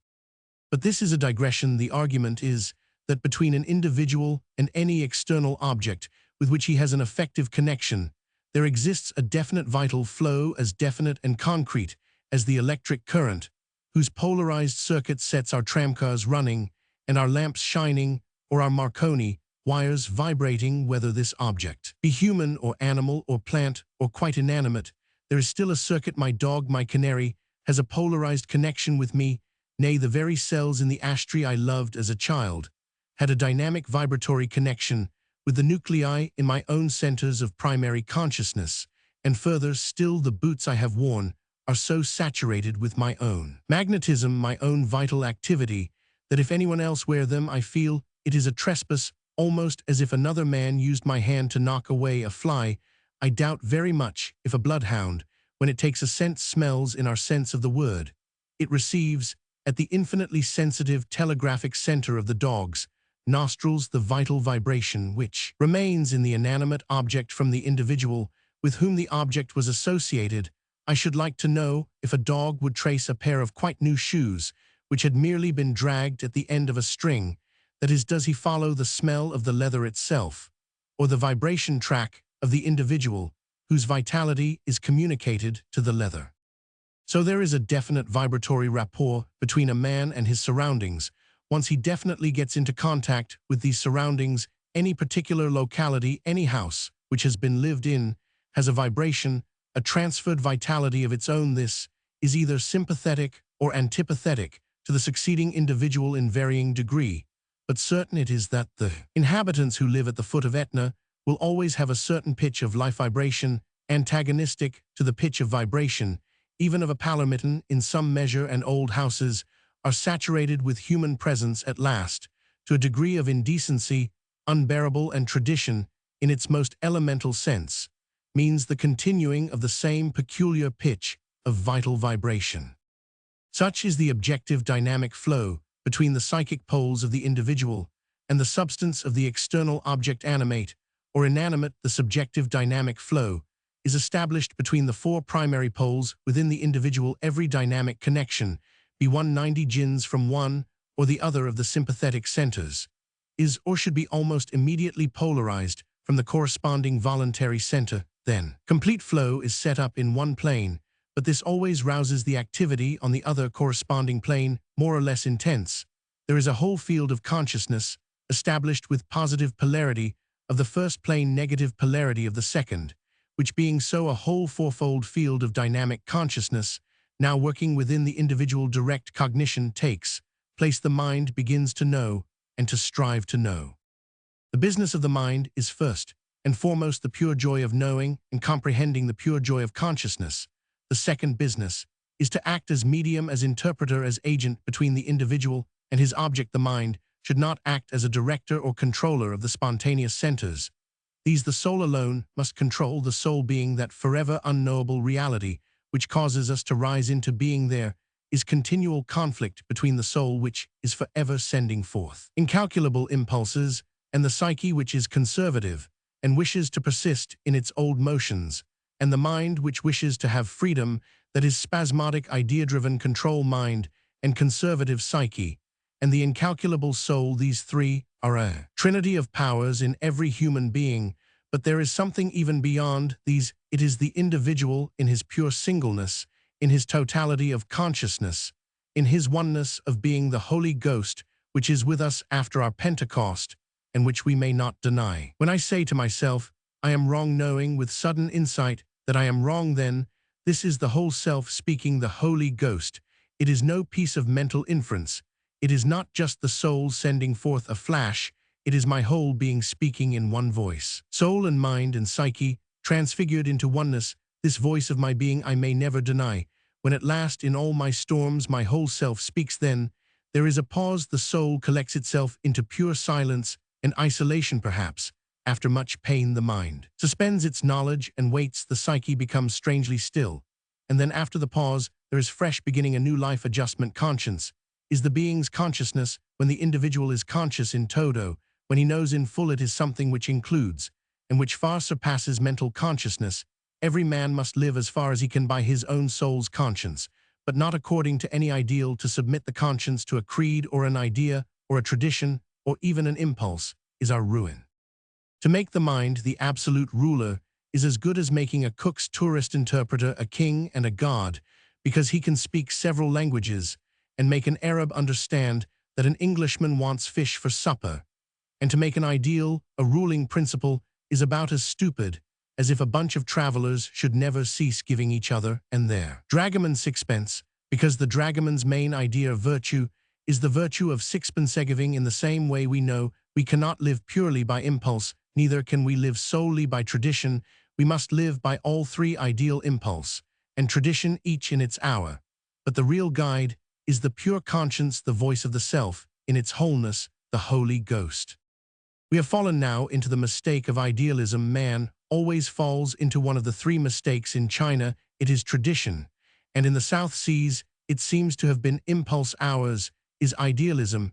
Each of the three modes is a true life mode, but any one alone or dominant brings us to destruction. We must depend on the wholeness of our being, ultimately only on that which is our Holy Ghost within us, whereas, in an ideal of love and benevolence, we have tried to automatize ourselves into little love engines, always stoked with the sorrows or beauties of other people, so that we can get up steam of charity or righteous wrath. A great trick is to pour on the fire the oil of our indignation at somebody else's wickedness, and then, when we've got up steam like hell, back the engine and run bish smash against the belly of the offender, because he said he didn't want to love anymore. We hate him forevermore and try to run over him, every bit of him, with our love tanks, and all the time we yell at him, "Will you deny love, you villain?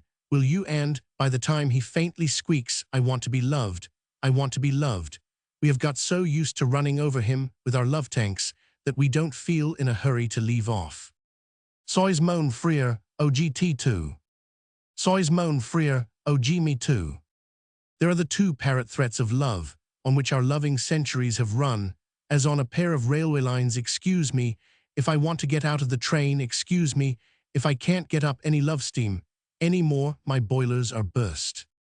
We have made a mistake laying down love like the permanent way of a great emotional transport system. There we are, however, running on wheels on the lines of our love. And of course, we have only two directions, forwards and backwards, onward, Christian soldiers, towards the great terminus, where bottles of sterilized milk for the babies are delivered at the bedroom windows by noiseless aeroplanes each morn, where the science of dentistry is so perfect that teeth are planted in a man's mouth without his knowing it, where twilight sleep is so delicious that every woman longs for her next confinement, and where nobody ever has to do anything except turn a handle now, and then in a spirit of universal love that is the forward direction of the English-speaking race, the Germans unwisely backed their engine. We have a city of light, but instead of lying ahead, it lies direct behind us, so reverse engines, and away to our city, where the sterilized milk is delivered by noiseless aeroplanes at the very precise minute, when our great doctors of the fatherland have diagnosed that it is good for you, where the teeth are not only so painlessly planted that they grow like living rock, but where their composition is such that the friction of eating stimulates the cells of the jawbone and develops the Superman strength of will which makes us gods, and where not only is twilight sleep serene, but into the sleeper are inculcated the most useful and instructive dreams calculated to perfect the character of the young citizen at this crucial period, and to enlighten permanently the mind of the happy mother with regard to her new duties towards her child and towards our great fatherland. Here you see we are on the railway with New Jerusalem ahead and New Jerusalem away behind us. But of course, it was very wrong of the Germans to reverse their engines and cause one long collision all along the line. Why should we go their way to the New Jerusalem, when of course they might so easily have kept on going our way, and now there's wreckage all along the line. But clear the way is our motto, make the Germans clear it, because get on we will. Meanwhile we sit, rather in the cold, waiting for the train to get a start. People keep on signaling with green lights and red lights, and it's all very bewildering. As for me, I am off. I am damned if ill be shunted along any more, and I am thrice damned if ill go another yard towards that sterilized New Jerusalem, either forwards or backwards. New Jerusalem may rot if it waits for me. I am not going. So good be there. We leave humanity encamped in an appalling mess beside the railway smash of love, sitting down, however, and having not a bad time, some of them feeding themselves fat on the plunder, others further down the line, with mouths green from eating grass, but all grossly, stupidly, automatically gabbling about getting the love service running. Again the trains booked for the New Jerusalem, well on the way once more, and occasionally a good engine gives a screech of love, and something seems to be about to happen, and sometimes there is enough steam to set the indignation whistles whistling, but never any more will there be enough love steam to get the system properly running. It is done. Good be then you may have laid your line from one end to the other of the infinite, but still, there's plenty of hinterland ill go. Good be, och, it will be so nice to be alone, not to hear you, not to see you, not to smell you, who 197 manity, I wish you no ill, but wisdom. Good be. To be alone with one's own soul, not to be alone without my own soul, mind you, but to be alone with one's own soul. This, and the joy of it, is the real goal of love, my own soul and myself, not my ego, my conceit of myself, but my very soul, to be at one in my own self, not to be questing any more, not to be yearning, seeking, hoping, desiring, aspiring, but to pause and be alone. And to have one's own gentle spouse by one's side, of course, to dig one in the ribs occasionally, because really being alone in peace means being two people together, two people who can be silent together, and not conscious of one another outwardly, me and my silence, she and hers, and the balance, the equilibrium, the pure circuit between us, with occasional lapses, of course, digs in the ribs, if one gets too vague or self-sufficient. They say it is better to travel than to arrive. It's not been my experience, at least. The journey of love has been rather a lacerating, if well worth it, journey. But to come at last to a nice place under the trees with your amiable spouse, who has at last learned to hold her tongue and not to bother about rights and wrongs, her own particularly, and then to pitch a camp and cook your rabbit and eat him, and to possess your own soul in silence, and to feel all the clamor lapse, that is the best I know. I think it is terrible to be young, the ecstasies and agonies of love, the agonies and ecstasies of fear and doubt, and drop-by-drop fulfillment, realization, the awful process of human relationships, love and marital relationships, especially, because we all make a very, very bad start today with our idea of love in our head, and our sex in our head, as well, all the fight till one is bled of one's self-consciousness and sex in the head, all the bitterness of the conflict, with this devil of an amiable spouse who has got herself so stuck in her own head. It is terrible to be young, but one fights one's way through it, till one is cleaned, the self-consciousness and sex-idea burned out of one, cauterized out bit by bit, and the self whole again, and at last free. The best thing I have known is the stillness of accomplished marriage, when one possesses one's own soul in silence side by side with the amiable spouse, and has left off craving and rave 199ing, and being only half oneself. But I must say I know a great deal more about the craving and raving and sore ribs than about the accomplishment, and I must confess that I feel this self-same accomplishment of the fulfilled being is only a preparation for new responsibilities ahead, new unison in effort, and conflict the effort to make with other men a little new way into the future, and to break through the hedge of the many. But oh, your tents, my Israel, and to that precious baby you've left slumbering there, what I meant to say was in each phase of life, you have a great circuit of human relationship to establish and fulfill in childhood. It is the circuit of family love, established at the first 4 consciousness centers, and gradually fulfilling itself, completing itself at adolescence. The first circuit of family love should be completed, dynamically finished. And then it falls into quiescence. After puberty, family love should fall quiescent. In a child, the love never breaks. It continues static and basic, the basis of the emotional psyche, the foundation of the self.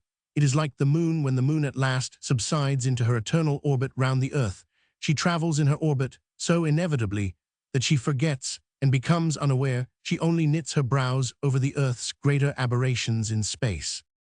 The circuit of parental love, once fulfilled, is not done away with but only established into silence. The child is then free to establish the new connections in which he surpasses his parents. And let us repeat, parents should never try to establish adult relations of sympathy or interest or anything else between themselves and their children. The attempt to do so only deranges the deep primary circuit, which is the dynamic basis of our living. It is a clambering upwards only by means of a broken foundation. Parents should remain parents, children children forever, and the great gulf preserved between the two, honor thy father and thy mother, should always be a leading commandment. But this can only take place when father and mother keep their true parental distances, dignity, reserve, and limitation. As soon as father and mother try to become the friends and companions of their children, they break the root of life, they rupture the deepest dynamic circuit of living, they derange the whole flow of life for themselves and their children. For let us reiterate and reiterate, you cannot mingle and confuse the various modes of dynamic love. If you try, you produce horrors. You cannot plant the heart below the diaphragm, or put an ocular eye in the navel.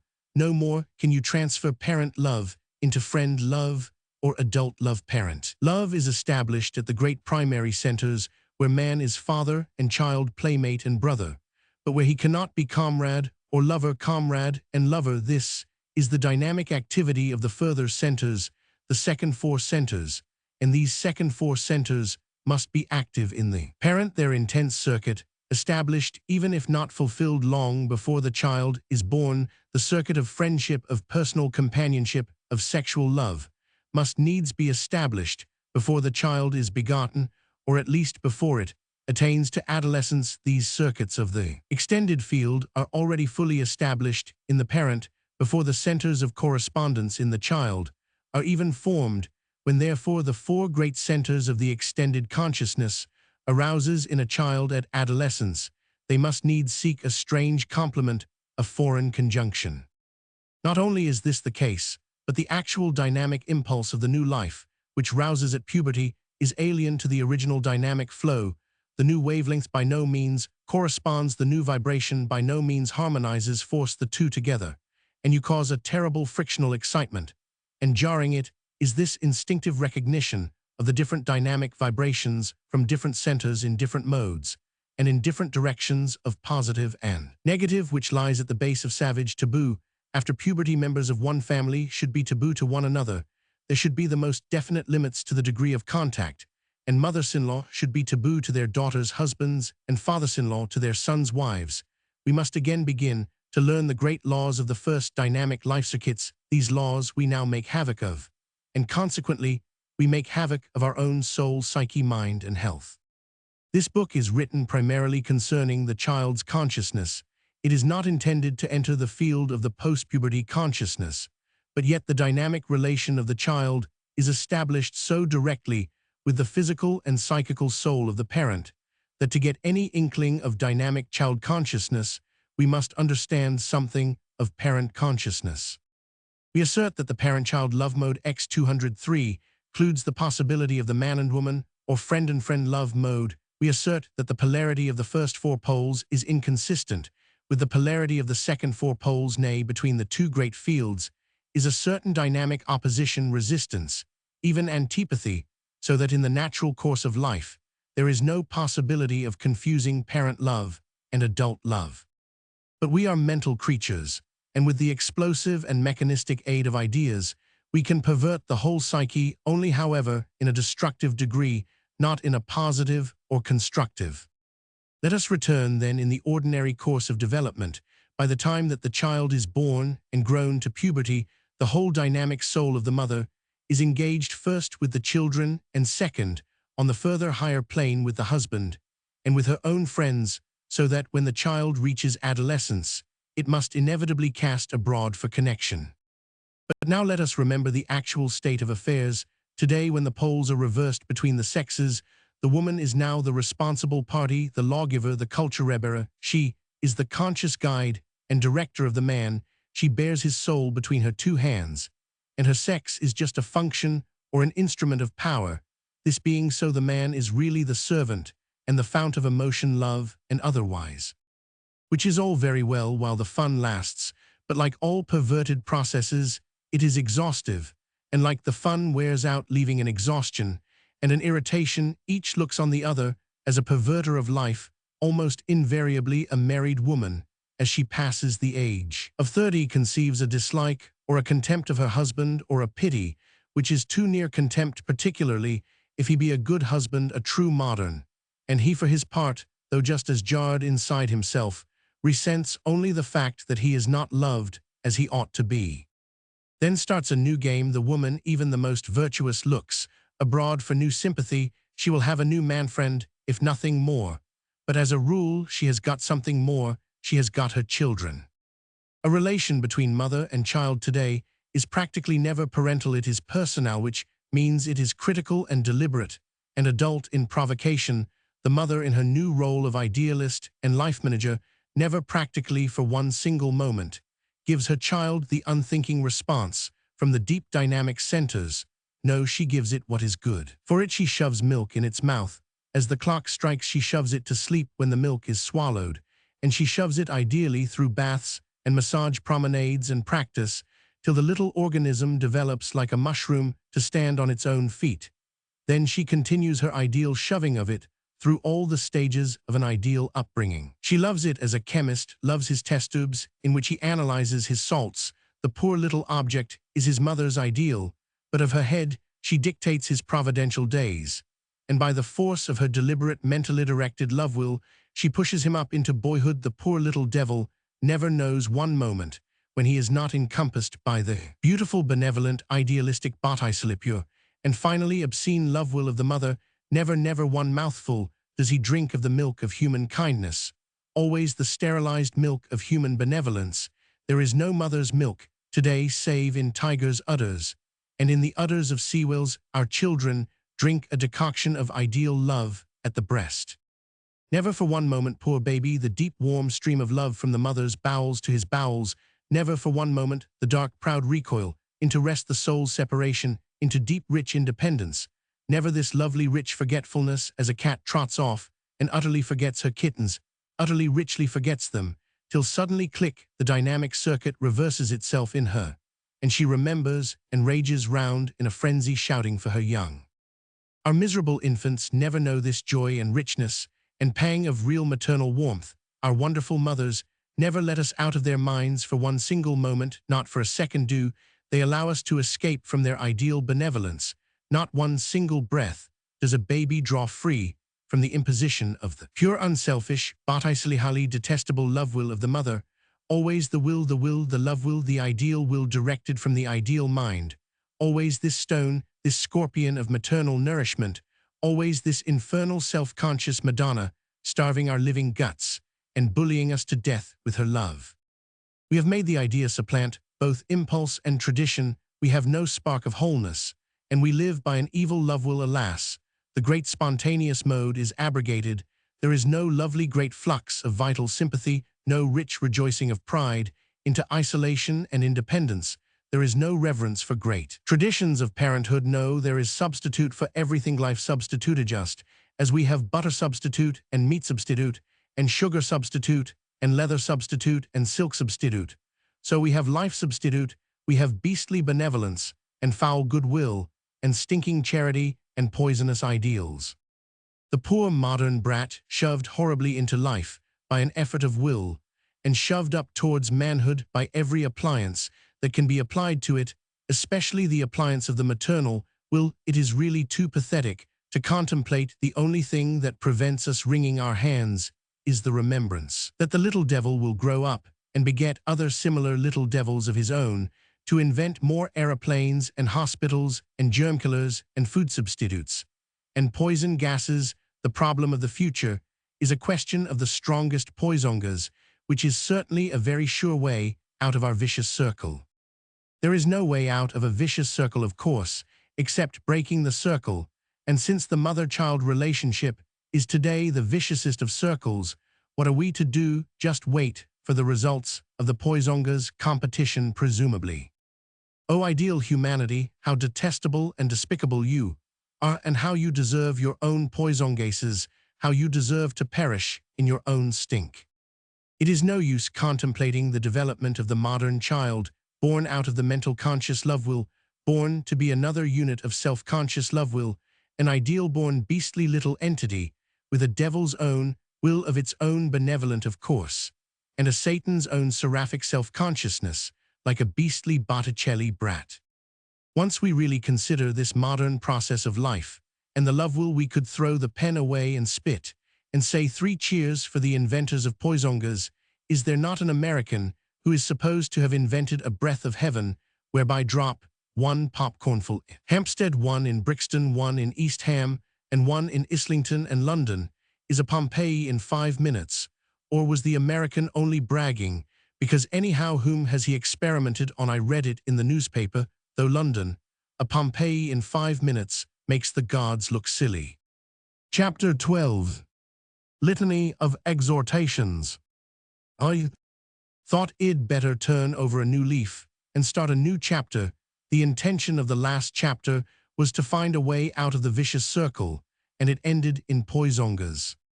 Yes, dear reader, so it Roman 999, but you've not silenced me yet for all that.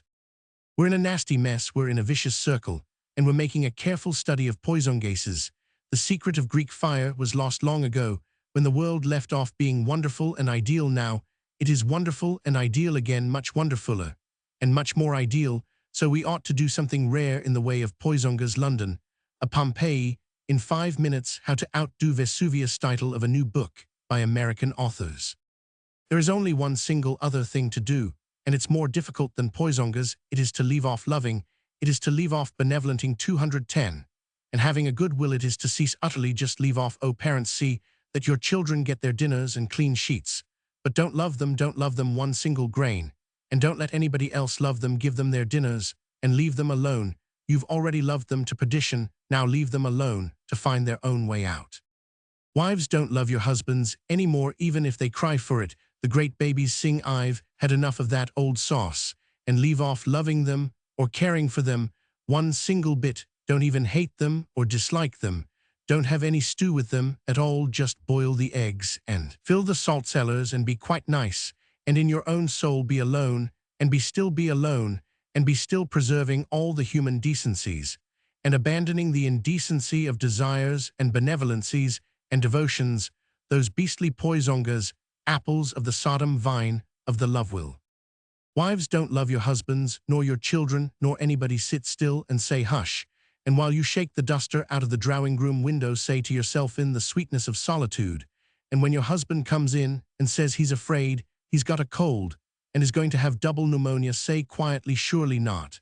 And if he wants the ammoniated quinine, give it him, if he can't get it for himself, but don't let him drive you out of your solitude, your singleness within yourself.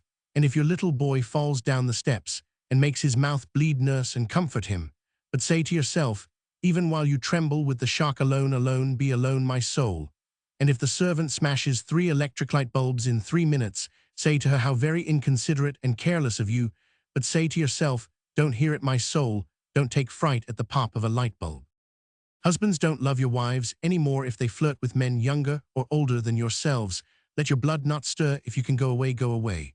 But if you must stay and see her, then say to her, I would rather you didn't flirt in my presence, Eleonora. Then, when she goes red and loosens torrents of indignation, don't answer any more. And when she floods into tears, say quietly in your own self, my soul is my own, and go away, be alone as much as possible. And when she works herself up and says she must have love or she will die, then say, not my love, however.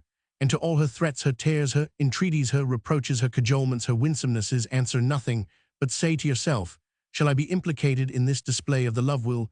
Shall I be blasted by this false lightning? And though you tremble in every fiber and feel sick, vomit sick, with the scene, still contain yourself, and say, my soul is my own. It shall not be violated. And learn the one and only lesson worth learning at last. Learn to walk in the sweetness of the possession of your own soul. And whether your wife weeps as she takes off her amber beads at night, or whether your neighbor in the train sits in your coat bottoms, or whether your superior in the office makes supercilious remarks, or your inferior is familiar and impudent, or whether you read in the newspaper that Lloyd George is performing another iniquity, or the Germans plotting another plot, say to yourself, my soul is my own, my soul is with myself and beyond implication. And wait quietly in possession of your own soul till you meet another man who has made the choice and kept it. Then you will know him by the look on his face, half a dangerous look, a look of Cain, and half a look of gathered beauty. Then you too will make the nucleus of a new society, ure bis bis.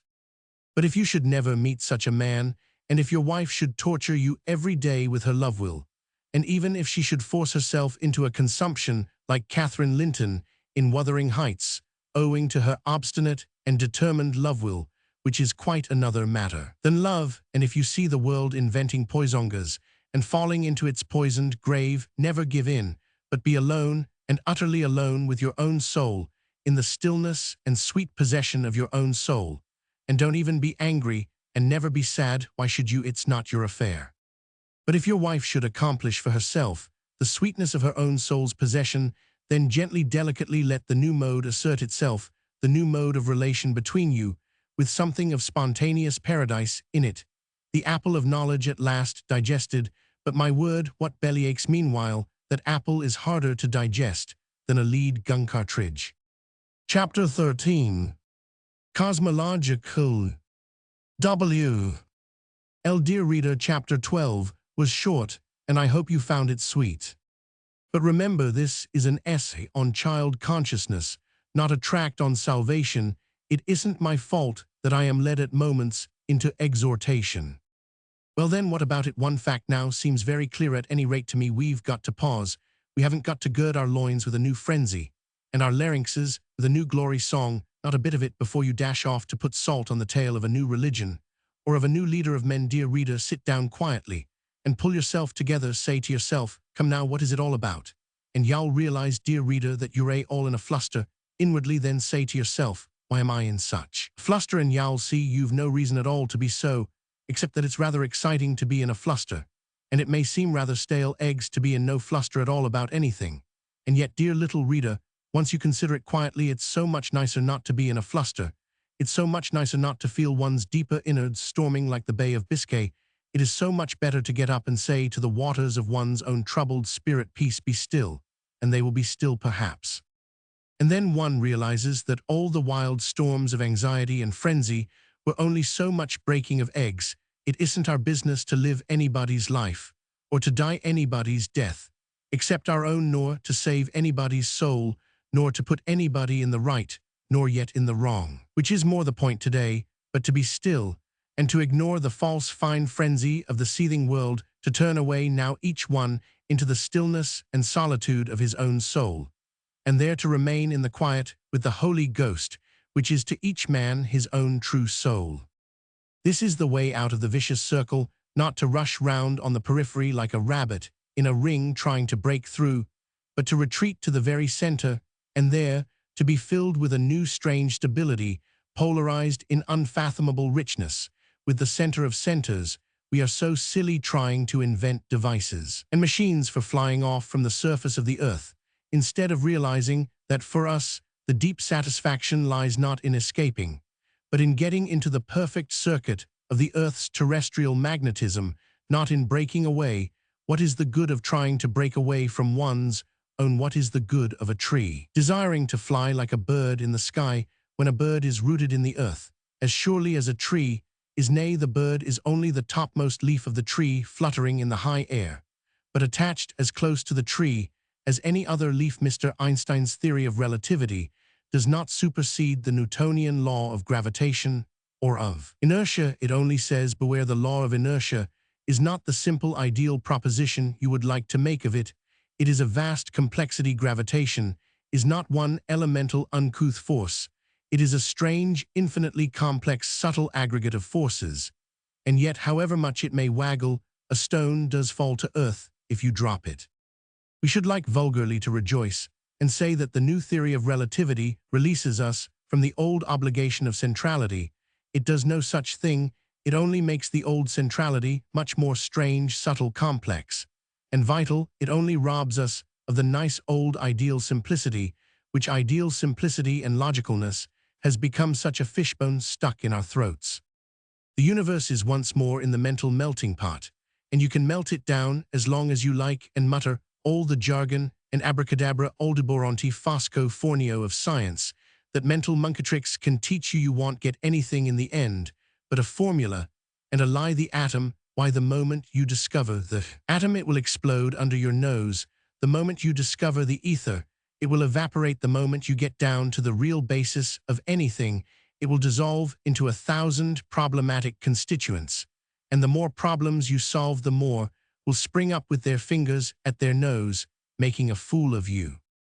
There is only one clue to the universe, and that is the individual soul within the individual being. That outer universe of suns and moons and atoms is a secondary affair. It is the death result of living individuals. There is a great polarity in life itself. Life itself is dual, and the duality is life and death is not just shadow or mystery. It is the negative reality of life. It is what we call matter and force, among other things. Life is individual, always was individual, and always will be. Life consists of living individuals, and always did so consist. In the beginning of everything, there never was any universe, any cosmos, of which the first reality was anything but living incorporate individuals. I don't say the individuals were exactly like you and me, and they were never wildly different. And therefore it is time for the idealist and the scientist. They are one and the same. Realito, stop his monkey jargon about the atom and the origin of life and the mechanical clue to the universe. There isn't any such thing. I might as well say, then they took the cart and rubbed it all over with grease. Then they sprayed it with white wine and spun round the right wheel 500 revolutions to the minute, and the left wheel in the opposite direction 777 revolutions to the minute. Then a burning torch was applied to each axle, and lo, the footboard of the cart began to swell, and suddenly, as the cart groaned and writhed, the horse was born, and lay panting between the shafts. The whole scientific theory of the universe is not worth such a tale that the cart conceived and gave birth to the horse. I do not believe 1/5 of what science can tell me about the sun. I do not believe for 1 second that the moon is a dead world spelched off from our globe. I do not believe that the stars came flying off from the sun like drops of water when you spin your wet hanky. I have believed it for 20 years because it seemed so ideally plausible. Now, I don't accept any ideal plausibilities at all. I look at the moon and the stars, and I know I don't believe anything that I am told about them, except that I like their names, Aldebaran and Cassiopeia, and so on. I have tried and even brought myself to believe in a clue to the outer universe, and in the process, I have swallowed such a lot of jargon that I would rather listen now to a Negro witch doctor than to science. There is nothing in the world that is true except empiric discoveries, which work in actual appliances. I know that the sun is hot, but I won't be told that the sun is a ball of blazing gas, which spins round and fizzes. No, thank you. At length, for my part, I know that life and life only is the clue to the universe, and that the living individual is the clue to life, and that it always was so and always will be so.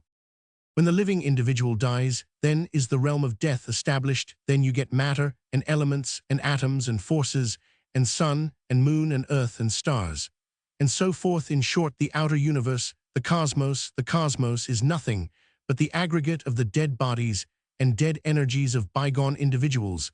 The dead bodies decompose, as we know, into earth, air, and water, heat, and radiant energy, and free electricity, and innumerable other scientific facts. The dead souls likewise decompose, or else they don't decompose. But if they do decompose, then it is not into any elements of matter and physical energy.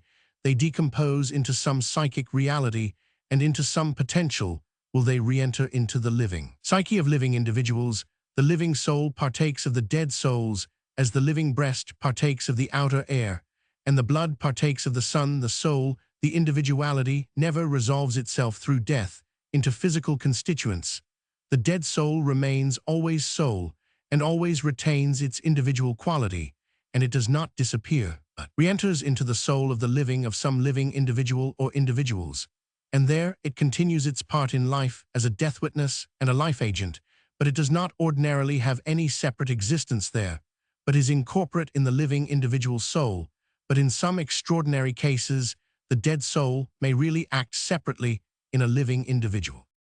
How this all is, and what are the laws of the relation between life and death, the living and the dead, I don't know, but that this relation exists, and exists in a manner, as I describe it for my own part, one know, and I am fully aware that once we direct our living attention this way, instead of to the absurdity of the atom, then we have a whole living universe of knowledge before us, the universe of life and death, of which we whose business it is to live, and to die know nothing, whilst concerning the universe of force and matter we pile up theories, and make staggering and disastrous discoveries of machinery and poisongas, all of which we were much better without. It is life we have to live by, not machines and ideals, and life means nothing else even but the spontaneous living soul, which is our central reality, the spontaneous living individual soul. This is the clue, and the only clue. All the rest is derived. How it is contrived that the individual soul in the living sways the very sun in its centrality, I do not know, but it is so. It is the peculiar dynamic polarity of the living soul in every weed or bug or beast, each one separately and individually polarized, with the great returning pole of the sun that maintains the sun alive. For I take it that the sun is the great sympathetic center of our inanimate universe. I take it that the sun breathes in the effluence of all that fades and dies across space, fly the innumerable vibrations, which are the basis of all matter. They fly breathed out from the dying and the dead, from all that which is passing away. Even in the living, these vibrations, these elements pass away across space, and are breathed back again. The sun itself is invisible as the soul. The sun itself is the soul of the inanimate universe, the aggregate clue to the substantial death, if we may call it so. The sun is the great active pole of the sympathetic death activity. To the sun fly the vibrations, or the molecules, in the great sympathy mode of death. And in the sun they are renewed, they turn again, as the great gift back again from the sympathetic death center towards life, towards the living. But it is not even the dead which really sustain the sun. It is the dynamic relation between the solar plexus of individuals and the sun's core, a perfect circuit. The sun is materially composed of all the effluence of the dead, but the quick of the sun is polarized with the living. The sun's quick is polarized in dynamic relation with the quick of life in all living things, that is, with the solar plexus. In mankind, a direct dynamic connection between my solar plexus and the sun. Likewise, as the sun is the great fiery vivifying pole of the inanimate universe, the moon is the other pole, cold and keen and vivifying, corresponding in some way to a voluntary pole. We live between the polarized circuit of sun and moon, and the moon is polarized with the lumbar ganglion. Primarily in man, sun and moon are dynamically polarized to our actual tissue. They affect this tissue all the time. The moon is, as it were, the pole of our particular terrestrial volition in the universe. What holds the earth swinging in space is first the great dynamic attraction to the sun, and then counterposing assertion of independent singleness, which is polarized in the moon. The moon is the clue to our Earth's individual identity in the wide universe. The moon is an immense magnetic center It is quite wrong to say she is a dead, snowy world with craters. And so on, I should say, she is composed of some very intense element, like phosphorus or radium, some element or elements, which have very powerful chemical and kinetic activity and magnetic activity affecting us through space. It is not the sun which we see in heaven, it is the rushing thither and the rushing thence of the vibrations expelled by death from the body of life, and returned back again to the body of life. Possibly even a dead soul makes its journey to the sun and back before we receive it again in our breast, just as the breath we breathe out flies to the sun and back before we breathe it in again, and as the water that evaporates rises right to the sun and returns here, what we see is the great golden rushing thither from the death exhalation towards the sun as a great cloud of bees flying to swarm upon the invisible queen circling round, and loosing again. This is what we see of the sun. The center is invisible forever. And of the moon, the same. The moon has her back to us, forever not her face, as we like to think. The moon also pulls the water, as the sun does, but not in evaporation. The moon pulls by the magnetic force we call gravitation. Gravitation, not being quite such a Newtonian simple apple as we are accustomed to find it, we are perhaps farther off from understanding the tides of the ocean than we were before the fruit of the tree fell to Sir Isaac's head. It is certainly not simple. Little things tumble towards big things. Gravitation in the moon's pull there is peculiar, quite special force exerted over those waterborne substances, phosphorus, salt, and lime. The dynamic energy of salt water is something quite different from that of fresh water, and it is this dynamic energy which the sea gives off, and which connects it with the moon, and the moon is some strange coagulation of substance such as salt, phosphorus, soda. It certainly isn't a snowy, cold world, like a world of our own gone cold nonsense. It is a globe of dynamic substance, like radium or phosphorus, coagulated upon a certain vivid pole of energy, which pole of energy is directly polarized with our Earth, in opposition with the sun. The moon is born from the death of individuals, all things in their wanting their unification into the pure universal oneness evaporate and fly like an imitation breath towards the sun. Even the crumbling rocks breathe themselves off in this rocky death to the sun of heaven during the day. But at the same time, during the night, they breathe themselves off to the moon. If we come to think of it, light and dark are a question both of the third body, the intervening body, what we will call, by stretching a point, the individual. As we all know, apart from the existence of molecules of individual matter, there is neither light nor dark. A universe utterly without matter, we don't know whether it is light or dark. Even the pure space between the sun and moon, the blue space, we don't know whether in itself it is light or dark. We can say it is light, we can say it is dark, but light and dark are terms which apply only to ourselves, the third, the intermediate, the substantial, the individual. If we come to think of it, light and dark only mean whether we have our face or our back towards the sun. If we have our face to the sun, then we establish the circuit of cosmic or universal or material or infinite sympathy. These four adjectives, cosmic, universal, material, and infinite, are almost interchangeable and apply, as we see, to that realm of the non-individual existence, which we call the realm of the substantial death. It is the universe which has resulted from the death of individuals, and to this universe alone belongs the quality of in 227 infinity. To the universe of death, living individuals have no infinity save in this relation to the total death substance, and death being the summed up cosmos. Light and dark, these great wonders are relative to us alone. These are two vast poles of the cosmic energy and of material existence. These are the vast poles of cosmic sympathy, which we call the sun, and the other white pole of cosmic volition, which we call the moon. To the sun belong the great forces of heat and radiant energy. To the moon belong the great forces of magnetism and electricity, radium energy.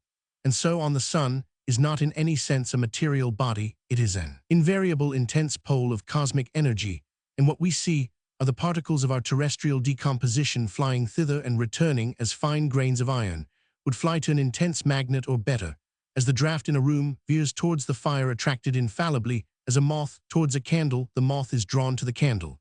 As the draught is drawn to the fire, in the absolute spell of the material polarity of fire and air escapes again hot and different from the fire, so is the sun. Fire, we say, is combustion. It is marvelous how science proceeds like witchcraft and alchemy, by means of an abracadabra, which has no earthly sense. Pray, what is combustion? You can try and answer scientifically, till you are black in the face. All you can say is that it is that which happens when matter is raised to a certain temperature, and so forth, and so forth. You might as well say a word is that which happens when I open my mouth and squeeze my larynx and make various tricks with my throat muscles. All these explanations are so senseless. They describe the apparatus and think they have described the event. Fire may be accompanied by combustion, but combustion is not necessarily accompanied by fire. All A is B, but all B is not A, and therefore fire, no matter how you jiggle, is not identical with combustion. Fire, I insist on the absolute word. You may say that fire is a sum of various phenomena. I say it isn't. You might as well tell me a fly is a sum of wings and 6 legs and 2 bulging eyes. It is the fly which has the wings and legs, and not the legs and wings which somehow nab the fly into the middle of themselves. A fly is not a sum of various things. A fly is a fly, and the items of the sum are still fly. So with fire is an absolute unity in it. 229 Self. It is a dynamic polar principle. Establish a certain polarity between the moon principle and the sun principle, between the positive and negative or sympathetic and volitional dynamism in any piece of matter, and you have fire. You have the sun phenomenon. It is the sudden flare into the one mode, the sun mode, the material sympathetic mode. Correspondingly, establish an opposite polarity between the sun principle and the water principle, and you have decomposition into water or towards watery dissolution. There are 2 sheer dynamic principles in our universe, the sun principle and the moon principle, and these principles are known to us in immediate contact as fire and water. The sun is not fire, but the principle of fire is the sun principle. That is, fire is the sudden swoop towards the sun of matter, which is suddenly sun-polarized. Fire is the sudden sun assertion, the release towards the one pole. Only it is the sudden revelation, the cosmic one polarity, one identity. But there is another pole, there is the moon, and there is another absolute and visible principle, the principle of water. The moon is not water, but it is the soul of water, the invisible clue to all the waters. So that we begin to realize our visible universe as a vast dual polarity between sun and moon, 2 vast poles in space, invisible in themselves, but visible owing to the circuit which swoops between them, round them, the circuit of the universe, established at the cosmic poles of the sun and moon. This, then, is the infinite, the positive infinite of the positive pole, the sun pole, negative infinite of the negative pole, the moon pole. And between the 2 infinites, all existence takes place. But wait, existence is truly a matter of propagation between the 2 infinites, but it needs a third presence. Sun principle and moon principle, embracing through the eons, could never by themselves propagate one molecule of matter. The hailstone needs a grain of dust for its core. So does the universe. Midway between the 2 cosmic infinites lies the third, which is more than infinite. This is the Holy Ghost life, individual life. It is so easy to imagine that between them, the 2 infinites of the cosmos propagated life, but one single moment of pause and silence, one single moment of gathering the whole soul into knowledge, will tell us that it is a falsity. It was the living individual soul, which dying flung into space the 2 wings of the infinite, the 2 poles of the sun and the moon. The sun and the moon are the 2 eternal death results of the death of individuals. Matter, all matter, is the life-born, and what we know as inert matter, this is only the result of death in individuals. It is the dead bodies of individuals decomposed and resmelted between the hammer and anvil, fire and sand of the sun and the moon. When time began, the first individual died. The poles of the sun and moon were flung into space, and between the 2, in a strange chaos and battle, the dead body was torn and melted and smelted and rolled beneath the feet of the living. So the world was formed always under the feet of the living. And so we have a clue to gravitation. We, mankind, are all one family. In our individual bodies burns the positive quick of all things, but beneath our feet, in our own earth, lies the intense center of our human individual death. Our grave, the earth, has one center to which we are all polarized. The circuit of our life is balanced on the living soul within us as the positive center, and on the earth's dark center, the center of our abiding and eternal and substantial death, our great negative center. Away below this is the circuit of our immediate individual existence. We stand upon our own grave, with our death, fire the sun on our right hand, and our death damp the moon on our left. The Earth center is no accident, it is the great individual pole of us, who die. It is the center of the first dead body, it is the first germ cell of death, which germ cell threw out the great nuclei of the sun, and the moon to this center of our Earth. We as humans are eternally polarized, as are our trees. Inevitably we fall to Earth, and the clue of us sinks to the Earth's center, the clue of our death, of our weight, and the Earth flings us out as wings to the sun and moon, or as the death germ dividing into two nuclei, so from the Earth our radiance is flung to the sun, our marshfire to the moon. When we die, we fall into the Earth, but our rising was not from the Earth, we rose from the earthless quick, the unfading life, and Earth, sun, and moon are born only of our death, but it is only their polarized dynamic connection with us who live which sustains them all in their place, and maintains them all in their own activities. The inanimate universe rests absolutely on the life circuit of living creatures, is built upon the arch, which spans the duality of living beings. Chapter 14. Sleep and Dreams. T. His is going rather far for a book, nay, a bookletin, the child consciousness, but it can't be helped, child consciousness it is, and we have to roll away the stone of a scientific cosmos from the tomb of that imprisoned consciousness. Now, dear reader, let us see where we are. First of all, we are ourselves, which is the refrain of all my chants. We are ourselves, we are living individuals, and as living individuals, we are the one pure clue to our own cosmos, to which cosmos living individuals have always been the clue since time began, and will always be the clue while time lasts. I know it is not so fireworky as the sudden evolving of life somewhere, somewhen, and somehow out of force and matter, with a pop. But that pop never popped, dear reader, the boot was on the other leg, and I wish I could mix a few more metaphors like pops and legs and boots just to annoy you. Life never evolved or evoluted out of force and matter, dear reader. There is no such thing as evolution anyhow, there is only development. Man was man in the very first plasm speck, which was his own individual origin, and is still his own individual origin. As for the origin, I don't know much about it. I only know there is but one origin, and that is the individual soul. The individual soul originated everything, and has itself no origin, so that time is a matter of living experience, nothing else, and eternity is just a mental trick. Of course, every living speck, amoeba or newt, has its own individual soul. And we sit on our own globe, dear reader, here, individually located. Our own individual being is our own single reality, but the single reality of the individual being is dynamically and directly polarized to the Earth center, which is the aggregate negative center of all terrestrial existence, in short, the center, which in life we thrust away from, and towards which we fall in death. For our individual existence being positive, we must have a negative pole to thrust away from, and when our positive individual existence breaks, and we fall into death, our wonderful individual gravitation center succumbs to the Earth's gravitation center.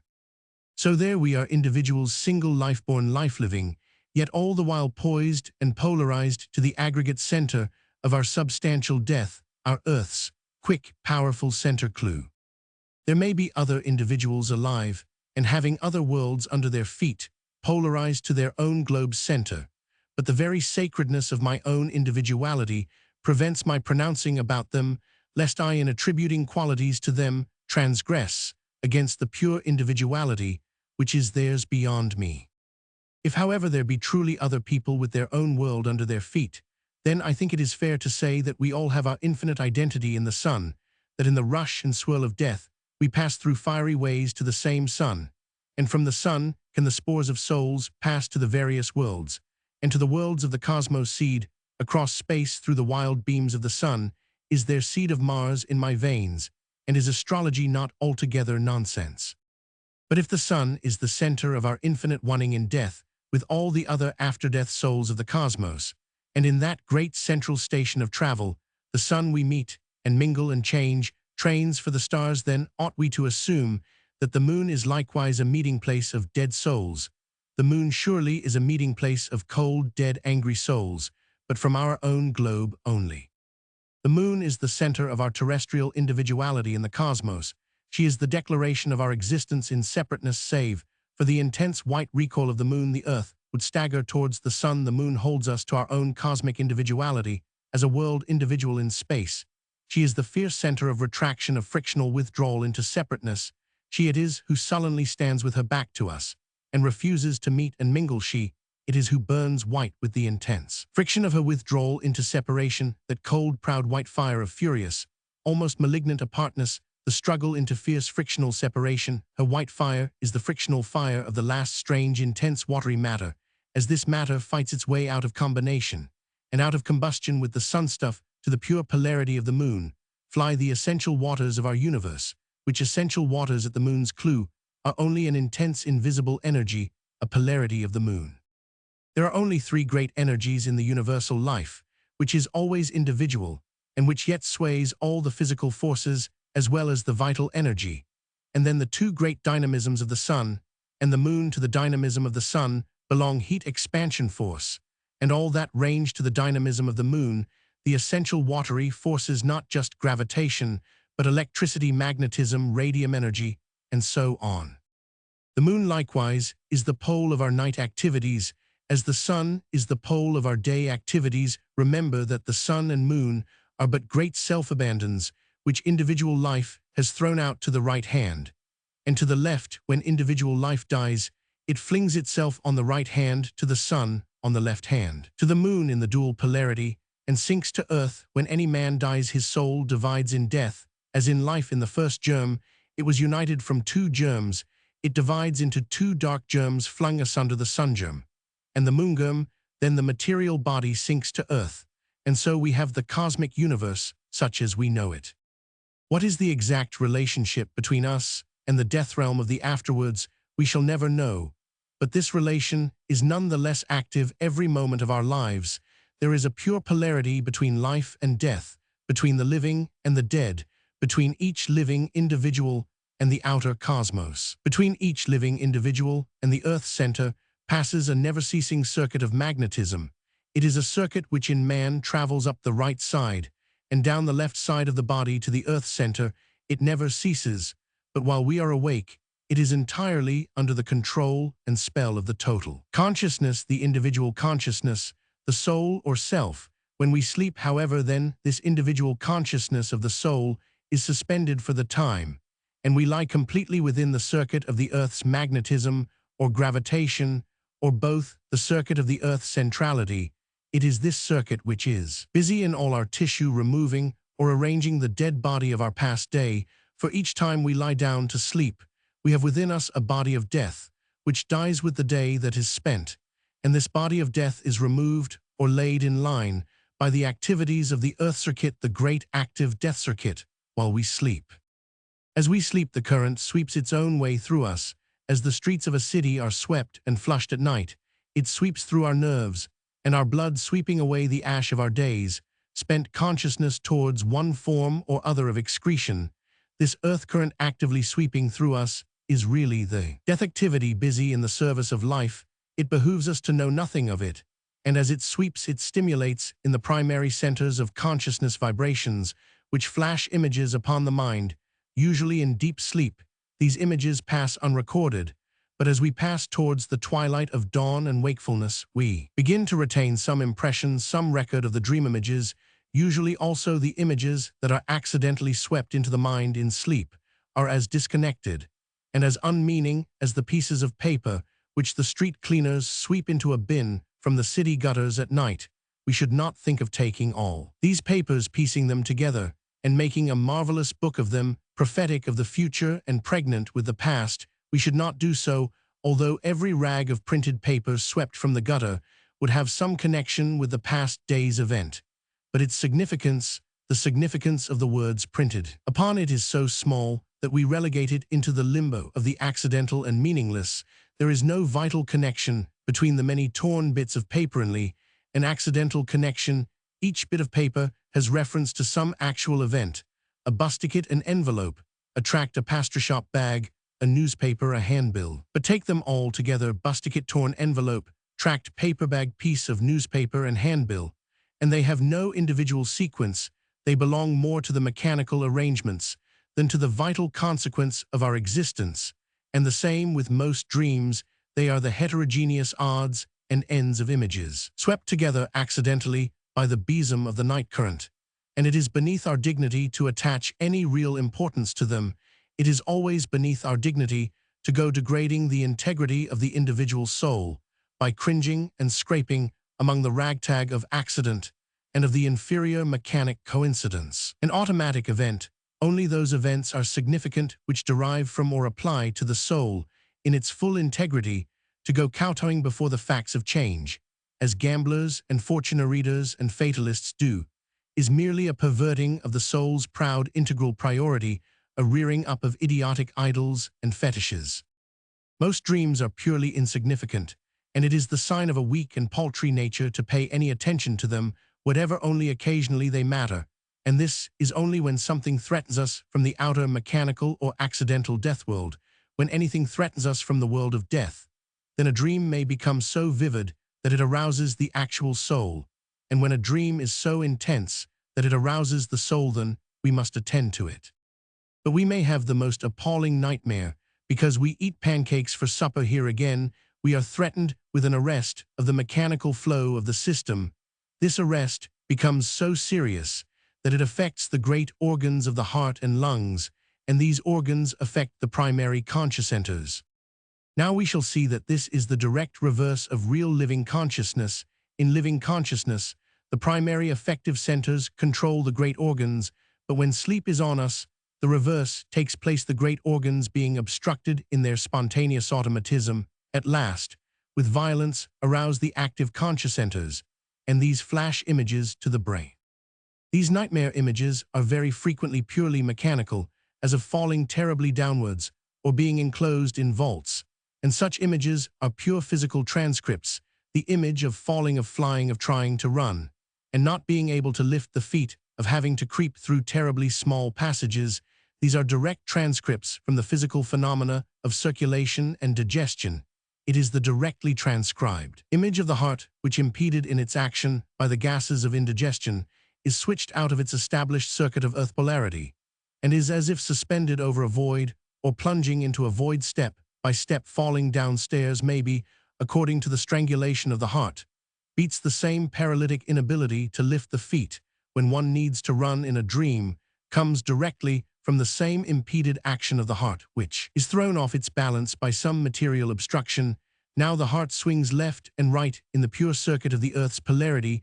Hinder this swing, force the heart over to the left by inflation of gas from the stomach, or by dead pressure upon the blood and nerves from any obstruction, and you get the sensation of being unable to lift the feet from earth, a gasping sensation, or force the heart to overbalance towards the right, and you get the sensation of flying or of falling. The heart telegraphs its distress to the mind, and wakes us. The wakeful soul at once begins to deal with the obstruction which was too much for the mechanical night circuits. The same holds good of dreams of imprisonment, or of creeping through narrow passages. They are direct transfers from the squeezing of the blood through constricted arteries or heart chambers. Most dreams are stimulated from the blood into the nerves, and the nervous centers, and the heart is the transmission station, for the blood has a unity and a consciousness of its own. It has a deeper elemental consciousness of the mechanical or material world in the blood. We have the body of our most elemental consciousness, our almost material consciousness, and during sleep, this material consciousness transfers itself into the nerves, and to the brain. The transfer in wakefulness results in a feeling of pain or discomfort, as when we have indigestion, which is pure blood discomfort. But in sleep, the transfer is made through the dream images, which are mechanical phenomena like mirages. Nightmares which have purely mechanical images may terrify us, give us a great shock, but the shock does not enter our souls. We are surprised in the morning to find that the bristling horror of the night seems now just nothing, dwindled to nothing, and this is because what was a purely material obstruction in the physical flow, temporary only, is indeed a nothingness to the living integral soul. We are subject to such accidents if we will eat pancakes for supper, and that is the end of it. But there are other dreams which linger and haunt the soul. These are true soul dreams. As we know, life consists of reactions and interrelations from the great centers of primary consciousness, I may start a chain of connection from one center, which inevitably stimulates into activity the corresponding center. For example, I may develop a profound and passionate love for my mother in my days of adolescence. This starts willy-nilly the whole activity of adult love at the lower centers, but admission is made only of the upper spiritual love, the love dynamically polarized at the upper centers. Nevertheless, whether the admission is made or not, once establish the circuit in the upper or spiritual centers of adult love, and you will get a corresponding activity in the lower passional centers of adult love. The activity at the lower center, however, is denied in the daytime. There is a repression, then the friction of the night flow liberates the repressed psychic activity explosively, and then the image of the mother figures in passionate, disturbing, soul-rending dreams. The Freudians point to this as evidence of a repressed incest desire. The Freudians are too simple.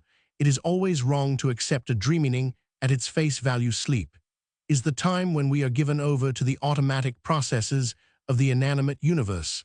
Let us not forget this: dreams are automatic in their nature. The psyche possesses remarkably few dynamic images. In the case of the boy who dreams of his mother, we have the aroused but unattached sex plunging in sleep, causing a sort of obstruction. We have the image of the mother, the dynamic emotional image, and the automatism of the dream process immediately unites the sex sensation to the great stock image and produces an incest dream. But does this prove a repressed incest desire? On the contrary.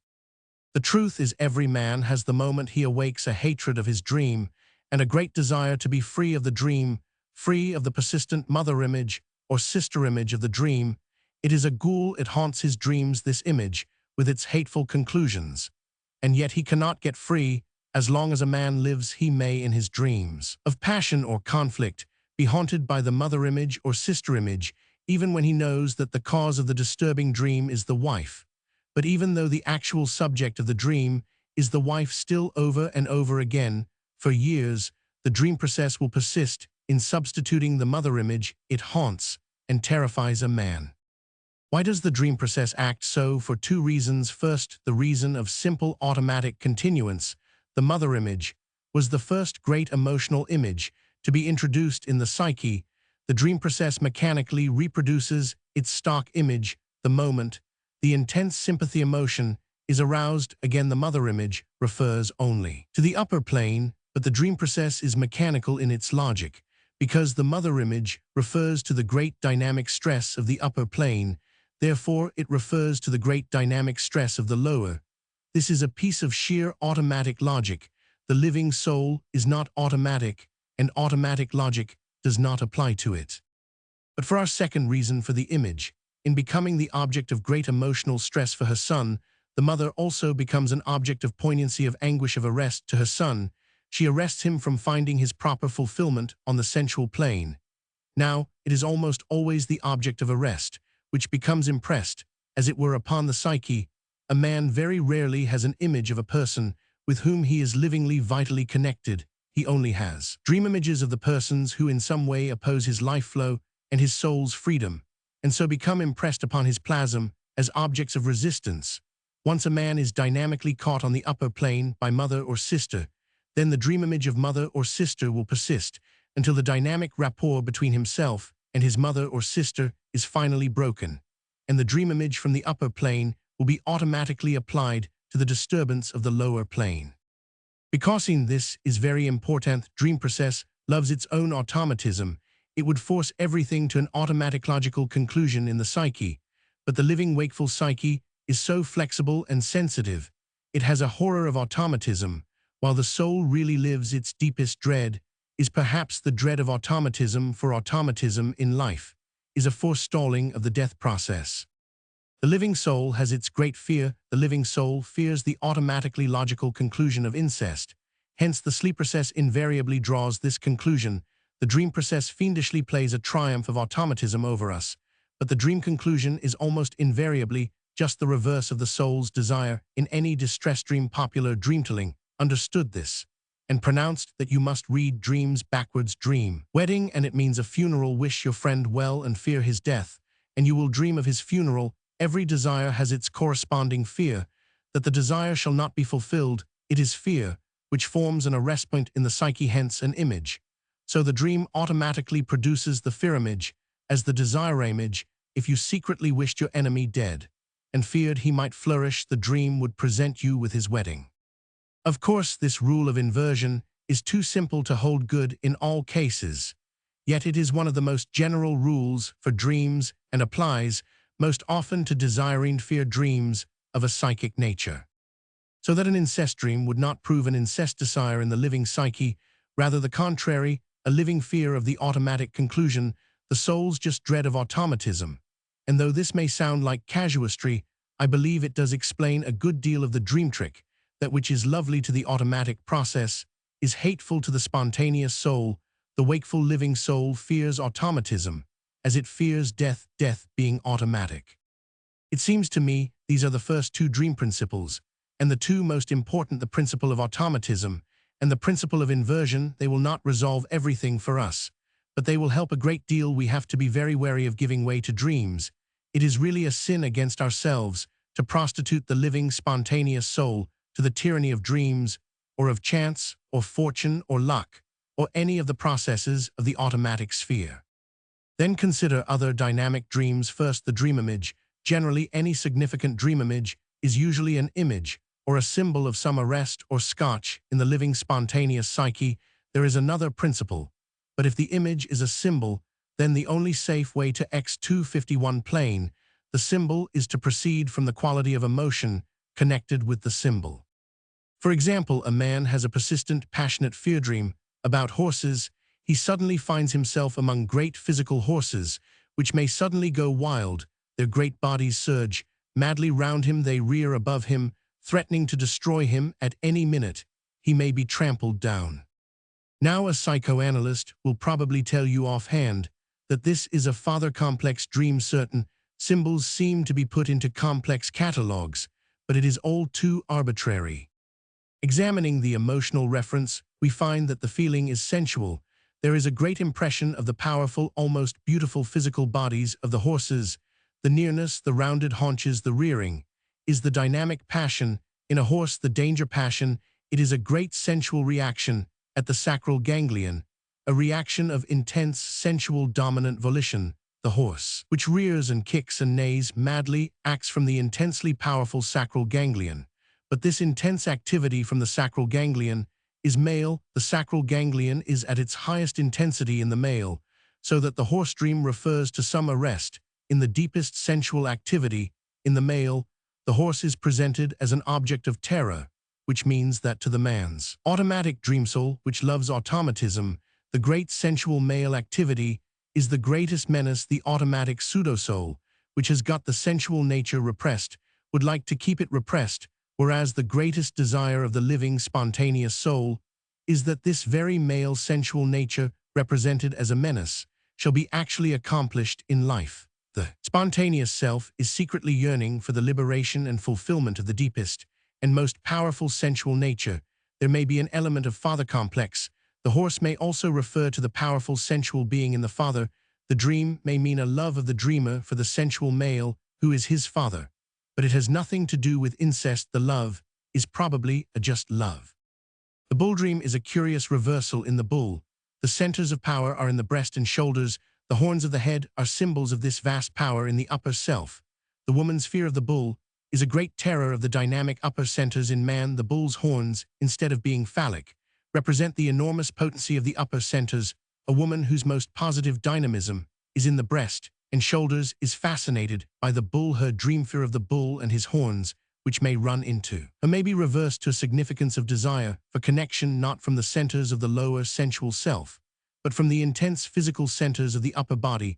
The phallus polarized from the upper centers and directed towards the great breast center of the woman. Her wakeful fear is terror of the great breast and her upper rage and power of man, which may pierce her defenseless lower self. The terror and the desire are near Togtherand, go with an admiration of the slender abstracted bull loins. Other dream fears or strong dream impressions may be almost imageless. They may be a great terror, for example, of a purely geometric figure, a figure from pure geometry, or an example of pure mathematics, or they may have no image, but only a sensation of smell, or of color, or of sound. These are the dream fears of the soul, which is falling out of human integrity into the purely mechanical mode. If we idealize ourselves sufficiently, the spontaneous centers do at last work only or almost only in the mechanical mode. They have no dynamic relation with another being. They cannot have their whole power of dynamic relationship is quenched. They act now in reference purely to the mechanical world of force and matter, sensation and law, so that in dream activity sensation or abstract law or calculation occurs as the predominant or exclusive image in the dream. There may be a sensation of admiration or delight. The waking sensation is fear, because the soul fears above all things its fall from individual integrity into the mechanic activity of the outer world, which is the automatic death world. And this is our danger today. We tend, through deliberate idealism or deliberate material purpose, to destroy the soul in its first nature of spontaneous integral being, and to substitute the second nature, the automatic nature of the mechanical universe. For this purpose, we stay up late at night, and we rise late in the morning. To stay up late into the night is always bad. Let us be as ideal as we may. When the sun goes down, the natural mode of life changes. In us, the mind changes its activity as the soul gradually goes passive before yielding up its sway. The mind falls into its second phase of activity. It collects the results of the spent day into consciousness, lays down the honey of quiet thought, or the bittersweet honey of the gathered flower. It is the consciousness of that which is past. Evening is our time to read history and tragedy and romancing, of which are the utterance of that which is past, that which is over, that which is finished, is concluded, either sweetly concluded or bitterly. Evening is the time for this. But evening is the time also for revelry, for drink, for passion. Alcohol enters the blood and acts as the sun's rays act. It inflames into life, it liberates into energy and consciousness.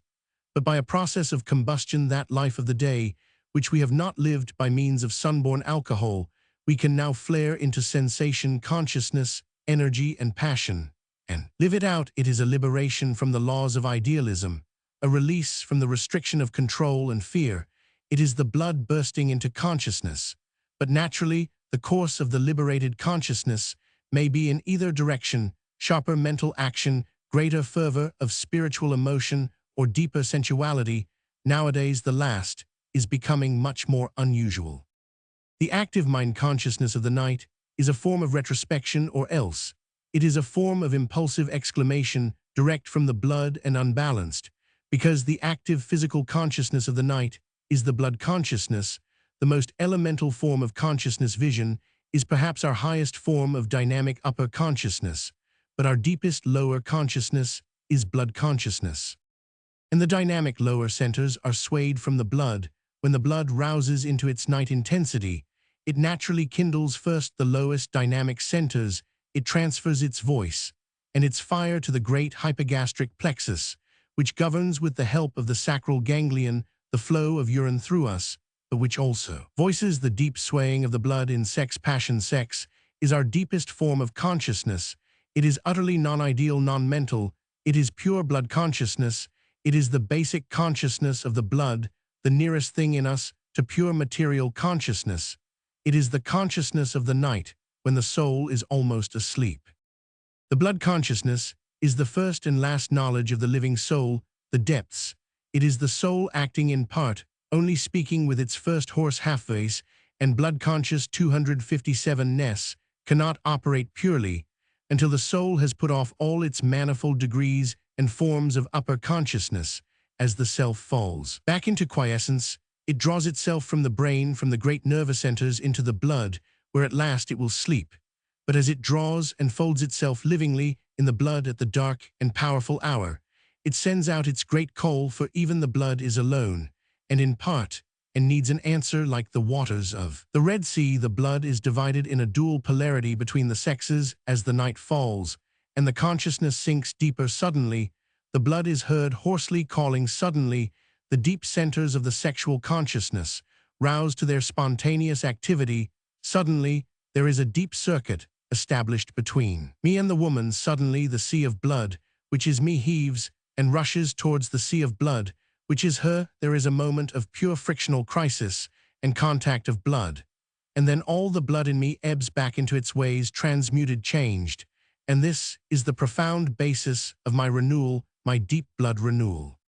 And this has nothing to do with pretty faces or white skin or rosy breasts or any of the rest of the trappings of sexual love. These trappings belong to the day. Neither eyes, nor hands, nor mouth have anything to do with the final massive and dark collision of the blood in the sex crisis, when the strange flash of electric transmutation passes through the blood of the man and the blood of the woman. They fall apart and sleep in their transmutation. But even in its profoundest and most elemental movements, the soul is still individual. Even in its most material consciousness, it is still integral and individual. You would think the great bloodstream of mankind was one and homogeneous, and it is indeed more nearly one, more near to homogeneity than anything else within us. The bloodstream of mankind is almost homogeneous. But it isn't homogeneous in the first place. It is dual in a perfect dark dynamic polarity, the sexual polarity. No getting away from the fact that the blood of woman is dynamically polarized in opposition or indifference to the blood of man. The crisis of their contact in sex connection is the moment of establishment of a new flashing circuit throughout the whole sea, the dark burning red waters of our underworld rocking in a new dynamic rhythm in each of us.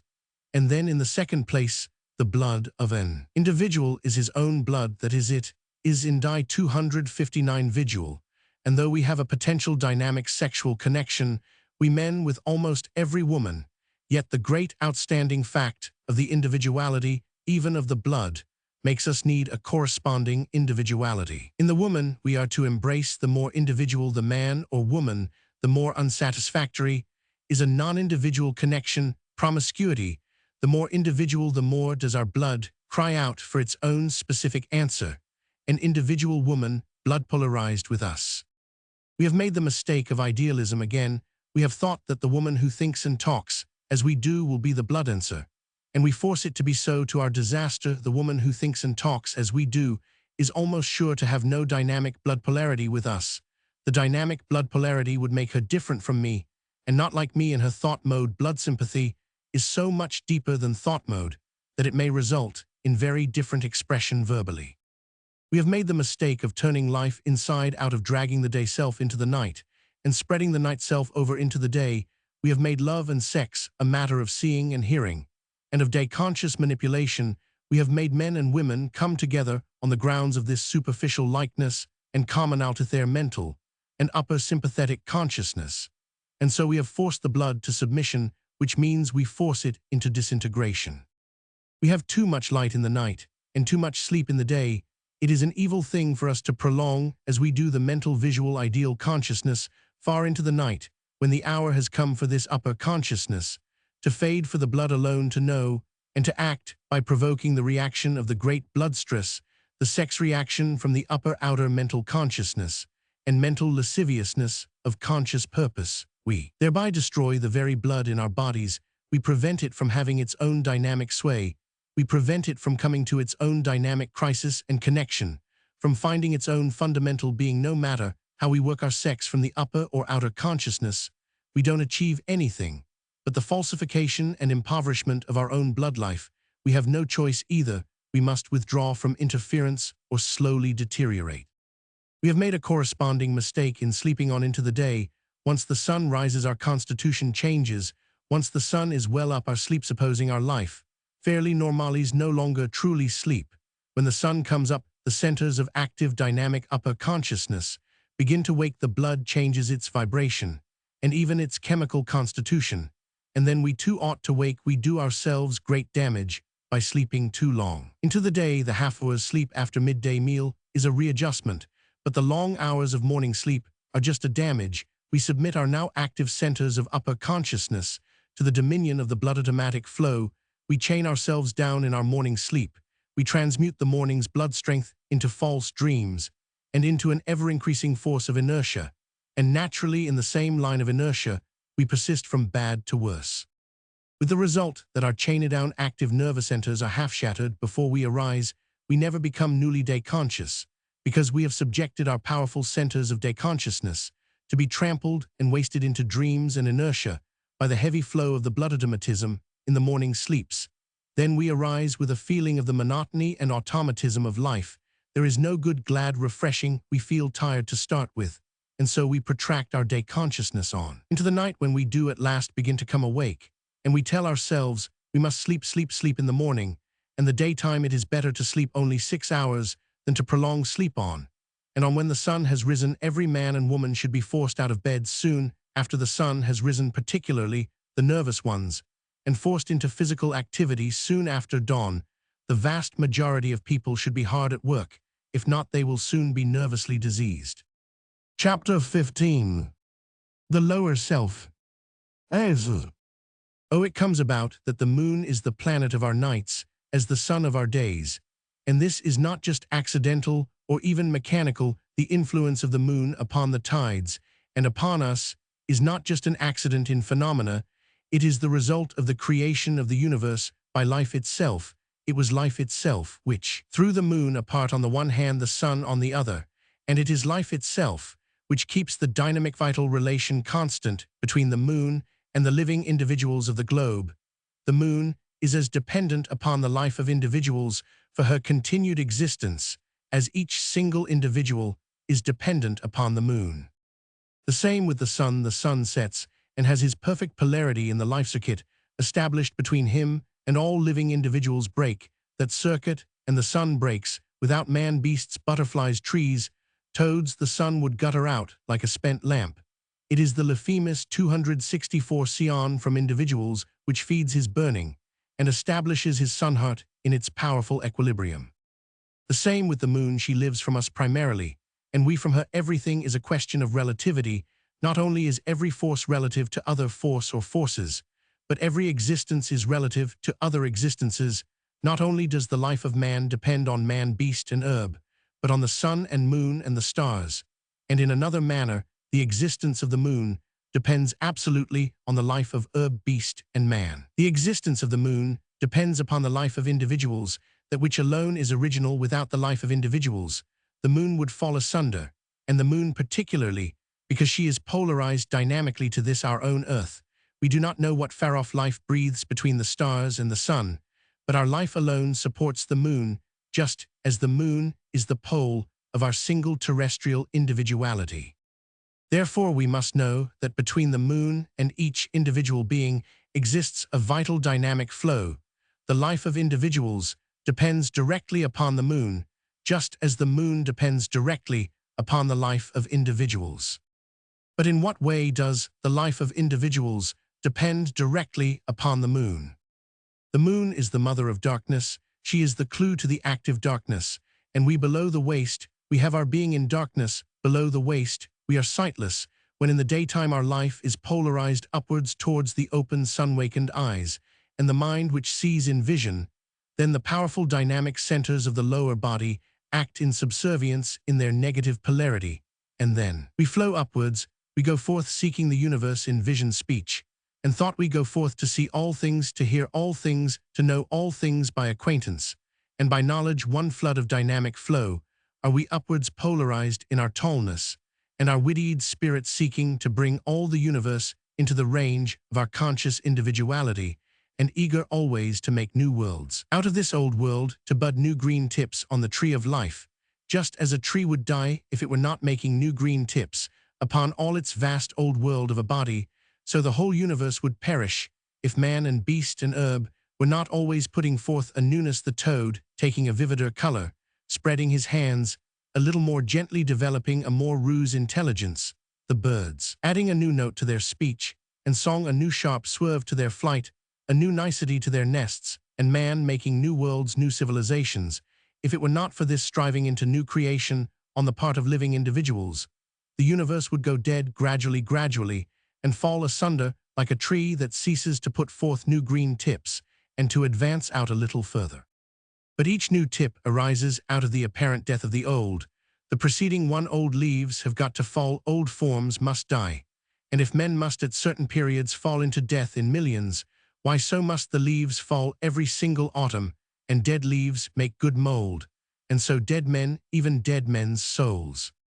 So if death has to be the goal for a great number, then let it be so. If America must invent this poisongas, let her. When death is our goal of goals, we shall invent the means of death. Let our professions of benevolence be what they will.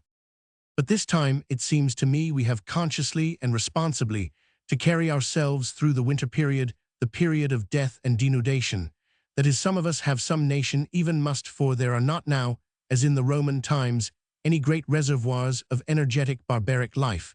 Goths, Gauls, Germans, Slavs, Tartars, the world is very full of people, but all fixed in civilizations of their own, and they all have all our vices, all our mechanisms, and all our means of destruction. This time, the leading civilization cannot die out as Greece, Rome, Persia died. It must suffer a great collapse maybe, but it must carry through all the collapse, the living clue to the next civilization. It's no good thinking we can leave it to China or Japan or India or Africani of the great swarms. And here we are, we don't look much like carrying through to a new era. What have we got that will carry through the latest craze?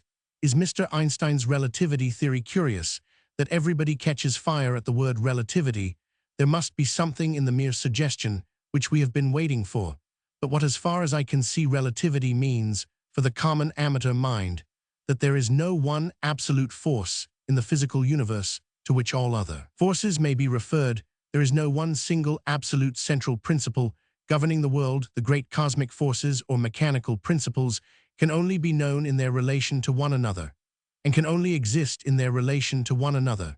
But, says Einstein, this relation between the mechanical forces is constant and may be expressed by a mathematical formula, which mathematical formula may be used to equate all mechanical forces of the universe. I hope that is not scientifically all wrong. It is what I understand of the Einstein theory. What I doubt is the equation formula. It seems to me also that the velocity of light through space is the deus ex machina in Einstein's physics. Somebody will someday put salt on the tail of light as it travels through space, and then its simple velocity will split up into something complex, and the relativity formula will fall to bits. But I'm a confirmed outsider, so I'll hold my tongue. All I know is that people have got the word relativity into their heads, and catchwords always refer to some latent idea or conception in the popular mind. It has taken a Jew to knock the last centerpin out of our ideally spinning universe. The Jewish intelligence for centuries has been picking holes in our ideal system. Scientific and sociological, very good thing for us now. Mr. Einstein, we are glad to say, has pulled out the very axle pin. At least that is how the vulgar mind understands it. The equation formula doesn't count, so now the Uni 269 verse, according to the popular mind, can wobble about without being pinned down. Really an anarchical conclusion. But the Jewish mind insidiously drives us to anarchical conclusions. We are glad to be driven from false automatic fixities anyhow, and once we are driven right on to nihilism, we may find a way through. So there is nothing absolute left in the universe, nothing. Lord Haldane says pure knowledge is absolute as far as it goes, no doubt, but pure knowledge is only such a tiny bit of the universe, and always relative to the thing known and to the knower. I feel inclined to relativity myself. I think there is no one absolute principle in the universe. I think everything is relative, but I also feel most strongly that in itself, each individual living creature is absolute in its own being, and that all things in the universe are just relative to the individual living creature, and that individual living creatures are relative to each other. And what about a goal? There is no final goal, but every step taken has its own little relative goal. So what about the next step? Well, first and foremost, that every individual creature shall come to its own particular, and in 270 individual fullness of being very nice, very pretty, but how well through a living dynamic relation to other creatures. Very nice, again pretty little adjectives.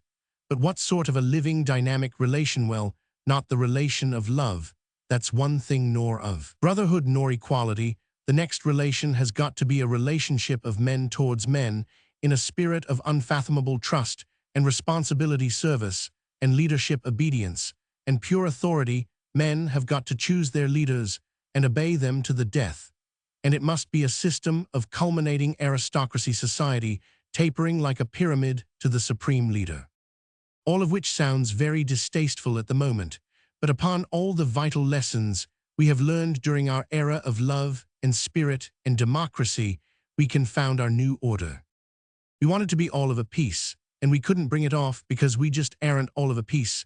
We wanted first to have nothing but nice daytime selves, awfully nice and kind and refined. But it didn't work, because whether we want it or not, we've got nighttime selves, and the most spiritual woman ever born or made has to perform her natural functions just like anybody else. We must always keep in line with this fact. Well, then we have nighttime selves, and the night self is the very basis of the dynamic self, the blood consciousness, and the blood passion is the very source and origin of us, not that we can stay at the source, nor even make a goal of the source, as Freud does. The business of living is to travel away from the source. But you must start every single day fresh from the source. You must rise every day afresh out of the dark sea of the blood. When you go to sleep at night, you have to say, "Here dies the man I am, and know myself to be." And when you rise in the morning, you have to say, "Here rises an unknown quantity, which is still myself." The self which rises naked every morning out of the dark sleep of the passionate horsely-calling blood. This is the unit for the next society, and the polarizing of the passionate blood in the individual towards life and towards leader. This must be the dynamic of the next civilization, the intense passionate yearning of the soul towards the soul of a stronger, greater individual. And the passionate blood belief in the fulfillment of this yearning will give men the next motive for life. We have to sink back into the darkness and the elemental consciousness of the blood, and from this rise again, but there is no rising until the bath of darkness and extinction is accomplished. As social units, as civilized men, we have to do what we do as physical organisms every day. The sun sets from the sky and darkness falls. And every day when this happens, the tide of life turns in us. Instead of flowing upwards and outwards towards mental consciousness and activity, it turns back to flow downwards, downwards, towards the digestion processes, downwards further to the great sexual conjunctions, downwards to sleep. This is the soul now retreating back from the outer life of day back to the origins, and so it stays its hour at the first great sensual stations, the solar plexus and the lumbar ganglion. But the tide ebbs on down to the immense, almost inhuman passionate darkness of sex, the strange and moonlike intensity of the hypogastric plexus, and the sacral ganglion, then deeper, past the last great station of the darkest psyche, down to the earth's center. Then we sleep. And the moon is the tide turner. The moon is the great cosmic pole which calls us back out of our day self, back through the moonlit darknesses of the sensual plains. To sleep, it is the moon that sways the blood and sways us back into the extinction of the blood, and as the soul retreats back into the sea of its own darkness, the mind stage by stage enjoys the mental consciousness that belongs to this retreat back into the sensual deeps, and then it goes extinguished. There is sleep. And so we resolve back towards our elementals. We dissolve back out of the upper consciousness, out of mind and sight, and speech, back down into the deep and massive swaying consciousness of the dark living blood. At the last hour of sex, I am no more than a powerful wave of mounting blood, which seeks to surge and join with the answering sea in the other individual. When the sea of individual blood, which I am at that hour, heaves and finds its pure contact with the sea of individual blood, which is the woman at that hour, then each of us enters into the wholeness of our deeper infinitude, our profound fullness of being in the ocean of our oneness and our consciousness. This is under the spell of the moon of sea-born Aphrodite, mother and bitter goddess, for I am carried away from my sunny day self into this other tremendous self, where knowledge will not save me, but where I must obey as the sea obeys the tides. Yet however much I go, I know that I am all the while myself in my going. This then is the duality of my day and my night, being a duality so bitter to an adolescent, for the adolescent thinks with shame and terror of his night. He would wish to have no night self, but it is Moloch, and he cannot escape it. The tree is born of its roots and its leaves, and we of our days and our nights. Without the night consummation, we are trees without roots. And the night consummation takes place under the spell of the moon. It is one pure motion of meeting and wanting, but even so it is a circuit, not a straight line, one pure motion of meeting and wanting, until the flash breaks forth when the two are one. And this flashing moment of the ignition of two seas of blood, this is the moment of begetting, but the begetting of a child is less than the begetting of the man, and the woman is begotten of man at that moment into her greater self, and man is begotten of woman. This is the main, and that which cannot be fulfilled, perfected in the two, individ 275 joules, that which cannot take fire into individual life. This trickles down, and is the seed of a new life, destined ultimately to fulfill that which the parents could not fulfill, so it is forever. Sex, then, is a polarization of the individual blood in man towards the individual blood in woman. It is more also, but in its prime functional reality, it is this, and sex union means bringing into connection the dynamic poles of sex in man and woman. In sex, we have our basic, most elemental being. Here, we have our most elemental contact. It is from the hypogastric plexus and the sacral ganglion that the dark forces of manhood and womanhood sparkle. From the dark plexus of sympathy run out the acute, intense, sympathetic vibrations direct to the corresponding pole, or so it should be in genuine, passionate love. There is no mental interference. There is even no interference of the upper centers. Love is supposed to be blind, though modern love wears strong spectacles. But love is really blind, without sight or scent or hearing. The powerful magnetic current vibrates from the hypogastric plexus in the female, vibrating onto the air like some intense wireless message, and there is immediate re-276 response from the sacral ganglion in some male, and then sight and day consciousness begin to fade in the lower animals. Apparently, any male can receive the vibration of any female, and if need be even across long distances of space. But the higher the development, the more individual the attunement. Every wireless station can only receive those messages which are in its own vibration chi.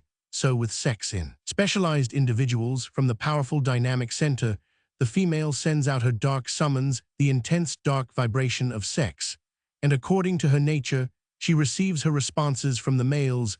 The male enters the magnetic field of the female. He vibrates helplessly in response. There is established at once dynamic circuit, more or less powerful. It would seem as if while ever life remains free and wild and independent, the sex circuit, while it lasts, is omnipotent. There is one electric flow, which encompasses one male and one female, or one male and one particular group of females, all polarized in the same key of vibration. This circuit of vital sex magnetism, at first loose and wide, gradually closes and becomes more powerful, contracts, and grows more intense, until the two individuals arrive into con 277 tact. And even then the pulse and flow of attraction and recoil varies in free wild life. Each touch brings about an intense recoil, and each recoil causes an intense sympathetic attraction. So goes on the strange battle of desire until the consummation is reached. It is the precise parallel of what happens in a thunderstorm when the dynamic forces of the moon and the sun come into collision. The result is threefold: first, the electric flash, then the birth of pure water, new water. So it is in sex relation. There is a threefold result: first, the flash of pure sensation and of real electricity, then there is the birth of an entirely new state of blood in each partner, and then there is the liberation. But the main thing, as in the thunderstorm, is the absolute renewal of the atmosphere. In this case, the blood, it would no doubt be found that the electrodynamic condition of the white and red corpuscles of the blood was quite different after sex union, and that the chemical composition of the fluid of the blood was quite changed. And in this renewal lies the great magic of sex. The life of an individual goes on apparently the same from day to day, but as a matter of fact, there is an inevitable electric accumulation in the nerves, and the blood an accumulation which weighs there and broods there with intolerable pressure, and the only possible means of relief and renewal is in pure passional interchange. There is, and must be, a pure passional interchange from the upper self, as when men unite in some great creative or religious or constructive activity, or as when they fight each other to the death. The great goal of creative or constructive activity, or of heroic victory in fight, must always be the goal of the daytime self, but the very possibility of such a goal arises out of the vivid dynamism of the conscious blood, and the blood in an individual finds its great renewal in a perfected sex circuit. A perfected sex circuit and a successful sex union, and there can be no successful sex union unless the greater hope of purposive constructive activity fires the soul of the man all the time, or the hope of passionate purposive destructive activity. The two amount religiously to the same thing within the individual sex. As an end in itself is a disaster, a vice, but an ideal purpose, which has no roots in the deep sea of passionate sex, is a greater disaster still. And now we have only these two things: sex as a fatal goal, which is the essential theme of modern tragedy, or ideal purpose, as a deadly parasite. Sex passion, as a goal in itself, always leads to tragedy. There must be the great purposive inspiration always present, but the automatic ideal purpose is not even a tragedy, it is a slow humiliation and sterility. The great thing is to keep the sexes pure, and by pure, we don't mean an ideal sterile innocence and similarity between boy and girl. We mean pure maleness in a man, pure femaleness in a woman. Woman is really polarized downwards, towards the center of the earth. Her deep positivity is in the downward flow. The moonpool, and man is polarized upwards towards the sun. And the day's activity, women and men, are dynamically different in everything, even in the mind, where we seem to meet. We are really utter strangers. We may speak the same verbal language. Men and women, as Turk and German, might both speak Latin, but whatever a man says, his meaning is something quite different and changed when it passes through a woman's ears. And though you reverse the sexual polarity, the flow between the sexes, still the difference is the same. The apparent mutual understanding in companionship between a man and a woman is always an illusion, and always breaks down in the end. Woman can polarize her consciousness upwards. She can obtain a hand even over her sex receptivity. She can divert even the electric spasm of coition into her upper consciousness. It was the trick which the snake and the apple between them taught her. The snake, whose consciousness is only dynamic and non-cerebral; the snake, who has no mental life, but only an intensely vivid dynamic mind. He envied the human race its mental consciousness, and he knew, this intensely wise snake, that the one way to make humanity pay more than the price of mental consciousness was to pervert woman into mentality, to stimulate her into the upper flow of consciousness. For the true polarity of consciousness in woman is downwards. Her deepest consciousness is in the loins and belly. Even when perverted, it is so. The great flow of female consciousness is downwards, down to the weight of the loins, and round the circuit of the feet. Pervert this, and make a false flow upwards to the breast and head, and you get a race of intelligent women, delightful companions, tricky courtesans, clever prostitutes, noble idealists, devoted friends in 281, interesting mistresses, efficient workers, brilliant managers, women as good as men at all the manly tricks, and better, because they are so very headlong once they go in for men's tricks. But then, after a while, pop, it all goes, the moment woman has got man's ideals and tricks drilled into her. The moment she is competent in the manly world, there's an end of it. She's had enough. She's had more than enough. She hates the thing she has embraced. She becomes absolutely perverse, and her one end is to prostitute herself and her ideals to sex, which is her business at the present moment. We bruise the serpent's head, his flat and brainless head, but his revenge of bruising our heel is a good one. The heels through which the powerful downward circuit flows, these are bruised in us, numbed with a horrible neurotic numbness.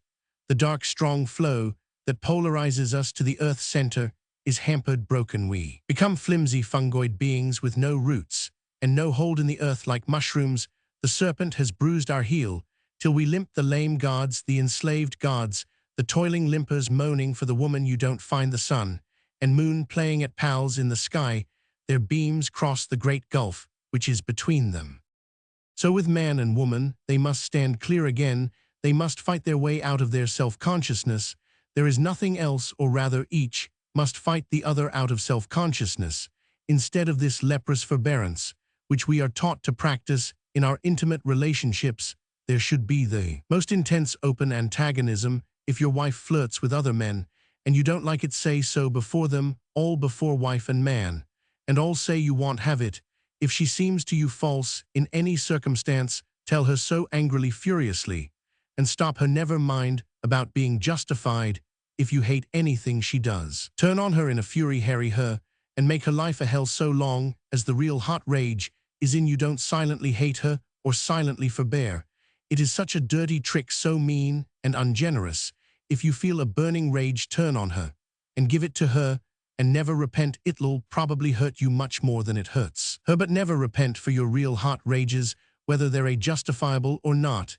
If you care one sweet straw for the woman, and if she makes you that you can't bear any more, give it to her, And if your heart weeps tears of blood afterwards, tell her you're thankful she's got it for once, and you wish she had it worse. The same with wives and their husbands. If a woman's husband gets on her nerves, she should fly at him. If she thinks him too sweet and smarmy with other people, she should let him have it to his nose straight out. She should lead him a dog's life and never swallow her bile. With wife or husband, you should never swallow your bile. It makes you go all wrong inside. Always let fly tooth and nail, and never repent, no matter what sort of a figure you make. We have a vice of love of softness and sweetness and smarminess and intimacy and promiscuous kindness, and all that sort of thing. We think it's so awfully nice of us to be like that in ourselves, but in our wives or our husbands it gets on our nerves horribly, yet we think it oughtn't to, so we swallow our spleen. We shouldn't. When Jesus said, "If thine eye offend thee, pluck it out," he was beside the point. The eye doesn't really offend us. We are rather fond of our own squint eye. It only offends the person who cares for us, and it's up to this person to pluck it out. This holds particularly good of the love and intimacy vice. It'll never offend us in ourselves, while it will be gall and wormhood to our wife or husband. And it is on this promiscuous love and intimacy and kindness and sweetness, all a vice, that our self-consciousness really rests.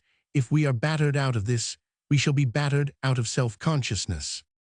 And so men, drive your wives, beat them out of their self-consciousness and their soft smarminess and good lovely idea of themselves, absolutely tear their lovely opinion of themselves to tatters, and make them look a wholly ridiculous sight in their own eyes. Wives, do the same to your husbands. But fight for your life, men, fight your wife out of her own self-conscious preoccupation with herself, batter her out of it, till she's stunned, drive her back into her own true mode, rip all her nice superimposed modern woman and wonderful creature garb off her, reduce her once more to a naked Eve, and send the apple flying. Make her yield to her own real unconscious self, and absolutely stamp on the self that she's got in her head, drive her forcibly back into her own true unconscious. And then you've got a harder thing still to do: stop her from looking on you as her lover. Cure her of that. If you haven't cured her before, put the fear of the Lord into her that way, and make her know she's got to believe in you again, and in the deep purpose you stand for. But before you can do that, you've got to stand for some deep purpose. It's no good faking one up. You won't take a woman in, not really, even when she chooses to be taken in for prettiness sake. It won't do you any good. But combat her in her sexual pertinacity and in her secret glory or arrogance in the sexual goal. Combat her in her cocksure belief that she knows and that she is right. Take it all out of her. Make her yield once more to the male leadership. If you've got anywhere to lead to, if you haven't, best leave the woman alone. She has one goal of her own anyhow, and it's better than your nullity and emptiness. You've got to take a new resolution into your soul and break off from the old way. You've got to know that you're a man, and being a man means you must go on alone ahead of the woman to break a way through the old world into the new, and you've got to be alone, and you've got to start off ahead. And if you don't know which direction to take, look round for the man your heart will point out to you, and follow and never look back. Because if Lot's wife looking back was turned to a pillar of salt, these miserable men, forever looking back to their women for guidance, they are miserable pillars of half-written tears. You'll have to fight to make a woman believe in you as a real man, a real pioneer. No man is a man unless to his woman he is a pioneer. You'll have to fight still harder to make her yield her goal to yours, her night goal to your day goal.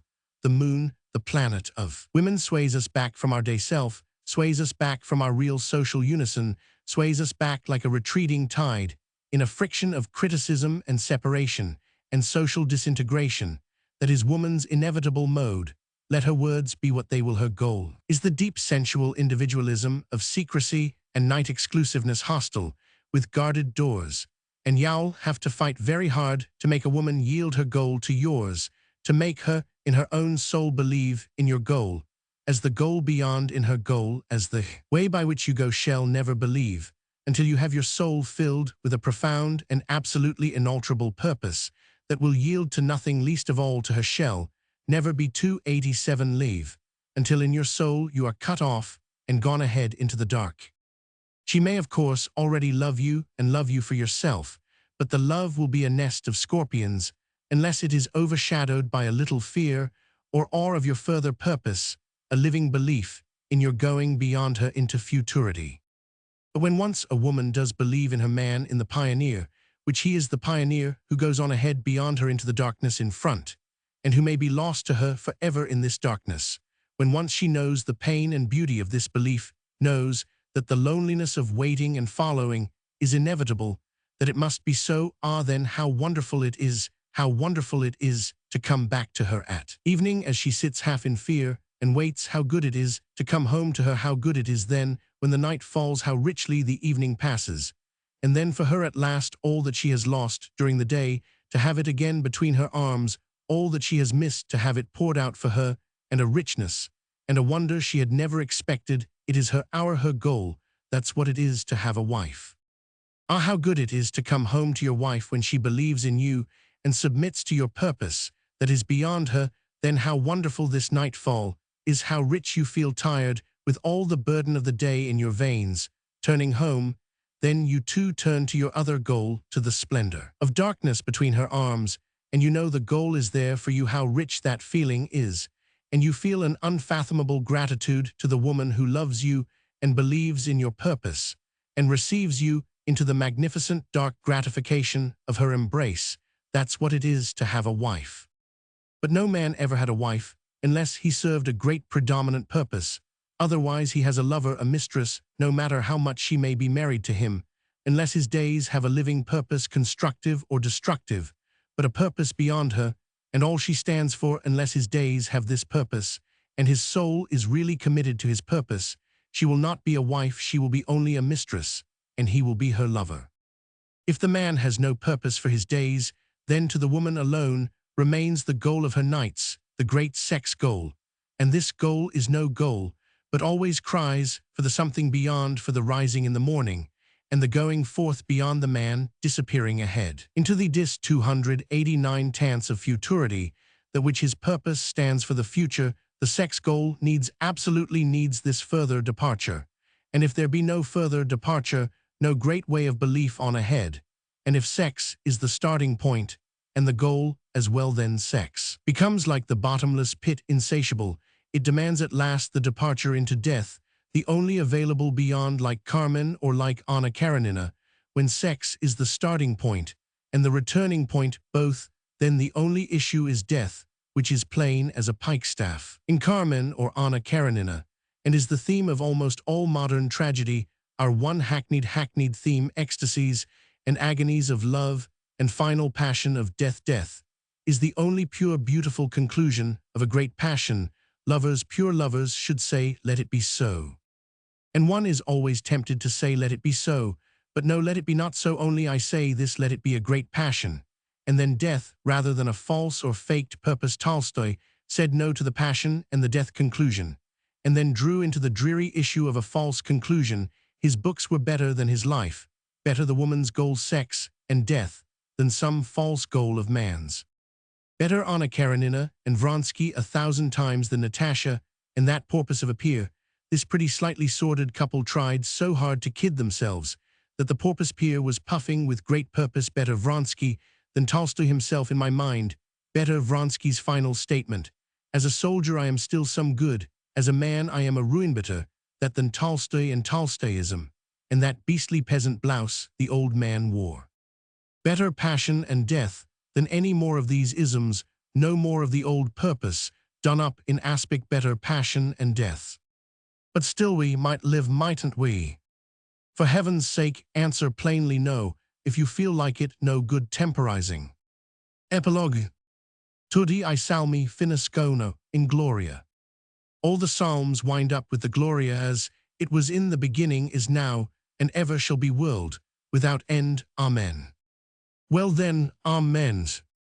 I hope you say amen along with me, dear little reader, if there be any dear little reader who has got so far. If not, I say amen all by myself. But don't you think the show is all over? I've got another volume up my sleeve, and after a year or 2 years, when I have shaken it down my sleeve, I shall bring it and lay it at the foot of your liberty statue, O Columbia, as I do this one. I suppose Columbia means the states. Hail Columbia. I suppose etymologically it is a nest of turtle doves. Lat columba, a dove coo me softly.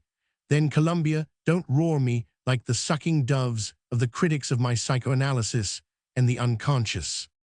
And when I lay this little book at the foot of the Liberty statue, that brawny lady is not to look down her nose, and ball, do you see any green in my eye? Of course I don't, dear lady.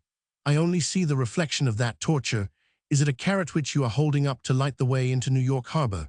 Well, many an ass has strayed across the uneasy paddock of the Atlantic to nibble your carrot, dear lady, and I must say you can keep on slicing off nice little carrot slices of guineas and doubloons for an extraordinarily inexhaustible long time, and innumerable asses can collect themselves nice little heaps of golden carrot slices, and then lift up their heads and brag over them with fairly pandemoniac yells of gratification. Of course, I don't see any green in your eye, dear liberters, unless it is the smallest glint from the carrot tips. The gleam in your eye is golden, O Columbia. Nevertheless, and in spite of all this, up trots this here little ass, and makes you a nice present of this pretty book. You needn't sniff and glance at your carrot scepter, Lady Liberty.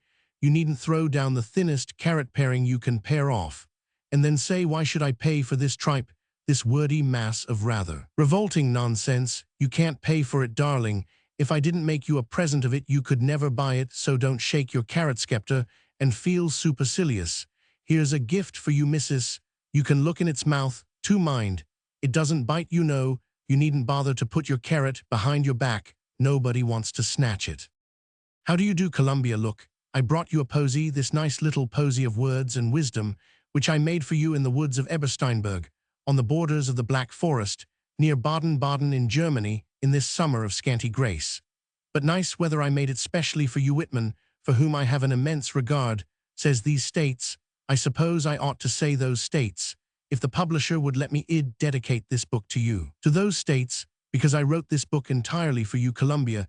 You may not take it as a compliment. You may even smell a tiny bit of Schwarzwald sap in it, and be finally disgusted. I admit that trees ought to think twice before they flourish in such a disgraced place as the fatherland. Kaivakoi zopi all anno zopica. But you've not only to gather ye rosebuds while ye may, but where ye may, and so, as I said, before the Black Forest, etc. I know, Columbia, dear liberters, y'all take my posy and put your carrot aside for a minute and smile, and say, I am sure, Mr. Lawrence, it is a long time since I had such a perfectly beautiful bunch of ideas brought me, and I shall blush and look sheepish, and say, so glad you think so. I believe y'all find they'll keep fresh quite a long time if you put them in water, whereupon you, Columbia, with real American gallantry, oh, they'll keep forever, Mr. Lawrence. They couldn't be so cruel as to go and dye such perfectly lovely colored ideas. Lovely, thank you ever so much. Just think of it, Columbia, how pleased we shall be with one another, and how much nicer it will be than if you snorted highfalutin nonsensia wordy mass of repulsive rubbish. When they were busy making Italy and were just going to put it in the oven to bake, that is, when Garibaldi and Vittorio Emanuele had won their victories at Caserta, Naples, prepared to give them a triumphant entry, so there sat the little king in his carriage. He had short legs and huge swagger mustaches, and a very big bump of philoprogeniture. The town was all done up in spite of the rain, and down either side of the wide street were hasty statues of large well-fleshed ladies, each one holding up a 4/295 finger. We don't know what the king thought, but the staff held their breath. The king's appetite for strapping ladies was more than notorious, and naturally it looked as if Naples had done it on purpose. As a matter of fact, the forefinger meant Italia una, Italy shall be one. Ask Don Sturz. Now you see how risky statues are, how many nice little asses and poets trot over the Atlantic and catch sight of Liberty, holding up this carrot of desire at arm's length, and fairly hear her say, as one does to one's pug dog with a lump of sugar, beg, began, jump, jump then, and each little ass and poodle begins to beg and to jump, and there's a rare game round about Liberty. Zap, zap, zappertizap. Do lower the carrot, gentle Liberty, and let us talk nicely and sensibly. I don't like you as a carotea precious. Talking about the moon, it is thrilling to read the announcements of Professor Pickering of Harvard that it's almost a dead cert that there's life on our satellite. It is almost as certain that there's life on the moon as it is certain there is life on Mars. The professor bases his assertions on hundreds of photographs of a crater with a circumference of 37 miles, I'm not satisfied, I demand to know the yard's feet and inches, you don't come it over me with the triteness of these round numbers. Hundreds of photographic reproductions have proved irrefutably the springing up at dawn with an unbelievable rapidity of vast fields of foliage, which come into blossom just as rapidly sick, and which disappear in a maximum period of 11 days again. I'm not satisfied, I want to know if there are cabbages, cress mustard, or marigolds, or dandelions, or daisies, fields of foliage, mark you, and blossom. Come now, if you can get so far, Professor Pickering, you might have a shrewd guess as to whether the blossoms are good to eat, or if they're a purely for ornament. I am only waiting at last for an aeroplane to land on one of these fields of foliage and find a donkey grazing peacefully, hee-ho. The plates, moreover, show that great blizzards, snowstorms, and volcanic eruptions are also frequent, so no doubt the blossoms are edelweiss. We find, says the professor, a living world at our very doors where life, in some respects, resembles that of Mars. All I can say is, pray come in, Mr. Mooney. And how is your cousin, Signor Martian? Now I am sure Professor Pickering's photographs and observations are really wonderful, but his explanations come now. Columbia, where is your highfalutin nonsense trumpet? Vast fields of foliage, which spring up at dawn and come into blossom just as quickly, are rather too flowery even for my flowery soul, but their truth is stranger than fiction. I'll bet my moon against the professor's anyhow. So long, Columbia, a rivered sigh.